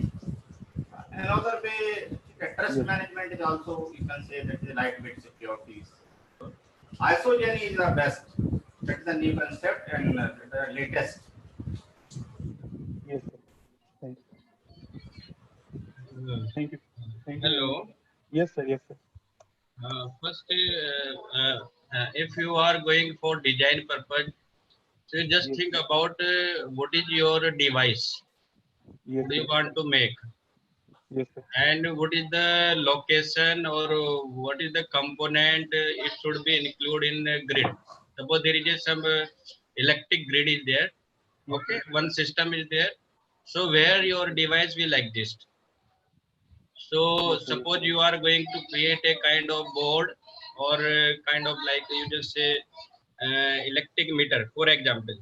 Okay. Yes, sir. The work of electric meter is just distribution and what are the reading in home, and it will send the reading to your smart grid system. Yes, sir. Simply, these are the tasks. Now, what is your idea and what you want to make? You just try to clear it. After that, you include the security. For example, I am the suppose one person who are going to misuse the reading. Yes, sir. By Yes, sir. anyhow, by hacking that device or whatever, then security issue will come. And what suggested by Dr. Sushil sir, you can incorporate. So this will be the level how you can design your idea. First Yes, level, sir. you Yes, just sir. think about that component. So today onward, you just discuss with your team. They will provide the input. And you Yes, think sir. about the clear cut, what is the segment or object or device. Yes, Then sir. already you attended lectures. So you just compare what are the connectivity. We will store all data on cloud or server, whatever. Yes, What sir. are the different type of the sensor you required? You can ask by speaker. Yes, sir. Yes, So sir. first thing is you just imagine what is the device or component. Yes, Then you sir. can proceed your project. Yes, Otherwise, sir. security is very big, vast area. You can't include. So if you have a device, then you just think about you want authentication or encryption, whatever. Then you Yes, just attach the algorithm. So yes, sir. in the evening or in night, you just discuss with your group what is the device. Otherwise, your project idea will be fail inside of the meeting because it Yes, is sir. very big area. Yes, sir. Yes, Okay. sir. Thank you. So you just write the objective accordingly. Yes, sir. Thank you. Thank you. Yeah. Thank you, sir. Thank you, sir. Thank you. We Gayatri? will discuss on it. Yes, sir. Yeah. Any Yes, input sir. you just provide? Yes, sir. I just suggest him that he should first make the block diagram of the device which we want to implement. In the block Yes. diagram, step by step, from where the inputs are coming and and what are the various inputs he wants to consider for the smart grid configuration, and how the security issues will be handled. All those they will be very much clear only after we see the block diagram of the project. Okay. And sir, you were also very much right that where to put the device, that is one concern. According to that only we can suggest the sensors, where what are all the sensors we need to use, how the data will be transferred and where the data will be transferred. So the thing is that we need to consider first of all the block diagram of the project, that what are, from where the inputs are considered and where the outputs are going. Okay. Thank you. So it will be better you just design and you can discuss further also in evening also in individual expert. So they will provide input. If you send an email, they will reply. What is your Thank you, idea? Then you just send to Gayatri, me, or Sushil sir, or another Yes. one. So we will provide the input at night also. No issue. Okay. Thank you, sir. Thank you, sir. We will work on it. Thank you, sir. Thank you, sir. So now from after I would like to invite the next group, that is project ID 7. If anyone project ID 7, Mang, Salini, Ranjit, or Rani Asthya, so anyone please raise your hand so we can make you the co-host.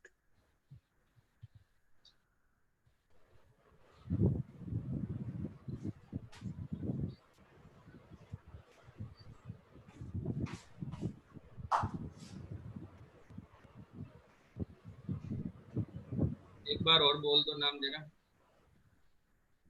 Anyone from the project ID 07, Mank, ID is 02, Salini, ID is 03, Ranjit 85, and Rani Asthya 26. If anyone of them, then please raise your hand so we can make you co-host and you clarify the by the mentor of your project. Okay. Any query if you have.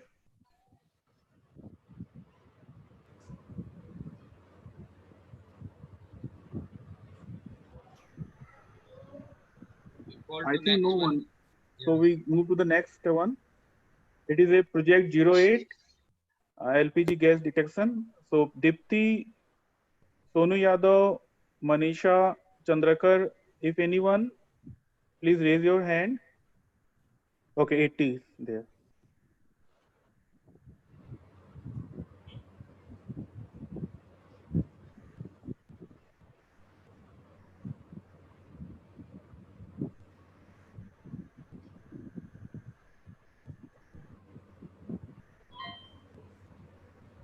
Hello. Hello. Yes, yes. Hello. Good afternoon, sir. Sir, my project idea is about LPG gas detection, and it is basically for the persons whose smelling power is very less, and it is for a preventive measure for a fire. So, which type of sensors we can use for the LPG gas detection? LPG gas detection you can do with MQ2 sensors also. Yesterday also we were discussing about some sensors in the yesterday's lecture. So I think there are MQ2, MQ5, all these sensors are coming in the market for LPG detection. And yes, so you can search like this one more sensors also, one more sensor also yesterday we were discussing, MQ135. Okay, so all these types of sensors you can have, you can search on the internet, and according to that you have to see the interfacing of those sensors with the device, like microcontrollers. If you are using, like if you are using your Raspberry Pi, then you have to interface those sensors, and what are the various modules coming from in the form of that, like let us suppose in Raspberry Pi you are using, so you can use MQ2, and you can interface and you can use the cloud applications also along with that to send your data on the cloud. Like that, you can pursue your project. Okay, ma'am. One more question is there. If I make some kit for IoT, some project on IoT, then it can be counted for my PhD or not? Matlab in PhD work, the IoT projects can be counted or not? See, this IoT is a technology, okay, and you are, if you are using, like suppose this is a project LPG gas detection, so this is an application of the technology. You are in the research work, you need to come up with certain new technology, like new invention.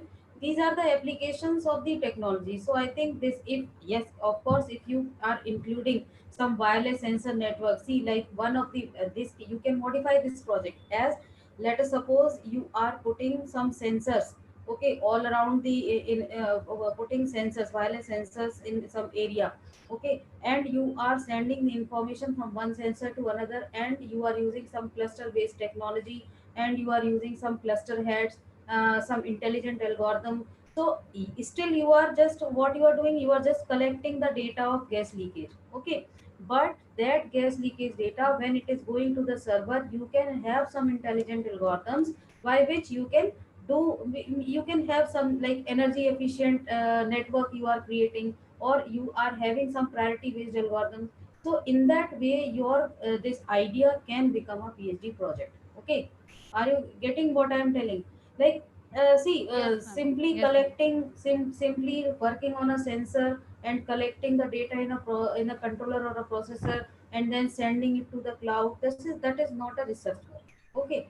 So if you are developing some intelligent algorithms, or and you are working on the data collection, how some protocol, if you are developing, like your data is collected, like see, you are having a group of sensors, okay, those sensors, they are deployed, let us suppose two sensors you are deploying, two wireless sensor nodes you are deploying, and then again two, then again two, and then what you want, let us suppose at a time only one sensor should be, one wireless sensor node should be activated. So what you are doing, you are applying some energy saving algorithm, am I right? So if you are doing such kind of thing, like and if you want to eradicate the duplicacy of the data, that is one thing. If you want to have only the cluster heads, they will be activated, and on some event detection, those that particular center, that particular area nodes, they will send the information to the, so rest of the energy of the other nodes will be saved,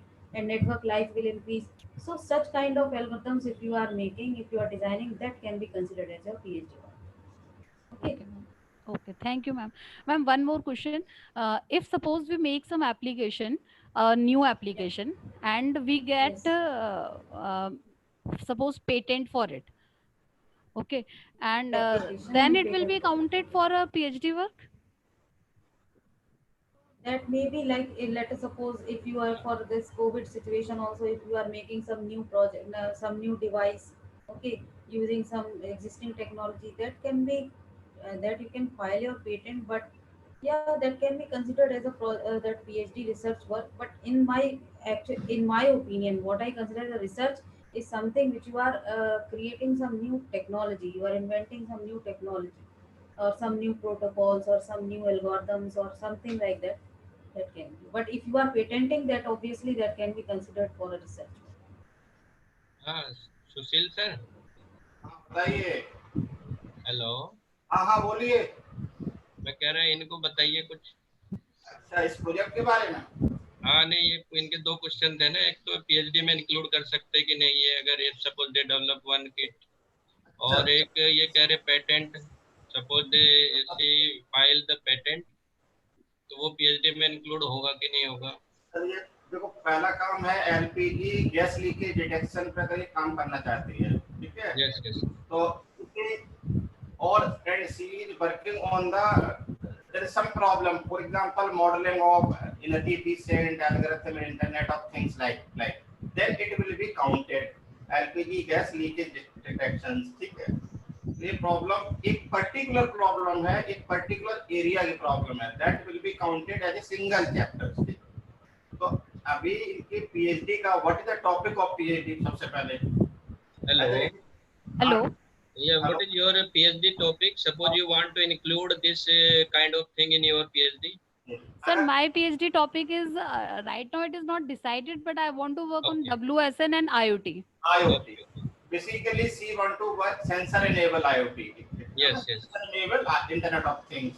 Then, okay, this will be the one objective of your PhD. एक objective होगा, you have a multiple objective, at least 3 or 4 objective you have to decide. एक paper चाहिए उसके लिए. LPG leakage gas detection पे you can work just as suggested by the another specialist. Like you can use the various kind of sensors, then you will use the gateway. जब आपका data आएगा, then you apply deep neural networks or machine learning or something, so that you can identify where it has happened, ठीक है, what kind of leakage is there. इस type से कुछ करके कर सकते हो आप. एक प्रॉब्लम होगी आपकी. Okay. Okay, sir. Thank you, sir. Okay. Thank you. So according to sir, you just identify your particular problem and you just decide the objective. And one objective may be your kind of the hardware. Suppose you implement a hardware related to this, but other one will be some kind of the improvement or novel technique related to your PhD topic. Okay. Okay. So you just make one topic, one objective in your synopsis. Okay. Okay. Sir, I want to say something in that. Yes, yes. If we were working on wireless sensor networks and then we are moving towards the IoT. So if you choose your topic such that WSN and IoT integration for smart gas leakage detection. Okay, WSN and IoT integration for smart gas leakage detection. So in that, if you add the smart word, okay, and in that smart word, if you say that I am developing one energy efficient network for detecting this, or I am developing one medium access control protocol for efficient channel utilization to detect this gas leakage detection. So if you amend your PhD topic like means intelligently presenting your work and developing, developing the kit is also one objective, but you can include that in PhD work in such a way so that your this topic will look smart. Like, are you understanding what I'm telling? Like Yes, ma'am. WSN Yes, ma'am. IoT integration for smart. So smart word जब आप use कर रहे हैं, in that आप artificial intelligence को use करते हुए कोई algorithm बना लो या machine learning, है ना? तो इस तरीके से आपका ये जो काम है ना, ये recognize हो जाएगा. ठीक है, आपका बेसिक्स वही रहेगा कि आपको you have to use the sensor, you have to take the parameters using sensors and you have to collect them in one place in the server. But how you efficiently you are collecting the data? Let us suppose priority based algorithms you are using, and if the parameter of gas leakage, like if it is reaches above some threshold, so you are giving the priority in that particular area. So priority wise algorithm you can use. So in that case, your this work can be considered as a PhD. Okay, ma'am. Dajji. Hello. Hello. Hello. Dajji. Hello. Satyanarayan Dajji. Hello, sir. Okay. Now call to next one. Okay, sir. Thank you, sir. Thank you, ma'am. Yes. So I would like to call the next participant. That is project number 9. That is Dr. N. Rangadevi, Dr. S. Sonan, Nagasadhu, and Parul. If anyone there, please raise your hand. Okay, 67. Okay.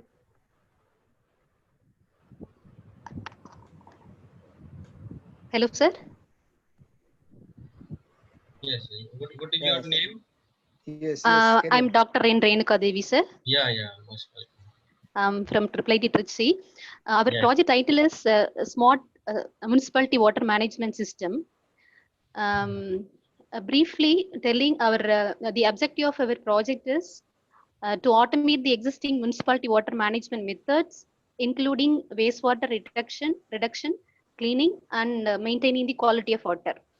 So we are in a plan to develop an automated system with sensors. So here the sensors can be deployed in the water tank to fill and supply the water to the public. Deployed sensors will send a notification signal to the concerned person if the water tank is empty or full. Upon receiving the signal from the sensor, the particular in charge will control the motor accordingly. So this will help in reducing the wastage of water also. In addition to that, it will ensure the deployed sensor will send a signal for the cleaning process, periodical cleaning process, as well as it will be used for checking the quality of water also. My question is, may I request you all to kindly help us to elaborate our idea. Is it okay? I'm thinking that it's very simple project. So what are the features that could be incorporated in the existing title or objectives in addition to security? Because we are in a plan to include security features. In addition to that, if there is anything to be incorporated or included, we request you to kindly help us. And also we have decided to use some pH sensor, turbidity sensor, color sensor. Which brand we should go? So these are all our doubts from our side. And appropriate what type of cloud we should adopt. And that's it. That's it. Yatri, any input? Yes, sir. Yes, sir. See, sir, if we want to design smart water management system, then I think the project can go towards the pipeline leakage detection also. Am I right? You can have this aspect also, like if there is some leakage in the water pipelines, then you need to detect those leakages. Like you can use the pressure difference method. You can use the flow sensors. You can use the humidity or that moisture sensors to detect the leakage in the pipelines. And if in the remote areas when the pipelines are there, we cannot have the watch every time. We cannot go and we cannot detect whether there is some leakage or that wastage of water is there. Okay, so you can have one objective of your this project is that how to design the smart water pipeline leakage detection system. So in that case, what you can do is you can deploy the sensors. You can have the pressure sensors, flow sensors on the pipelines, and then the pressure reading of that pipeline that will collect in the server. Okay, like you can also make it energy efficient. Like you are deploying, let us suppose in 1 kilometer area, if you are deploying let us say 10 sensors, okay, 10 wireless sensor nodes, then what you can do is you can make them out of 3 or 4 sensors in an area. You can make at one active at a time, and rest of them they will just be their transmitter will be just off. Okay, so in that case you can make your that network energy efficient, and after deployment of the wireless sensor nodes, what you can do, you can have the life of that network long. Okay, in that case you can use your ESP32 also, and one more device also you can use, like Wi-Fi you need, because those whatever data you are collecting through those pipelines, what you need to do, you have to send those data to the cluster heads. Okay, means some through Wi-Fi you want to send those that data to the server. Okay, so and what you can do is that on the server, if you see that there is some pressure difference, then what you can do, you can immediately you can take the effective measures to prevent it. So this is one thing you can do. For me, here again, what we are talking, just wireless sensor networks and IoT application. This will become. Similar application I have to also told about the gas leakage detection. In that also we can use the WSN and IoT integration. So this is my point of view. Thank you, ma'am. Anything else? Any suggestions to Sushil be? sir, any input? So Hello. supply management, if we're talking about supply management, then you need estimator water volume. How to estimate? Basically, you can use LSTM models or neural network, something like schedulers. You need also water smith. Okay. In which time, what amount of volume you want to supply, like that. Something you can include. Okay. I can say that only in this project.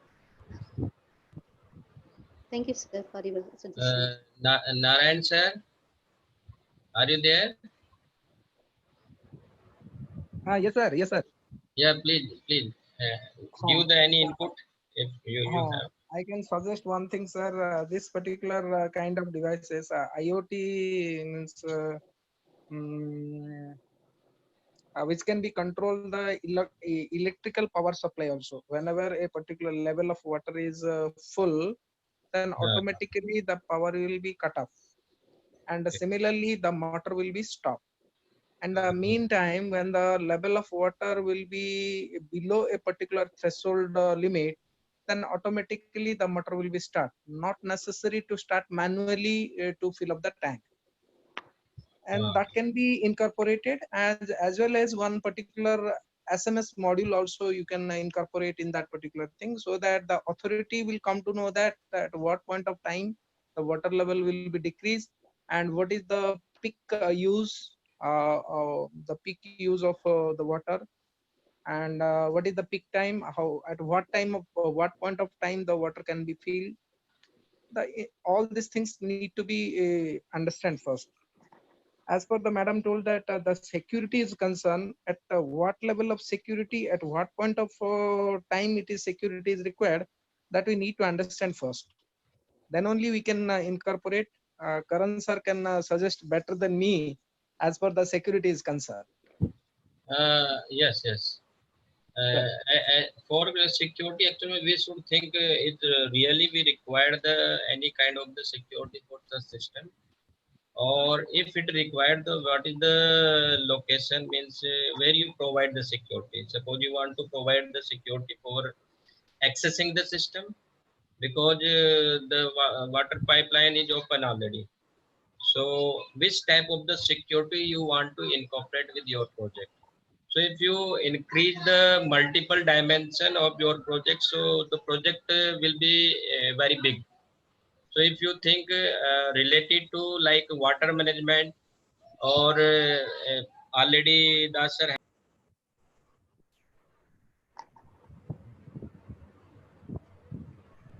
Yes, sir. Hello.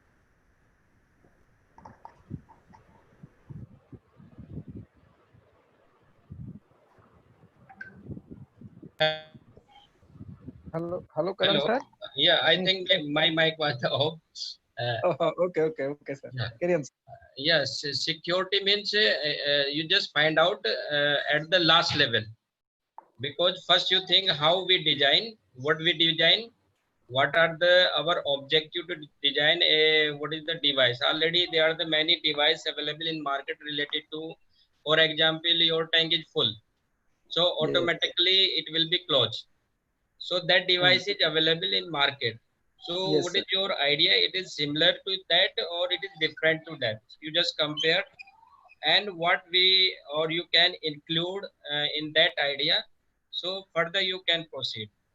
So security will come. Suppose this is a device which is already you just say it is available in your home. So which type of the security you need? Suppose device is just embedded with your system which is available in your home. So I think don't require any kind of the security. If it is open or it is available for public, then we should think about the security, but maybe kind of the authentication. Okay. So first thing is you just think what is your objective at first level, then you just go for second level and third level. So for tomorrow, I think you just clear what is exactly you want to create as a project. Hello. Hello. Hello. Sir, madam is not there, I think. Okay, okay. Hello. Yeah, ma'am. Are you available?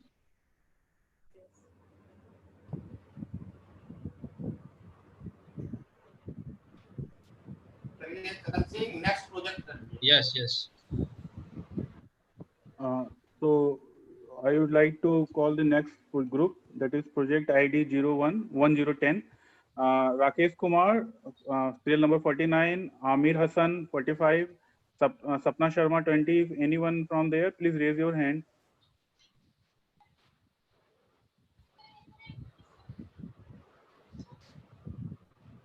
कोई नहीं है. कोई raise hand नहीं किया अपना पे. Okay. Next one.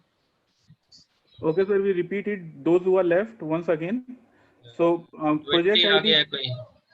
Project ID 0. Anyone came here? 72. 72. I think it is from. I think. Indu. Indu कहाँ गई? इंदु तो यही थी. Indu project ID 01. हाँ, इंदु कहाँ गई? इंदु is. आई तो थी, उसका नेटवर्क टेस्ट हुआ. Serial number 48. नहीं है. नहीं है. So just call the next project ID 03 Lava Raju, Nabila Hassan, Sudeep. Anyone? 69 serial number 8, serial number 74. Anyone? No, I think no one is. 31 is there. Who is 31? 31 is there. Raise the hand. 31. Group ID 1. Okay, Vatan. Vatan, you can speak now.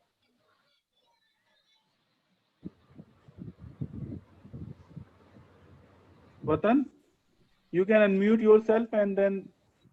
Okay, let me unmute him.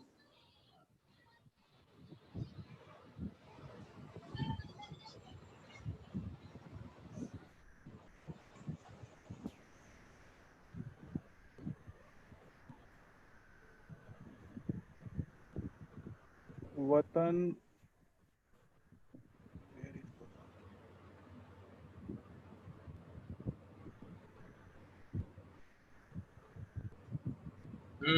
Vatan, now you are co-host. You can ask any query from project ID 01. Vatan? Yes. Hello, sir. Good afternoon. Good afternoon. Sir, myself Vatan Sarawat from RPS College of Engineering Technology, Mahendragarh. We are actually working on the project monitoring, detection and prevention of infected patients in hospitals. Actually, we are planning to make a concept of smart hospitals actually by the help of using IoT project. So through that, we actually want to monitor the patients infected from COVID-19 in the hospitals so that the doctors or the nurses don't need to go near around to the patients, and they can identify the patient's needs, and with some automated tools they can satisfy the needs of the patients. And for that we are just planning to make such type of system through which the patients can be identified that what is the severity level of the patients, the infection of COVID actually in the patients, so that doctors or the nurses can identify the level and can provide kind of facilities or the treatment accordingly. So I was just thinking to ask about what kind of specific sensors that we can use, because we are actually planning to make a kind of smart band that can be incorporated on the hands of the patients and the doctors and nurses as well, so that whenever some kind of infection like that in the patient is there, that can be identified to the hospital staff, actually, the doctors and nurses, so that they can act accordingly well in time. So can you suggest kind of sensors that we can use for the project? सबसे पहले let us identify the sensor. Thermal sensor, you need a wearable sensor basically. Yes, sir. All the patients should, all the person you can say that visiting the hospital should wear the sensor. Sensor maybe or this smart watch, maybe a mobile phone, or maybe anything, devices like pen or. Yes, sir. Yes, sir. The device that can be attached to the patient or the doctors 24/7. Wearable sensors उनको बोलते हैं. Yes, sir. तो आप पहले thermal signal जो generate करते हैं वो वाले सेंसर होने चाहिए आपके पास में भी. That can measure and another sensor that is the oxygen level that can measure oxygen level से COVID-19 का पता चलता है. थर्मल सेंसर हो गया. और अदर काइंड ऑफ सेंसर्स जो हार्ट का आपका जो बहुत सारे सेंसर्स होते हैं जो आपका क्या बोलते हैं ECG सिग्नल्स है, EMG है, that sensor also required. Many other kind of sensors is medical में जो यूज होते हैं that are available. तो एक वो सेंसर होने चाहिए. वो सेंसर अगर आपके पास में है then you have to work about that is the body area network basically. What is the range of a sensor? आपको टेक्निकल फिजिबिलिटी भी आपको वो तैयारी करनी पड़ेगी. वैसे क्या उनकी रेंज होती है, what is the distance between a persons, तब कैसे आप यस सर इंट्रा और इंटर नेटवर्क बनाएंगे between different body area network. एक पर्सन के अंदर एक बॉडी एरिया नेटवर्क होगा, दूसरे के अंदर दूसरा होगा. And how to connect to different network. Data तो आपको तभी से मिलेगा ना that all person should be interconnected using the body area network. उसमें आपको IoT चाहिए, दूसरा नेटवर्क चाहिए. Where you will collect the data, सारे पर्सन का डेटा आप कहीं एक नोड में कलेक्ट करोगे and you can identify using some this machine learning technologies. इसमें इस पेशेंट्स में इस टाइप के लक्षण आ रहे हैं. You can say that okay this person is having some kind of property of the COVID-19. आपको कुछ ऐसे करके सोचना पड़ेगा इस प्रोजेक्ट में. Sir, actually, can we implement some kind of cloud service in that, in which where different kind of symptoms are already available in the database and that can be matched up? Yes.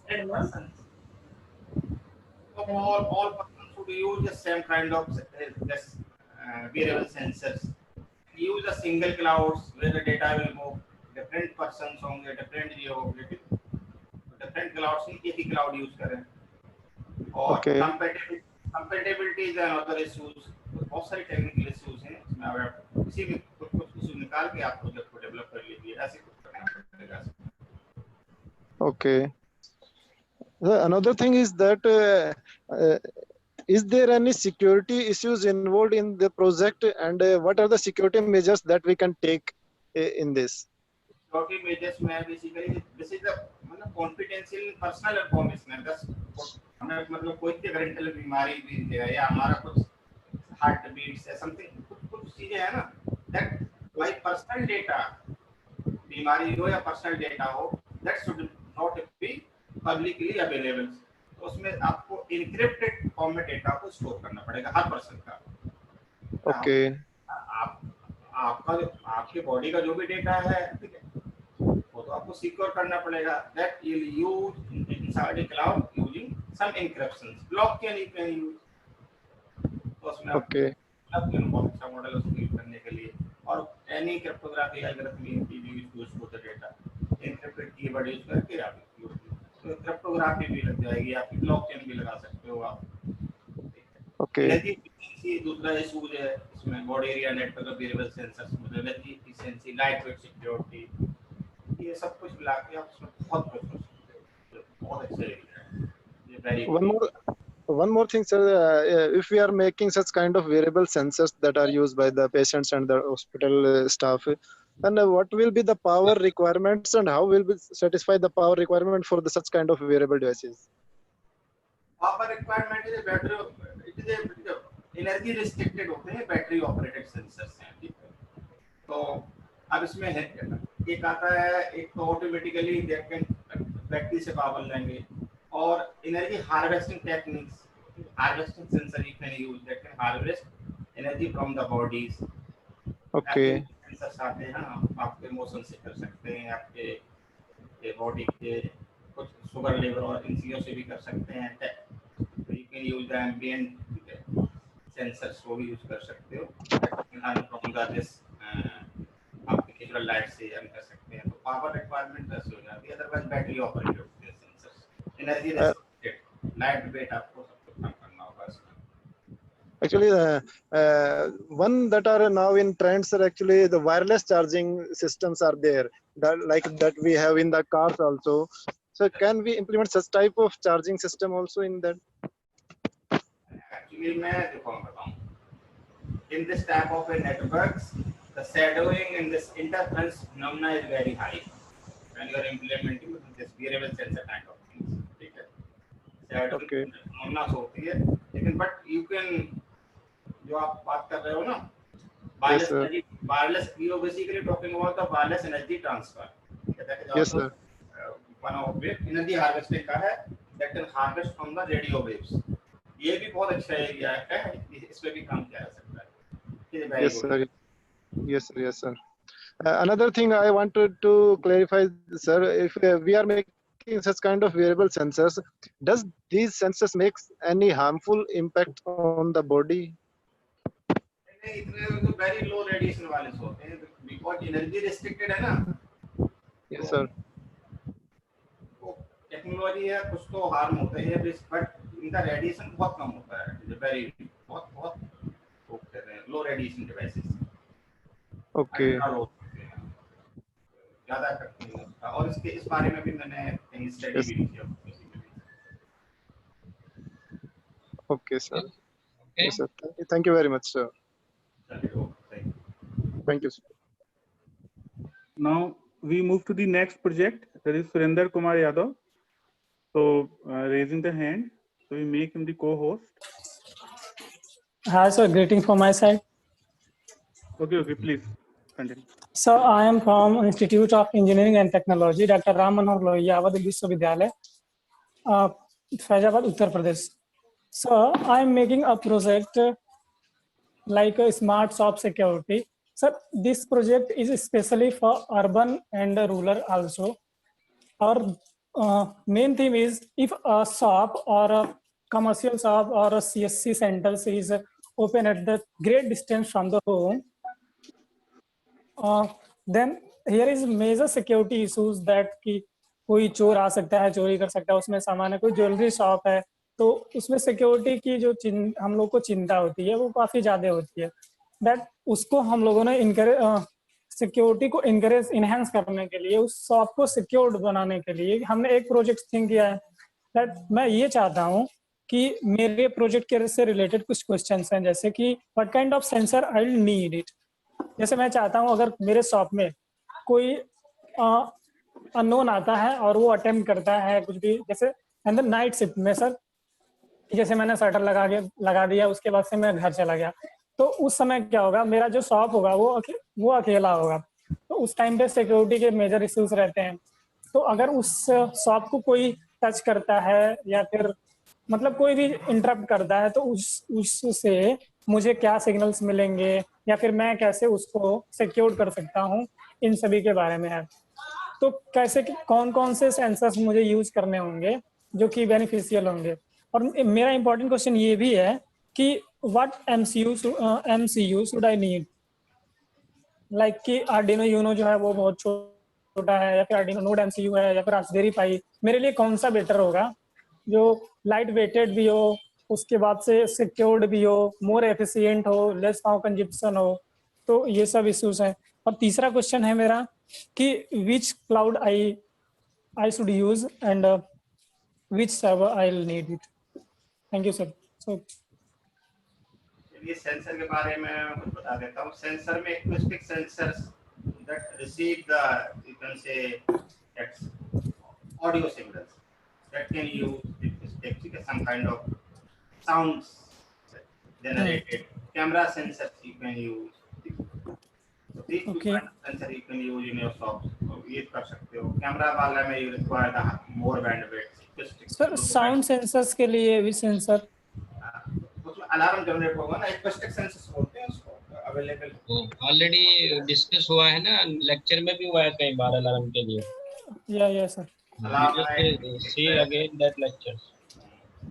तो वो ही आप physical level security आप provide करना चाहते हो, basically cyber security की बातें नहीं है इसमें. कैमरा सेंसर यूज कर सकते हैं.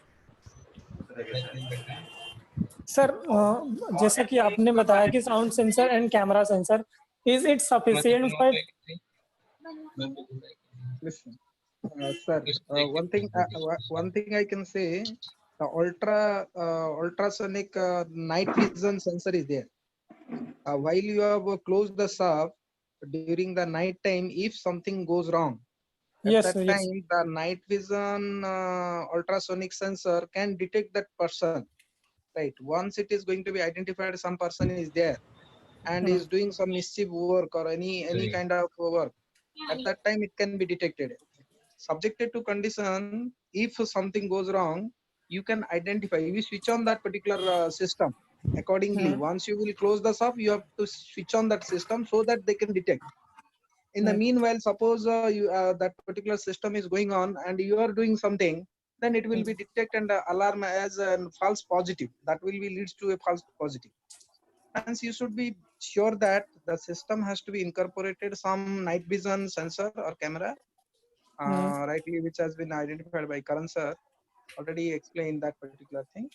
The camera sensor nowadays, so many sophisticated cameras are available in the market, which can be incorporated and which is attached along with a particular devices and SMS incorporation to your mobile system, so that you will get an alarm. Something goes wrong in your shop. Sir Yeah. जैसे कि उसमें जो MCU use करूंगा, तो उसमें जैसे मुझे camera embed करना है या फिर जो चीज हैपनिंग हो रही है मेरे शॉप में, तो उसको अपने मोबाइल पे सी करने के लिए, क्योंकि अभी जो मार्केट में प्रोडक्ट मिल रहे हैं वो काफी महंगे हैं, तो मेरा ये है कंसर्न कि IP based camera, you can trace out also whatever things are going on in your shop. You can trace out by sitting your home also. Not an sir issue. वो सर थर्ड पार्टी प्रोवाइडर होगा तो securities के issues भी होंगे, और मैं चाहता हूं कि कम से कम बजट में ये मार्केट में ला सकूं.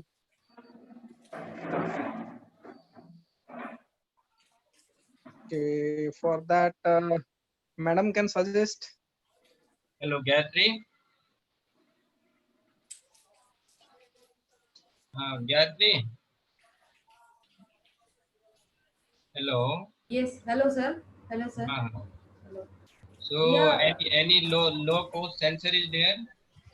Yeah, touch-based sensors are there, sir. But exactly according to his application, he just want that if, sir, we are having some sensors like if the car theft system, if he search some papers of car theft system, there are some sensors. If we touch the door of the car, then the alarm rings. Like some sensors are there. So that is very low cost device. I am not exactly remembering the name of the sensor that is used.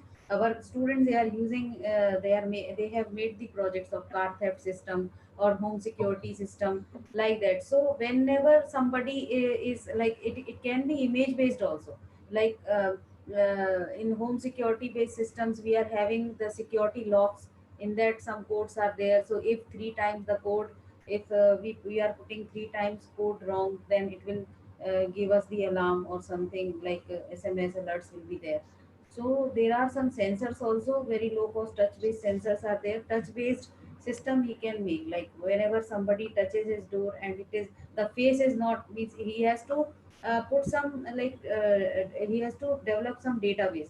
In that database he has to keep the images of some persons who means like trusted persons, and if some unusual activity happens, if some unrecognized face come, then he can have some alerts, something like that. But for this security based, I think the camera is the best option, sir. The Yes. camera is the best option because sir, anybody can touch if he's just making the touch based alarm. Then if anybody touches the door of the shutter, then the alarm will ring. So there is no Yes. use. So I think the best thing is that he has to put one camera and he has to collect it through camera and image based system he has to design. Okay. Suren. Hello, Suren.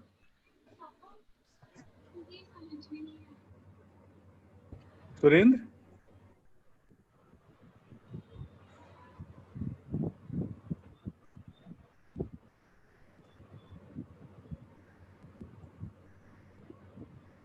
Surendra is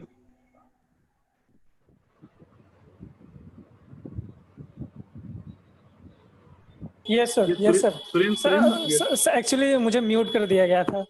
sir मेरा concern ये भी है कि sir camera can be bypass ना, and जो ultrasonic sensor we will use that कि उसकी एक रेंज होती है, तो वो रेंज के बाहर तो काम नहीं कर सकता। लाइक 2 मीटर की रेंज होती है उसकी, तो अल्ट्रासोनिक सेंसर उतने रेंज में काम करेगा। फिर दूसरा जो हम कैमरा यूज करेंगे, तो वो कैमरा को अगर बाईपास कर दिया जाता है, उसके बाद से अगर कोई अटेम्प्ट होता है हमारे शटर पे या फिर जो हमारी जो कवर होगा, तो उस पे तो फिर सिक्योरिटी बाईपास तो हो जाएगा ना। तो सर उसके लिए मैं क्या यूज करूँ? अल्ट्रासोनिक सेंसर्स को यूज कर रहा हूँ, कैमरा सेंसर यूज कर रहा हूँ, ये दोनों बाईपास किए जा सकते हैं अगर मैं एडवांस में सोचूं तो।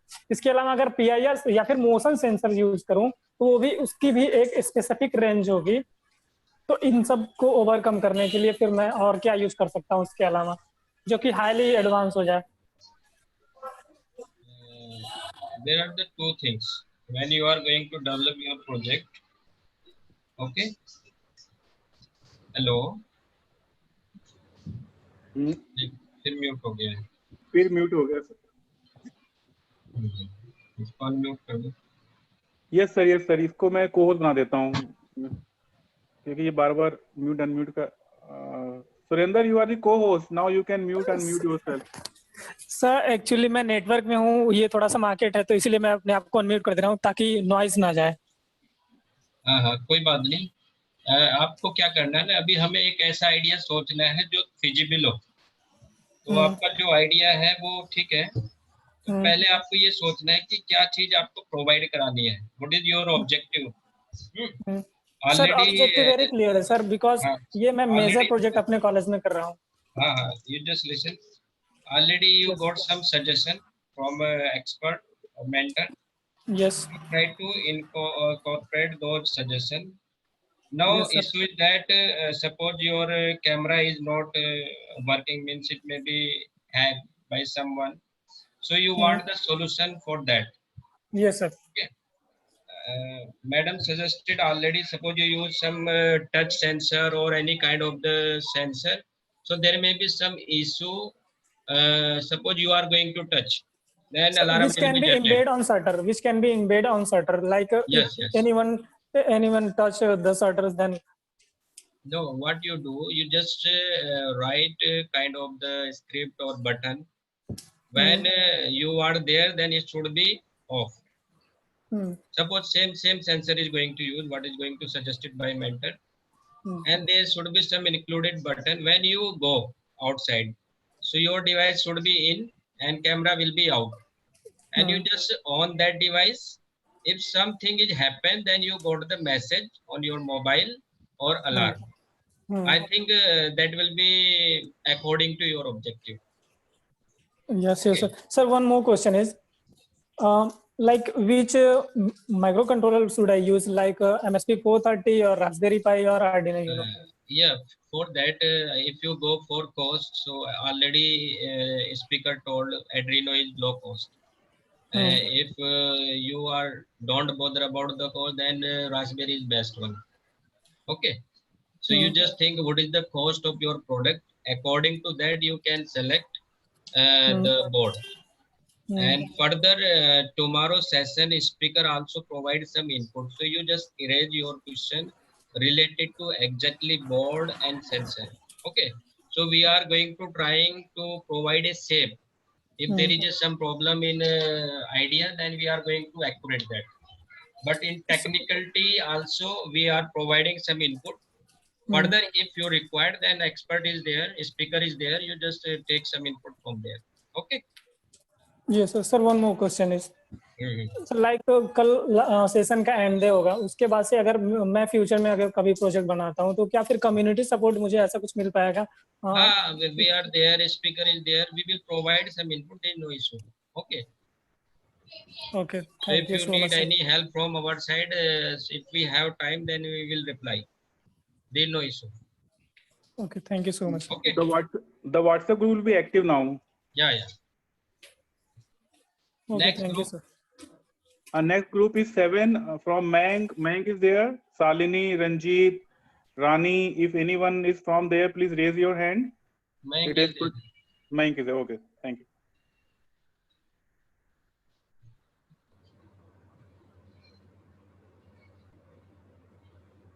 और कितने बच्चे हैं?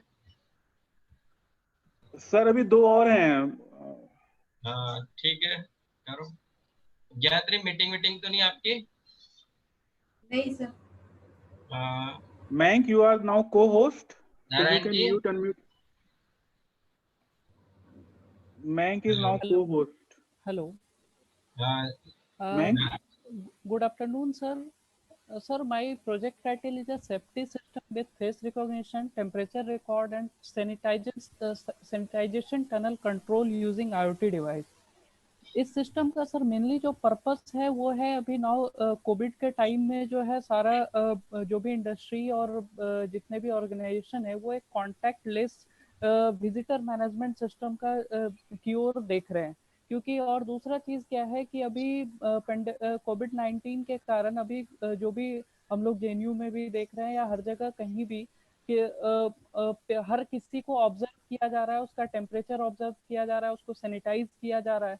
तो इसके लिए कि यदि ऑटोमेटेड सिस्टम हो जाए विद फेस रिकॉग्निशन तो इसमें होगा कि कॉन्टैक्ट लेस प्रोसेस पूरा होगा. इसमें मैंने जो अभी मेरा आइडिया है इसमें कि फर्स्टली जब कोई भी पर्सन गेट पे आता है तो पीआईआर मोशन सेंसर से उसका मोशन डिटेक्ट होगा. मोशन डिटेक्ट होने के ही साथ ही डिस्प्ले स्क्रीन और कैमरा दोनों ऑन हो जाएगा. डिस्प्ले स्क्रीन में क्या है कि उसका जो कैप्चर इमेज है वो डिस्प्ले होगा और वो अकॉर्डिंग टू कैमरा के अकॉर्डिंग वो अपना पोजीशन कर सकता है और वहाँ पे फेस जैसे ही उसका डिडक्ट होगा उसी के अकॉर्डिंग हम डिवाइस में एंगल के हिसाब से वहाँ पे हम एक टेम्परेचर सेंसर लगाएंगे जो कि टेम्परेचर उसको आईआर इंफ्रारेड टेम्परेचर सेंसर वो उसका टेम्परेचर भी कैप्चर कर लेगा.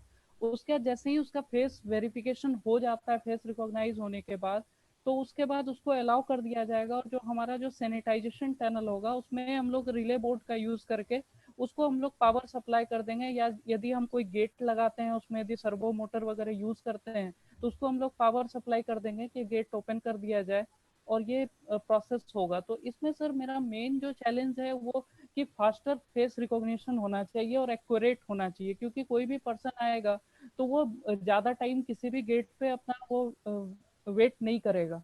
तो इसमें सर कैसे हम फास्टर फेस रिकॉग्निशन इम्प्लीमेंट करें और कॉस्ट भी लो होना चाहिए, क्योंकि कॉस्ट ज़्यादा रहेगा तो फिर ये मार्केट में इम्प्लीमेंट करने में प्रॉब्लम होगा.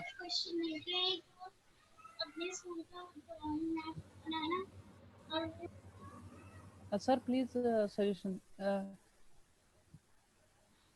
Anyone? Gayatri? Yes sir. Input है? Hello. Yes, Yes, yes. ma'am. Yes, you told that you want to capture the image and fast image capturing should be there. Yeah. Am I right?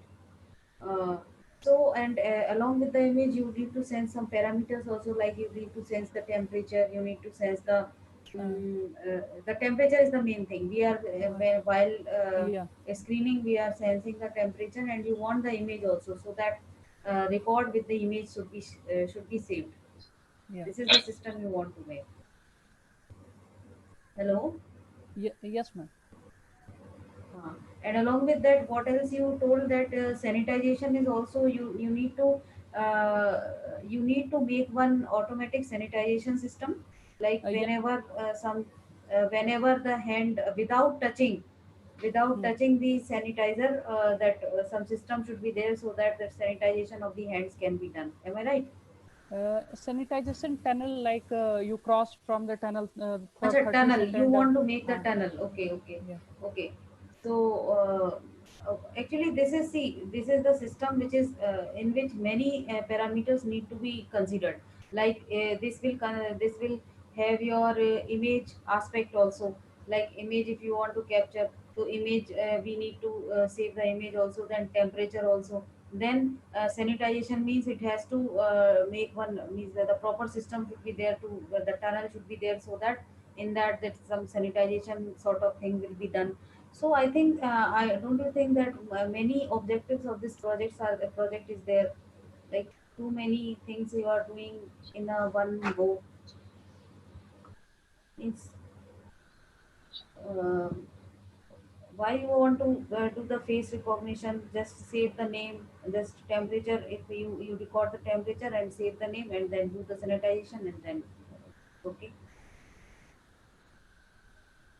Like means I think the objective, like too many things you want to make and you are just making the sanitization tunnel, so work on that topic only. Ma'am, actually, main concern is a visitor recognition also, because monitoring of the visitor is now there's a most concern. So if see visitor recognition is another thing, na. If you want to consider the security, so that is Yeah. that comes under security. If some visitor, if some visitor which you don't want to allow, if he enters, then that comes under security.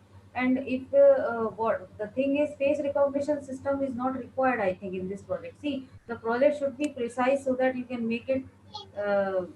Like it should be very precise. The objective should be very precise.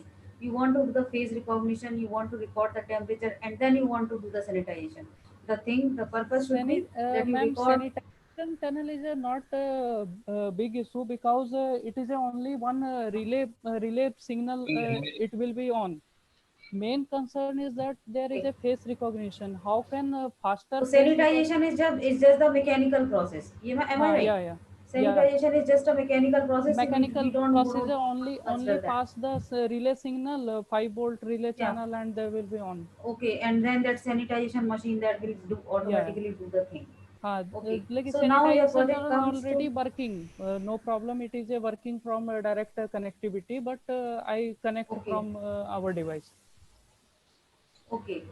Then temperature record and face recognition. Face recognition systems are already built. They are means many papers are there for about the face recognition. So you can take the input from there. And temperature record that you also can do. I don't want. I am not understanding why means this full system. If you are making, what is the objective of this? Like using IoT device. Now why you want to save the all the records to some cloud? Ma'am इसमें mainly क्या है कि अभी जैसे कि अब कोई भी ऑर्गेनाइजेशन है, कोई भी कंपनी है, वो आज के डेट में क्या कर रहे हैं कि डेली आप कोई भी उनके स्टाफ्स एम्प्लॉय हैं तो उनका वो रिकॉर्ड मैनुअली बेसिस पे उसका टेम्परेचर डेली रिकॉर्ड कर रहे हैं, डेली उसका इंफॉर्मेशन की कब आए कब गए। तो इससे क्या होगा कि एक हमारे पास कलेक्टिव इंफॉर्मेशन होगा, सर्वर पे रहेगा, उसको हम बाद में फर्दर एनालिसिस भी कर सकते हैं कि यदि हमें कोई जैसे अब मैंने इस सिस्टम को किसी पार्क में लगाया या किसी रेलवे स्टेशन पे लगाया तो वहाँ पे हम frequency of automatically yes automatically आपका डेटा सेव होता रहेगा कि दैट इज ये पर्सन आया तो इसका टेम्परेचर इतना था और इसकी इमेज सेव हो गई, ठीक है, और वो डाटाबेस में आपके आ गई। और दूसरा चीज है कि इसमें मैनुअली बाईपास नहीं किया जा सकेगा कि अब सपोज कीजिए कि कोई यदि गेट पे आ रहा है उसका टेम्परेचर 103 भी है तो गार्ड यदि चाहे तो उसको अलाउ कर सकता है, लेकिन यहाँ पे है कि आप उसमें कंडीशन रहेगा कि यदि आप 100 से अबव यदि आपका बॉडी टेम्परेचर डिडक्ट होता है तो आप आगे अलर्ट आएगा। तो अब इसमें आपको मतलब क्या डिफिकल्टी क्या आ रही है? तो हो जाएगा। डिफिकल्टी मेन मैम है कि जो इसमें फेस रिकॉग्निशन लगाएंगे कौन सा कैसे हम इसको यूज, क्योंकि इसमें हमें डेटा भी इंसर्ट करना होगा फेस का, क्योंकि जब फेस रिकॉग्निशन होगा तो वो विदाउट डेटा नहीं होगा, तो डेटा हम देखो या तो मेरी बात सुनो, रिकॉग्निशन तो इसलिए नहीं होगा क्योंकि आप विजिटर की बात कर रहे हो, ठीक नहीं है। रिकॉग्निशन आप तो कह रहे हो कि मैं विजिटर के लिए बना रहा हूँ, अगर आप एम्प्लॉयज के लिए बना रहे हो तो एम्प्लॉयज का तो अगर नाम नहीं डल जाएगा तो भी हो जाएगा। एम्प्लॉयज के लिए मतलब देखो, अगर आप इमेज सेव करोगे ना तो इमेज के कंपोजिशन में थोड़ा सा कॉम्प्लिकेशन आएगा, ठीक है। मतलब आपको मैंने एक मतलब एक प्रोजेक्ट मैंने किया था, मैं बता रही हूँ कि ये इंटेलिजेंट जो एडमिट कार्ड्स वगैरह पे हम लोग काम करते हैं ना, कि एडमिट कार्ड मैन्युअली गेट पे चेक होते हैं, ठीक है। तो हमने ये प्लान किया था कि हम एडमिट कार्ड चेक करने की जगह बच्चे को क्या करें कि उसका मतलब एक ऐसा सिस्टम बना दे जिसके आगे वो खड़ा हो जाए और उसका एडमिट कार्ड वेरीफाई मतलब मैन्युअली ना करना पड़े और गेट से उसको अलाउंस मिले कि हाँ चलो ठीक है, दिस स्टूडेंट इज करेक्ट, ठीक है। लेकिन उसमें इमेज के साथ जब आप करते हो तो आपको मेमोरी की प्रॉब्लम आती है। रास्पबेरी पाई यूज करोगे, कुछ भी यूज करोगे तो उसमें मेमोरी की प्रॉब्लम आती है, ठीक है। कोई अगर आप सिस्टम डिजाइन कर रहे हो तो अगर पॉसिबल है और मतलब सिर्फ आप एम्प्लॉयज के लिए बना रहे हो तो मेरे ख्याल से नाम से ही काम चल जाएगा आपका, है ना। और अगर विजिटर्स के लिए बना रहे हो तो उसमें फिर उसकी जरूरत नहीं है ना आपको, मतलब तो फोटो सेविंग की नेम फिर मैनुअली इंटर करवाना पड़ेगा। मैनुअली नेम एंटर करवाना पड़ेगा। Yes you can do that. हाँ, मैनुअली नेम एंटर करवाना पड़ेगा। या कोई सिस्टम ऐसा बना दो जिसमें मैनुअली नेम वो एंटर मतलब कर सके, या फिर कोई कार्ड बारकोड लाइक या आरएफ कार्ड हाँ। वैसा कुछ देना पड़ेगा कि देखो एम्प्लॉयज के केस में तो सबके पास आईडी कार्ड होता है, ठीक है।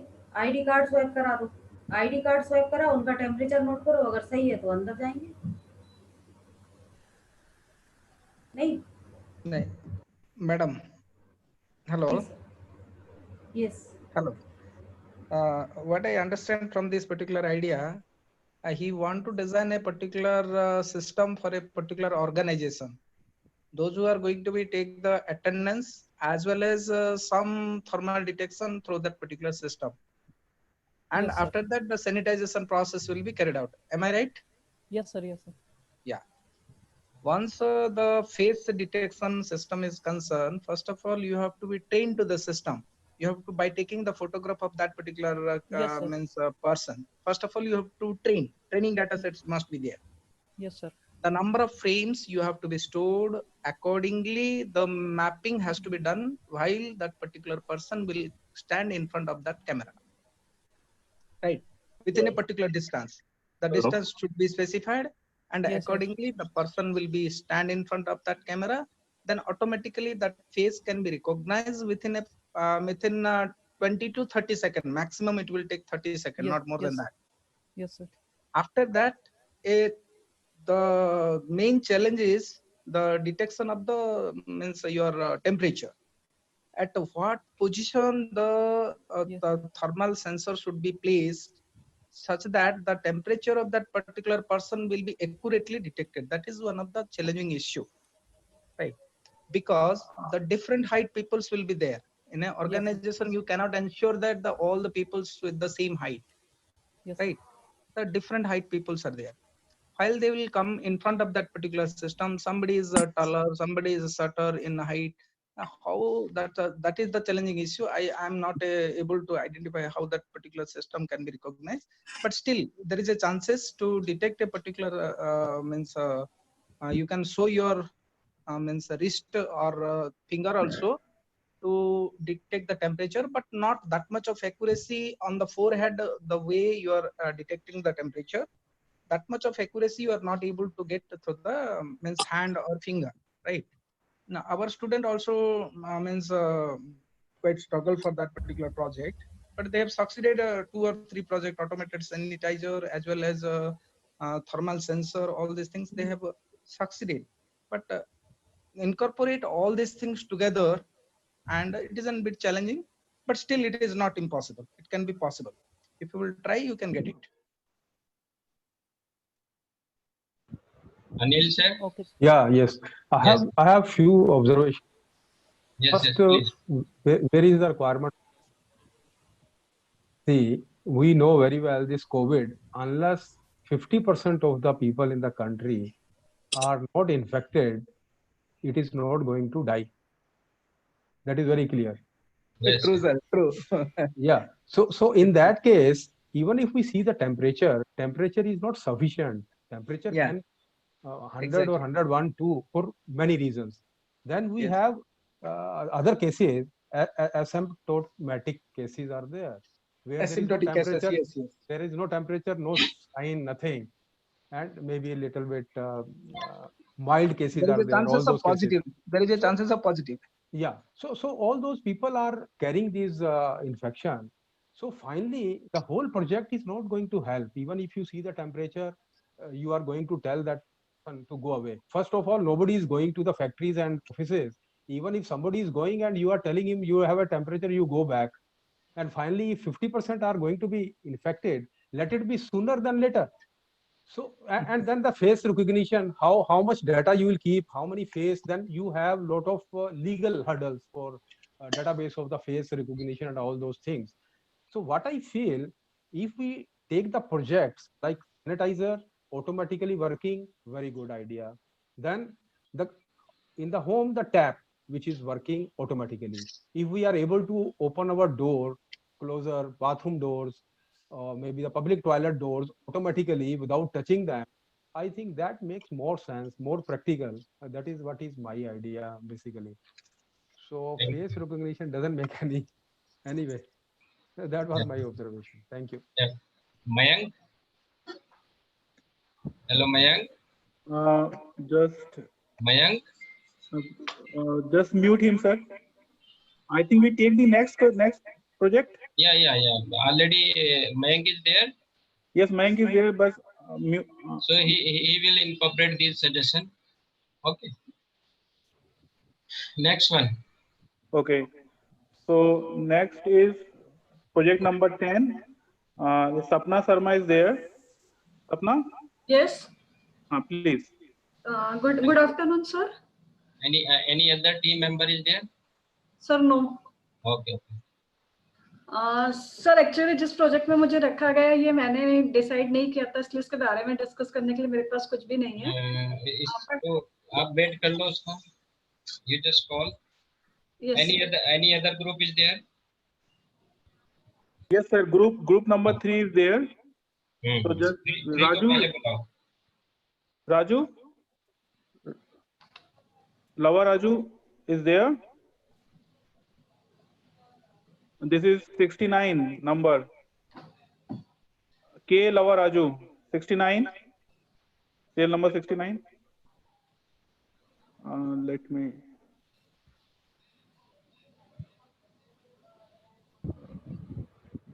Yes, make him the co-host. Yes. Serial number 69, you are the co-host. Unmute him. Where is?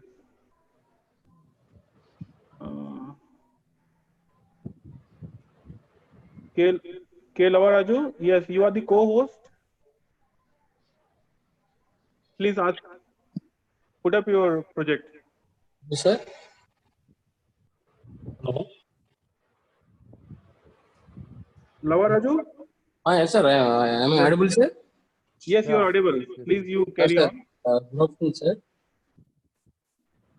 Sir, nowadays thermal comfort level measurable index for plant of motto. Hello. Yes. Hello. Yes. Sir, measurement index for human body, like thermal comfort level. Hello. Hello. Explain. Yeah. Actually, sir, thermal for human body, thermal comfort level measurement index is there. Along with instead of that, we have to measure the measurement index for plant thermal in terms of thermal conductivity, in terms of thermal comfort level, like temperature, like humidity, like that. So like that, we will make it as a measurement index.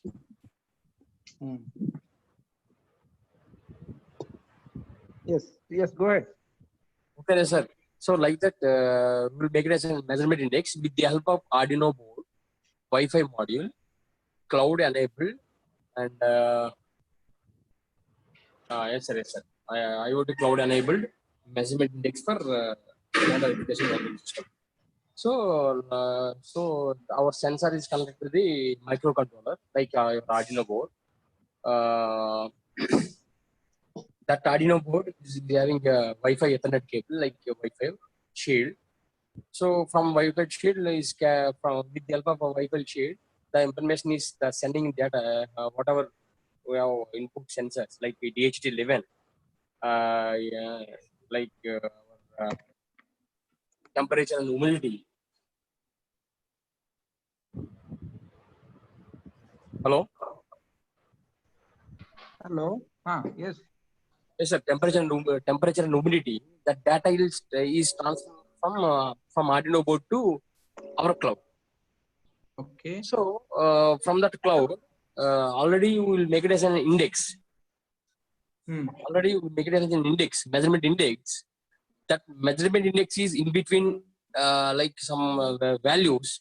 Yes, the plant growth is healthy. The plant growth is bad in the situation.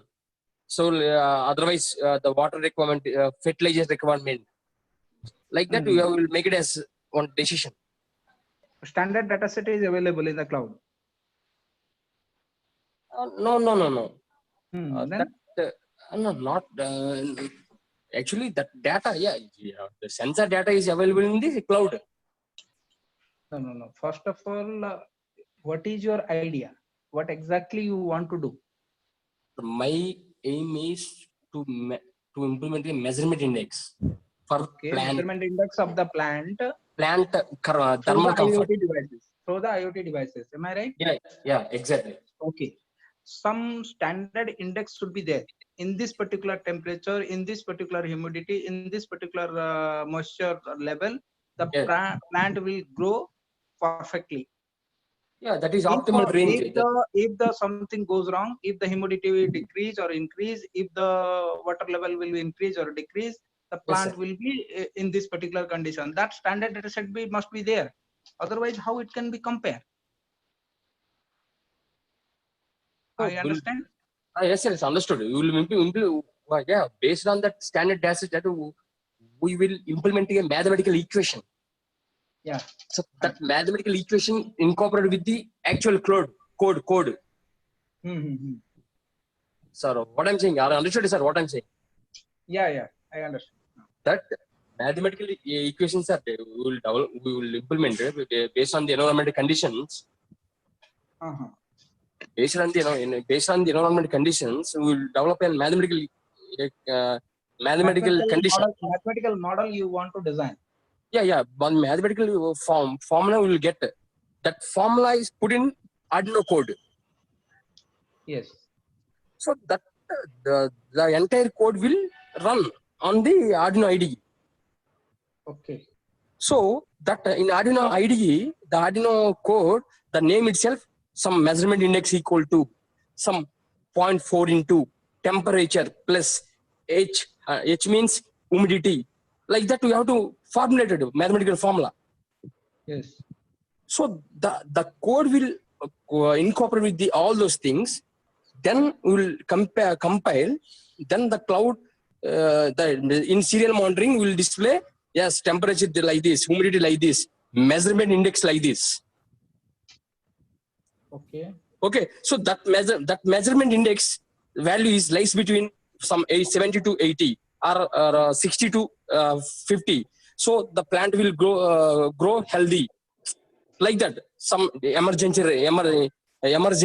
like or trouble, like we are make it as in categories. What I observed, the IoT based smart farming, so many systems are developed. So far. Sir, our motto is, are you understood what I'm saying, sir? Yeah. IoT based, listen me. The IoT based smart farming, the system is built for monitoring the crop field with the help of sensor. Like light, humidity, temperature, soil moisture, etc. Am I right? Yes, sir. the automating the irrigation system also. It is also incorporated the automating irrigation system. Yes, sir. Yes, sir. The farmer can monitor the field condition from anywhere. Yes, sir. Right. The IoT-based smart farming is highly efficient when you compare with the conventional approach. Right. But the thing is that it is already some Yes, of sir. the farming system is incorporated. It is already built up. Yes, Because sir. IoT-based These are all farming on system existence, is sir. But incorporated. now So my many motto is that is till now not yet developed. Some okay, some a little bit low, less work is there. Yeah. It is growing on because this research is going on, right? How to build a better from the existing system. We learn something. We want sir, to yes, sir. incorporate some incremental work on that particular existing system, so that Yes, we sir. can say that our system is a more better efficient than the existing one. That Yes, we sir. can Yes, say. sir. That we can say. I cannot deny. But thing is that at what point of time, at what kind of index level you want to measure, that is one of the important issue, right? Yes, sir. Yes, sir. All the measurement factors, which is likely said that light, temperature, humidity, moisture, and irrigation level, water level, all these things are required to understand first which Yes, sir. plant is incorporate what kind of things, and accordingly you can put the different sensor to measure the index level of that particular environment, and Yes, sir. accordingly it will alert you to make it perfect. Yes, sir. Yes, sir. Some agricultural drone is also available to Yes, sir. generate some pictures, Yes, and sir. on the basis of the sensor it can from the cloud it will be take the standard data set, and suppose a particular plant is required this much of temperature, this much of humidity, this much of Yes, light, sir. Exactly, sir. Exactly. Optimal range. and the exact whatever the exact amount of light is provided to that particular plant is less as compared to the standard data. Yes, sir. Yes, sir. Yes, sir. Then only you can take some precaution measure for that, Yes, sir. right? And for that you need to understand first what kind of data you are dealing with, and accordingly you have to design a model. Okay, sir. Okay, sir. Sure. So, yes, sir. Thank you, sir. Sir. Karan sir, Thank any you. comments on this? Yes, it is enough, I think. Thank you. Sir. Thank you so much, sir, for your So guidance. now Yeah, take the last. sir, Anil sir is asking something. You just unmute. Yes, sir. Yes, sir. See, it's a very good idea. Hello, are you able to Yes, sir. listen? Yes, sir. Yes. It is a very good idea related to agriculture, where our honorable Prime Minister also wants that production should increase. But Yes, sir. it is very complex. What you are trying to do, that what is the index which you are going to create? There are number of inputs required for that: humidity level, temperature, type of crop, area, geographical area in the country. So Yes, sir. Yes, sir. so hundreds of parameters might be there. But yes, idea is very good. You can start at a particular location with a particular agriculture product, and then you need to get a lot of inputs from state governments and private agencies and from the people. Then only finally you can use it as a pilot. That is what I feel. Yeah, that is what is the requirement. But idea is good. If you just want to have one parameter, do something with one parameter, then you keep on adding other parameters. That is another approach. Only say temperature or humidity, pick up only temperature or humidity or one or two parameter, and then you create a model, and then slowly you keep on adding other parameters, because lot of parameters will be there. Yes, sir. Yes, sir. Yes, sir. You Exactly. need pH. You need pH. Yes, sir. Yes, sir. You Sure. need pesticide when and the time rain, when the rain comes. All those things are there. That is very good idea. Yes, sir. Good. Again, it Thank you so depends much, sir. upon the type of crops and type of environment in which Yes. it is growing. That is Yes. also important factor, sir. Yes, it is Yes, sir. environment, and then the cycle is also there. What exactly. what time exactly? There are 3 crops, 2 crops. Yeah, So, and geographically, temperature, lot of things are there. Lot of So outside forces are also there, na? Like that's why I told that on what data set you are going to be work, and accordingly what kind of things you want to detect. But over a period, starting it with 1 or 2 parameters, over a period you can graduate by adding 1, 2, 3 parameters, and immediately it will start giving you results. Yes, sir. First of all, we will try to two sensors like. Yes. Even if you integrate your rain gauge system with this, no rain gauge. Yes, sir. That will also give you whether rain, like once you have a rain gauge system, maybe for a geographical area, and if you can forecast or with the inputs taking from various agencies, IMD and lot of agencies, SkyMet, lot of agencies are there, which give you area-based forecast, or you develop your own using some artificial intelligence and all that. If it rains, say after a few hours or next day, if you get a that sort of forecast for a particular area which is not there, like IMD or nobody gives a forecast for a particular area specific for agriculture. Otherwise, for a city or a big area, it is always there.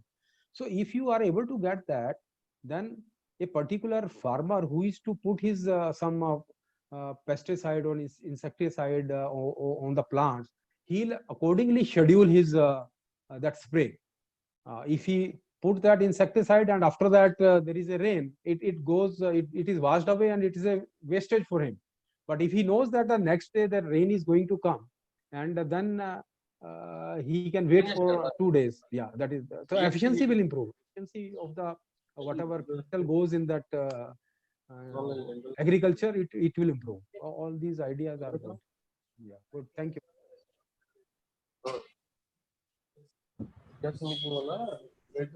Sushil sir बोलना है suggestion है कुछ Yes, sir. Basically, if you want to work in this area, you can work precision this irrigation schedulers. Okay. In which you can use air temperature, air humidity, soil moisture, soil temperatures, rain level data you can also use. Then you can combine it and make, you can use long short-term memory models basically. Okay, then you predict soil moisture, what you key parameters. Then you predict, after predicting the soil moistures, you can additionally provide crop information, there's a root growth and soil information from the other sources. And then you apply this irrigation scheduler in which you basically check irrigation needed or none. Yes, sir.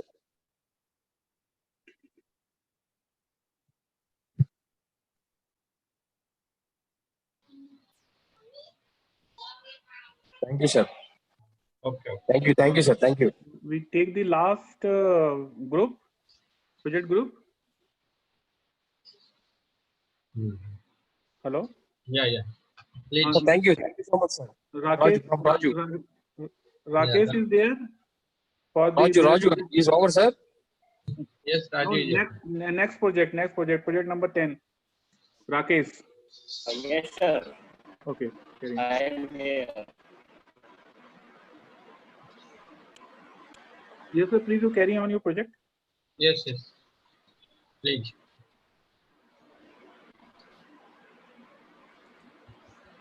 Share on screen. Rakesh. Yes, sir. Please tell what is your idea?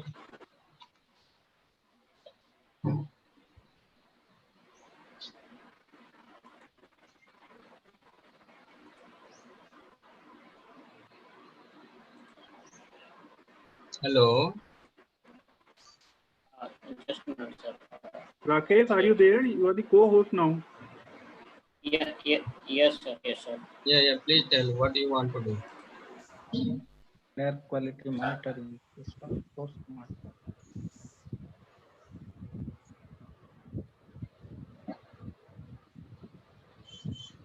Who is presenting this project? Air quality monitoring system. So, hello, हाँ Rakesh. Sir हाँ, yes sir. हाँ बताओ क्या करना चाहते हो, क्या आपको मदद चाहिए ये बताओ। Sir air quality system, air quality system through smartphone. We have required some sensors and sensors with CO2, CO and NO2, SO2. Okay. So what is the main objective? Air quality monitoring through a smartphone in a house or in a building, in a park. We can manage the air quality of this place. The air impact will be next day, and we can go deep.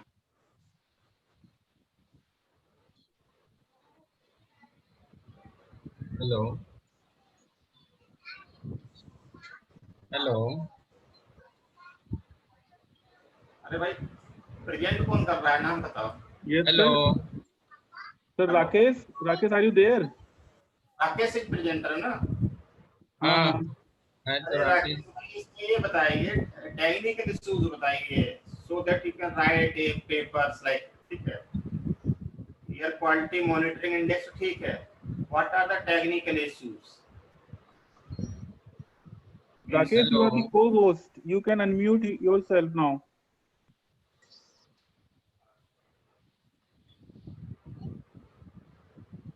Rakesh कहाँ है, उसको unmute करो। कहाँ चले गए भाई? Rakesh sir on है इनका। There is network issue, so sometimes connectivity is break. हाँ मतलब आपको ये प्रोजेक्ट बनाना है तो क्या क्या आपको इनपुट चाहिए वो डिस्कस करो, या कुछ सजेशन चाहिए पैनल से वो डिस्कस करो। और ये बताइए टेक्निकल इश्यूज क्या है, क्या करना चाहते हो, कौन सा? हाँ यस यस। ऐसे बात करो, ऐसे नहीं बात करो कि हम एयर क्वालिटी में ये लेंगे और फिर देख लेंगे ठीक हो गया ना। सर इसमें हम लोग एक एप्लीकेशन के थ्रू हम डेटा लेंगे, जो उसमें सर बहुत सारी प्रॉब्लम्स जैसे कि सेंसर्स को कैसे कनेक्ट करें, how to connect sensors and how to take data from cloud and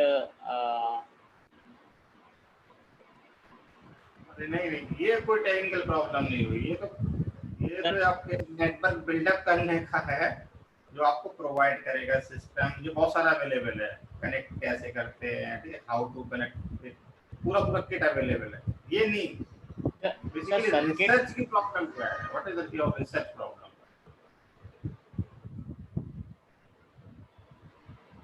suppose ठीक है आपने डेटा ले लिया, डेटा इज अवेलेबल, ठीक है, you have a data, then क्या एस्टिमेट करोगे डेटा से, कौन सी टेक्निक लगाओगे लाइक दैट। और ये कह सकते हो कुछ राउटिंग की प्रॉब्लम्स है, कम्युनिकेशन की प्रॉब्लम्स है, डिले हुआ समथिंग लाइक ऐसे बात करो। मेनली सर राउटिंग्स की प्रॉब्लम पे फोकस करेंगे।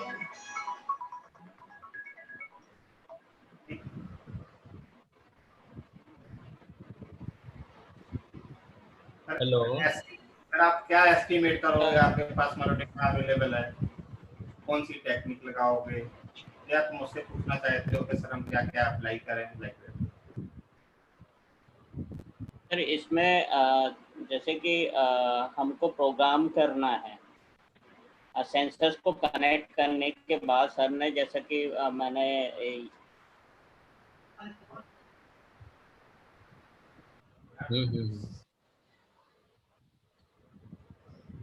करंसी लगता है इसके सिग्नल नहीं आ रहे, कनेक्टिविटी अच्छी। हाँ इसके क्लाउड से कनेक्टिविटी नहीं हो पा रही आई2 डिवाइस की। वॉइस का data Rakesh hello hello hello हाँ, सर। आपको क्या करना है ना, जैसे सुनो, अब सजेशन थोड़े से सुन लो। जी सर। आपको क्या करना है, आपको ये सोचना है कि आप जो बनाने जा रहे हैं वो डिवाइस क्या होगी, उसका काम क्या होगा, what is the work of that device. Suppose you are saying air quality monitoring. अब मान लिया आपने डेटा कलेक्ट कर लिया, उसका क्या करोगे और किसके लिए करोगे, ठीक है। Suppose there is some technical issues, for example, which type of the sensor you required for implementation, and which type of the cloud or server you required for implementation, है ना, वो डिस्कस आप कर सकते हैं कल स्पीकर से। But what is exactly your project objective, it should be clear in one line कि आपका एयर क्वालिटी मॉनिटर कर लिया, but what is the next, क्या करोगे आप। Exactly. It is a kind of the device development which is useful for which type of the application, और किसके लिए beneficial होगी, who will take the benefit. Hello, हाँ Narayan ji. Yes sir, yes sir. You just provide input.